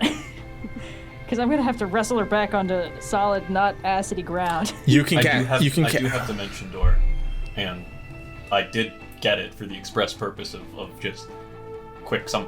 But Dani might not necessarily be willing to leave, so I Yeah, can't when use all else Dimension Door. fails, the guns will prevail. Yeah. Juicy. Oh, I'm already over here. Okay. I could use a Y'all few more gonna hit have- points. I'm gonna have to tank some con damage, probably. That perhaps that Oh, caused okay. some problems. All right. This is Civil purpose service. this time. Oh, but Okay. you don't want to be so close that nothing can close with you. Well, one problem at Okay. a time. Oh my god. Yeah. One problem at a time. You're right. Okay, I'm already here. I have the scroll. I use my action to dash. I have a bonus action. Oh man. All right. Yeah. Fuck it. I'll activate my starry form. So I'll burst into light. Take as much damage as you need to. Kyana, just go get her. Okay. So my Hell turn. yeah. Kyana, you're up. Okay. I'm trying to I make a assume you wide summoned berth the around this chalice, thing. Finn? Yes, the chalice. Sorry. Yeah. 5, 10, 15, 20, 25, 30, 35, 40. And I close. With Cool. 5 room to spare. Con save for the damage. Hold on, real quick. Oh, I was trying to stay. But it has a 20-foot reach, so you're still actually just in range of it. So 45. you haven't. Okay, so you have Eat not. me. You have not Cool. procced. That's an attack of opportunity from. No, what are you doing? But Sorry, hold on. I just Okay, said you're that's- actually still in range of it, and then you're like, I'll move further. I was like, okay, it's an I'm attack sorry, of opportunity. I talked over you. Should we? I mean, Oh, yeah. Okay, yeah, you're fine. You're right there. Okay, what are you gonna do? all right. I'm gonna grab Dani. Also, I have to make All a right. con save, don't I? You I need to just make a walked onto con the- save as you walk onto there. Yeah. Okay. Watch here out we for that go. quicksand, dude. Thanks, bro. 11. 11 is a fail. Okay, just do it. Just do it, you monster. It won't. It's not the start of your turn yet. It's happening on you. We'll find out at the start of your next turn. Oh, okay, great. Cool. Okay. You just you failed there. And I've used my movement. You do need to. I'm sorry. You are poisoned. So Yes, failed so save what- creature how is much damage? poisoned. You're not taking any damage right now. You are Okay. poisoned, which means so you didn't take poison damage, but you are poisoned to the condition. You have disadvantage on attack rolls and ability checks. So grappling please. Dani right now is going to be a disadvantage. Do I resist this? Okay. DM? Yeah, there's no way you want. You're trying to get All right. to Mechanus. All So, right, disadvantage. contested- Disadvantage trying to save my friend. So, Kyana, you're making an athletics check, which is I going to am? use your wisdom. Yeah, that grapple is athletics. So I'm not just attack. Oh, because attack to scoop is like Yeah. with its. Okay. So a whatever. grapple check. So you're going to be rolling 2d20. Add you're not proficient in athletics, right? I am not. So cool. But So just your wisdom. There's something right now with the.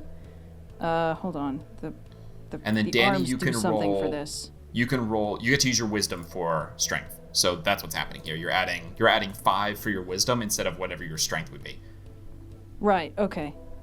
Dani, you can roll athletics or acrobatics to resist. Okay, I'll do acrobatics because it's +2 instead of +1. All right. Please roll. Oh my god! Oh my god! It's a disadvantage, but I rolled 2 18s, so that adjusts to a 23. Awesome. It was meant to Even- be. You're getting rescued. Even on a natural 20, Dani could not resist. Yes. I didn't roll a natural 20. I rolled a 13. You cannot hide +2. your hugging from me. 15 total. All right. Okay. Astral arms scoop Dani up. All right. Kyana, now what? So that was my attack action. Mm-hmm. I want to use my bonus action to dash back onto solid, not caustic ground if I can. Cool. So how With far Da- did you run? with Dani. You ran 35? I moved around a little bit. I like juked a little, so. Okay. But I guess if I was still going to be in the thing's threatened area the whole time. Yeah. You I moved didn't have 35 to. to get there. You can see how long these Okay. vine tendrils Do you are. mind not pulling So, me you into took immediate 35. danger next time, Kyana? So you have- What? I haven't You- done anything. Whoa. yet. Okay, so I guess then I could do 40, 45 and get us both onto solid ground. Correct. You are moving at half speed with her, keep in mind, because she's your size. That's, yeah. Actually, do the gauntlets of ogre power do anything about that? No, they give you a strength of 19, but they don't increase. Yeah, they just make it easier for you to carry things. Okay. Yeah, dragging a person is still, even if you're Alright. strong enough to drag them, you can't sprint while you're dragging them. Okay, the square that Dani's on, is that still fungusy? I can't actually tell, because if it is, I can get us both there without having to use, like, my bonus action or anything. Yeah, you're fine. She's fine. Okay, then my, oh jeez, well that was my movement, my action, and I guess I didn't need to use my bonus action to dash, so... You still have a bonus if you want to dash. Or dodge. The problem is if I disengage, I'm still in the thing's threatened area. But bonus action dodge might be a good idea, because I get the feeling that perhaps Dani is not the happiest with me right now.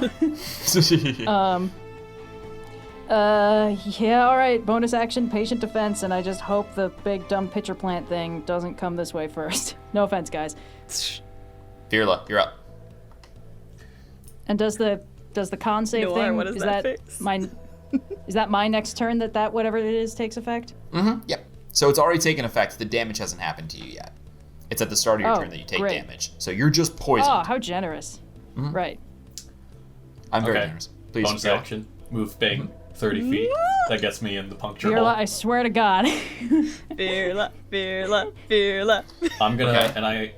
I'm gonna move to be I adjacent can only to cure Finbar. one instance of short-term or long-term madness. Okay, Yeah. that's it. Mm-hmm. That's I'm gonna all move I myself got. to be adjacent to Finbar, and I'm gonna tell myself if something bad happens, get us out of here. I'll do Oh! my best. But there is this corruption spawned from somewhere. I believe we have an obligation to stop it. Again, don't do anything Dani would do. I'm not doing anything. But Bing. Jesus Christ. And I'm What's Bing gonna gonna do? try and get Bing through the little puncture hole thingy. Okay. Bing intangibly moves in. So Bing disappears beyond the veil. Okay, I'm looking through Bing. What do Of I course see? you are! Oh, it doesn't count. Bing's doing it, not me. I'm not isn't a brain putting thing. myself in danger. I You're set only a putting camera your brain in there. in danger. I set the camera in there. Okay, Gonna yeah. get a few Okay. shots Little of rules elves. is written off the book again, but first I'm gonna need a wisdom save from Virla. Oh shit! All right. Ah! This isn't about me getting poisoned. You guys It's know like- you Are only you came sure down here Bing for Riggs, shouldn't right? make the wisdom save? Yeah, I remember! But what was Riggs here for? Huh? Maybe we We could have don't deal found this. out She's just gonna if go. we She's gonna got come her right out back here in. first. She's just gonna come right back in. We don't know that at all. Oh no.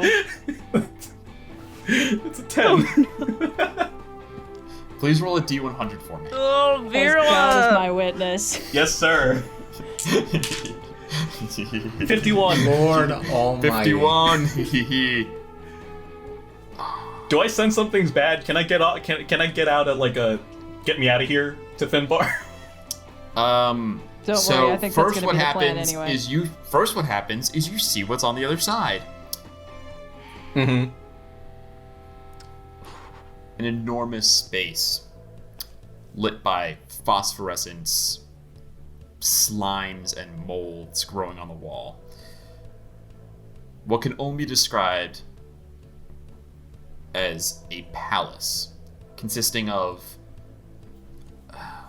24 of these sickly yellow, almost like rotting bone color mushrooms that are, to describe them as enormous would not do justice. They are bigger than any mushroom you've ever seen. They're bigger than any tree you've ever seen. They're bigger than some mountains. They are perhaps the largest in existence. You see, leading up to them, a field of just acidic. There's like these puffballs that are floating through the air of the sickly yellows and greens. There's just like poisonous vapor hanging everywhere, and you're glad that that you don't have to breathe. And in fact, even if you, it's just Bing, so there's no reason for you to have to breathe in, but you still feel, there's a moment where you feel relief that you're not there, and even if you were, you wouldn't have to actually breathe in for fear of what these vapors might do to you. These mushrooms interconnected to each other by bridges of huge fungus, countless chambers, these hollowed out in these stalks and connected together with rubbery, fibrous stalks. I'm going to go ahead and text to you the effect that you have gathered. Welcome to the club, So, Noir. Hell yeah. Oh, high int, low whiz, baby. Noir and Sophia share one brain cell. Oh. Back at it again. Man. Oh, man. Well, I was planning on trying to kill this thing, but now I think we're just gonna have to bail as quickly as possible. Yeah, we're just gonna have to go. Okay, alright. I really It don't doesn't want to... seem like something that Virla would want to walk towards, so at least there's that. But I guess I'll depends wait on to what see you're what seeing. It depends on how Yeah. off book Austin wants to go with it too. We gotta Yeah. do what the DM says in terms of madness. All right, so I just sent something to you real quick, Noir, and that was your bonus action and an action to see through, or what's up? I don't think it's an action to see through it. I think I can just do it. Yeah, it might be a. Let me double check. Pretty sure it's just free action. You can pause it. No action required. It explicitly says that. So you still have an action. You see all of that, and then your wisdom save has failed, and then you still have your action too. So whatever you'd like to do. Hold on, I'm trying to understand what I'm reading here. Good sign. So, okay. I don't really know if this necessarily changes my opinion of the portal. Nothing. So this is information Noir has, not necessarily information that Virla has right now. Right? Okay. So Virla knows nothing about how his mind has been affected. You see what you saw there, and it was pretty awful, and you have an action to yourself, whatever you'd like to do. So Virla has no impunction to walk towards it, to save the portal, nothing like that? No, nope, nothing happening right now. Action, right casting now? through Bing, 4th level lightning bolt in the portal. Around it. Okay, For what are you flavor. aiming at? It's a line, what are you aiming at? I'm trying to... I don't know. You're I don't know aiming if, at the membrane, or you're aiming just off at some of the stuff that's in this field? Okay. Membrane. I'm aiming at the membrane. Got it. Okay, Let's cool. hope this is one of them portals that closes This when has you blow a it dex up. of 0. It cannot succeed. So go ahead and roll lightning bolt damage. Yeah. 4th level, because those are the only spell slots I have left, so that is 9d6. Show me the damage. This is going to be 29. either very good 29? or awful. Amazing. Yeah. You see, all of you, Bing disappears into it, and like in Van Helsing, when they go through the stupid movie to reference, when they go through the ice thing, it's not just like a thin barrier. They have to walk through like a couple feet to get through. It's like this weird ice that they have to walk through, and they emerge on the other side. Same thing. It's not like just a membrane. It's actually quite thick. So from inside, you see the entire thing illuminates green, and lightning arcs up and then like bounces around inside of it. The whole thing quivers and begins to shred. And as it does, for a moment, Virla, you're like, oh God, what have I done? Like, this is the barrier between us and there. What have I done? And instead you see just plain rock behind that membrane as it shreds away. Kind of a coin flip on that one. And Bing, by the way, disappears into an extra-dimensional space as the gateway between two planes of existence fades with him in the middle of it. So, All right, that's Bye, fine. Bing. Bye, Bing. A worthy See you sacrifice. later. I salute you, sir. amazing. So that is... The last thing that I'll say is there is a moment, Finbar sees a moment where I guess Virla's eyes sort of roll back into his head, and then it returns to normal and says, "We're good. Let's get out of here." Amazing. Let's see if you can. Body Taker Fungus thanks. finally gets an action. No! Oh God. Let's see. The plant makes 3 Vine Lash attacks, reach of 20 feet. So, first attack is coming to Finbar. All right. 10 will not hit. Second No, attack not at is all. coming to Virla. Sure. 17 to hit. Do you have shield? With shield, that still hits. Oh. Okay? And then really quickly, Kyana, did you dodge this round? Yes, Cool, so because that's I think good. Danny's not going to be happy with me. Cool. So, Danny, by the way, that vision goes. As soon as the portal goes away, you no longer see Mechanus. It's gone. Dang it. We are going to roll at disadvantage for Kyana.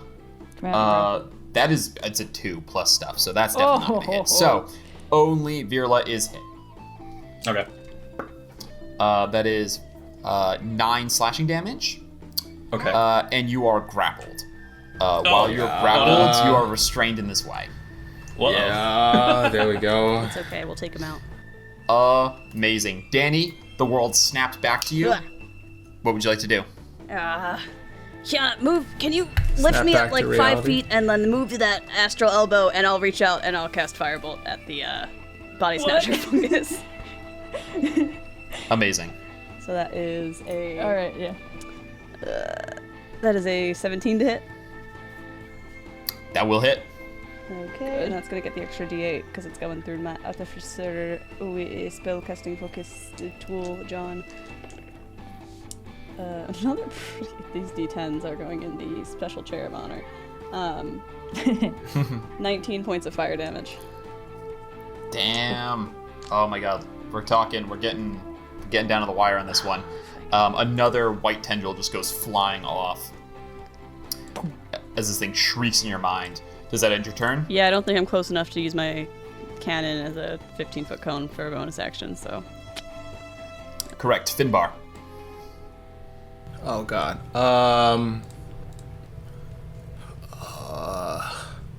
All right.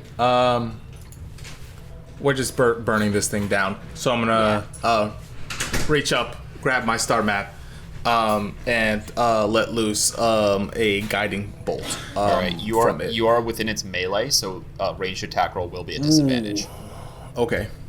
Fine. Let's do it. Show me the money.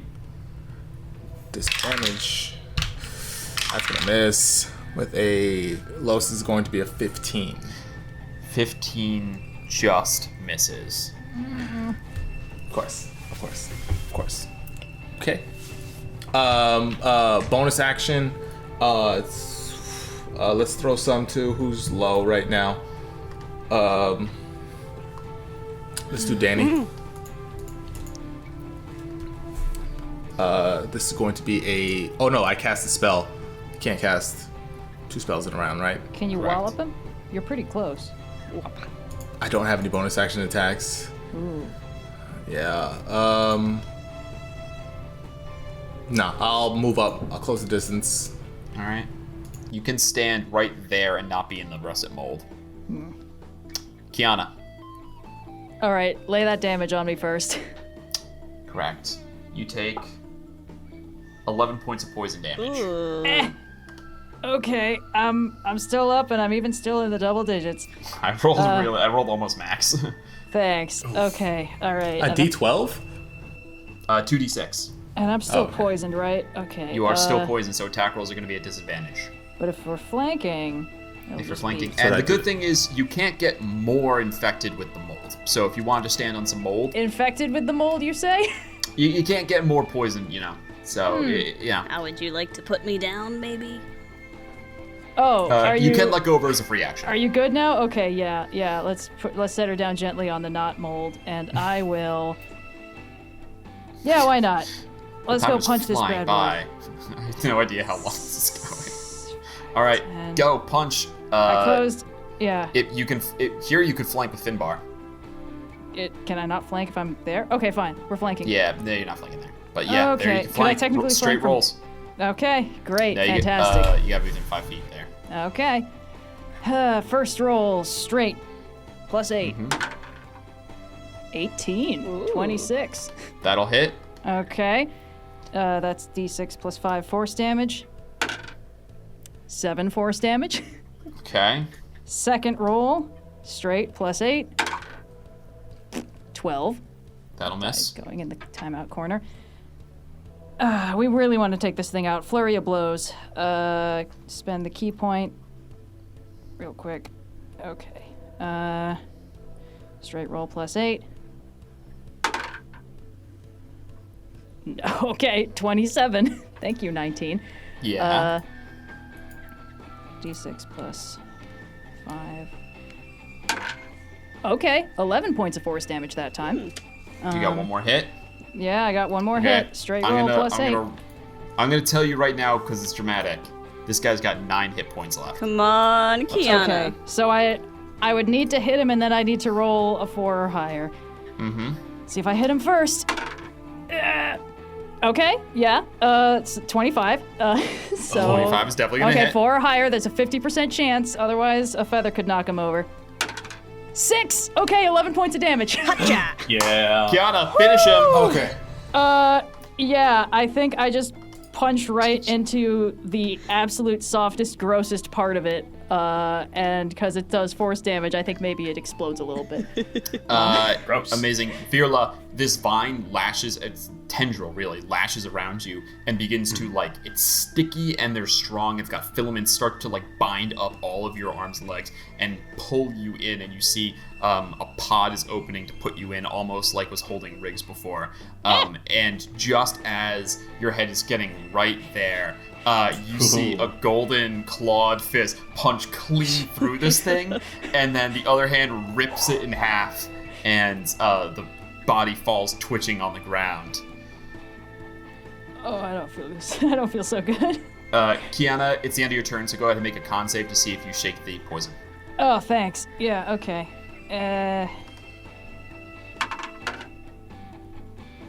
Does a 19 save? A 19 definitely saves. Nice. Thank you, Die. So I'm not poisoned anymore? You are no longer poisoned, and if you have any Goodbye, more movement, you poison. might want to get off the mold. Oh, I'm on the mold? Oh, I am on the mold. Yeah, I've got plenty of movement. I'm just gonna step off the mold. We're Alright. good. For the sake of that is all the enemies dead. So we're going to end the combat, and we're going to probably pick up the next episode almost immediately after this, but if there's any last things you guys would like to do here, please, now's the time. Can we make it to Riggs? Yeah, let's Yeah. go. Let's go Can we at collect least- Riggs can we and at make least sure she's exit? okay. Finn, you go over to Riggs, wipe some of the like slime off of her face and stuff. She's still breathing. Yep. I'm gonna put my hand on her chest, and I'm gonna use my last 3rd level spell slot to give her my highest heal. This is going to be a cure wounds. That is that is a huge amount. You might overheal her with that amount. It's 4d8 plus a d4 plus 8. It's almost guaranteed you're going to heal more than her max hit points with that. Yes, minimum, I did the math. The minimum on this is 13, the maximum is 44. Jeez, yeah. Wow. Well, regardless, she comes back to consciousness. You see her eyes open. It's not, you've healed, like sometimes there's that like gasp and like straight back to consciousness. This is the comes back to consciousness of someone who is dead exhausted. She is at 5 levels of exhaustion. Oh god. And in fact, if you guys had, for every failed save, she was going to make another con save to see if she took that 6th level that would kill her. Bro. For every failure in the skill challenge, but you guys got 4 successes. Oh, wow. So you made it here with her still alive. She didn't have to make any more saves. You see, she opens her eyes, looks at you weakly, Finbar, gives like one of her eyes kind of closes. She gives kind of a half smile. It was right to trust you. Aw. Your big hand is there on her. She reaches into a like slimy pocket and pulls something out. Turns your hand over, puts something in it. She says, "Found the bastard, but we gotta get going. Back to the guild hall. If we don't go, he's gonna beat us." And then she moves her hand, and you see it's a tuning fork sitting in her hand. Nice. And she kind of like tilts her head as if that closed eye is supposed to be a wink, and she goes, "No time to waste." And Okay. that's where we're gonna close the episode. Yeah, I'd love a nap or Procedural something, question. but Am this I, is good too. 'cause, the effect that you were describing ended when Virla pierced the thing. Am I still under the effects of the text that I received? That Okay. thing I texted you is ongoing. Gotcha. There was just an instance of it was you witnessing what you witnessed. Gotcha. What? So The math on the healing was 32 points. 32. Oh, hell yeah! I'm gonna double check because she's got basically Svrfnibelin with higher intelligence, but yeah, she's probably at max if not close. And now I have to pick which one of my crewmates I'm going to use this restoration on. And we'll figure that Save that out for next session. episode. Next time on Rolling Oh with my goodness, Difficulty. that was long. I was like, oh yeah, these guys will just grab her and grab Riggs and go. And then, Yeah. like, by the way, like, you know, I don't plan around any of your guys' stuff. I mean, bad guys might if they know, but the Yeah. Vortex Warp thing completely shifted the encounter. Without Vortex, Oh, yeah. Yeah. so Good much job, is Dani. going on there. Were we gonna just find a tuning fork in this thing's body if we failed to find her before she was alive? Like before? Yeah, or maybe you didn't even find it and you didn't know what was going on. I'd like to, for every useful Fantastic. spell, provide an equal and opposite foolish mistake, because I feel like that's the balance of D&D, you know? But Vortex Warp completely shifted it, and then Yep. Dani attacking the membrane completely shifted it again. I'm just glad you didn't set me on fire while you were whammied. Oh, that would have been so good. It would have That been. would've been I nice. mean, Oh, look, I'm you're a lucky slut Virla for the destroyed drama. it. Yes, that was very lucky. I don't like For potential now. lasting consequences, but Anyway, Oh yeah, Virla, just go ahead and roll me a d12 real quick. bro, Oh. really? Yeah. Is this the consequences of my actions catching up to me? I rolled a 3. Cool. Cool. Yep. Nothing. See you guys next week. Yeah, nothing for you guys to worry about. All right. Fun session, Thank guys. you everyone Had a for great coming time. along. That was amazing. Oh my god, that combat was so much more thrilling than I could have. Oh god. Party conflict. Danny almost walked into the abyss. Yeah. That was the abyss. oh, nice. Yes.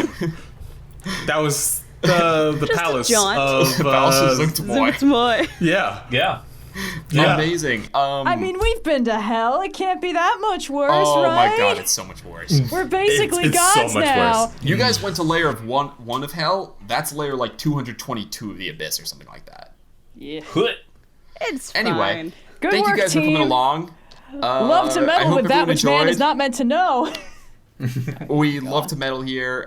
We hope you join us next week for more meddling as we find out what Riggs found out, and I guess it's a race back to Sigil if we're going to take her advice. So, What does she know? what is she now? I need a All bath right. and a nap. Let's take some time. All right. All right. Good night, everyone. Night. Thank you for Bye, joining everybody. us. Good night. Goodbye. Watch out for quicksand. See ya.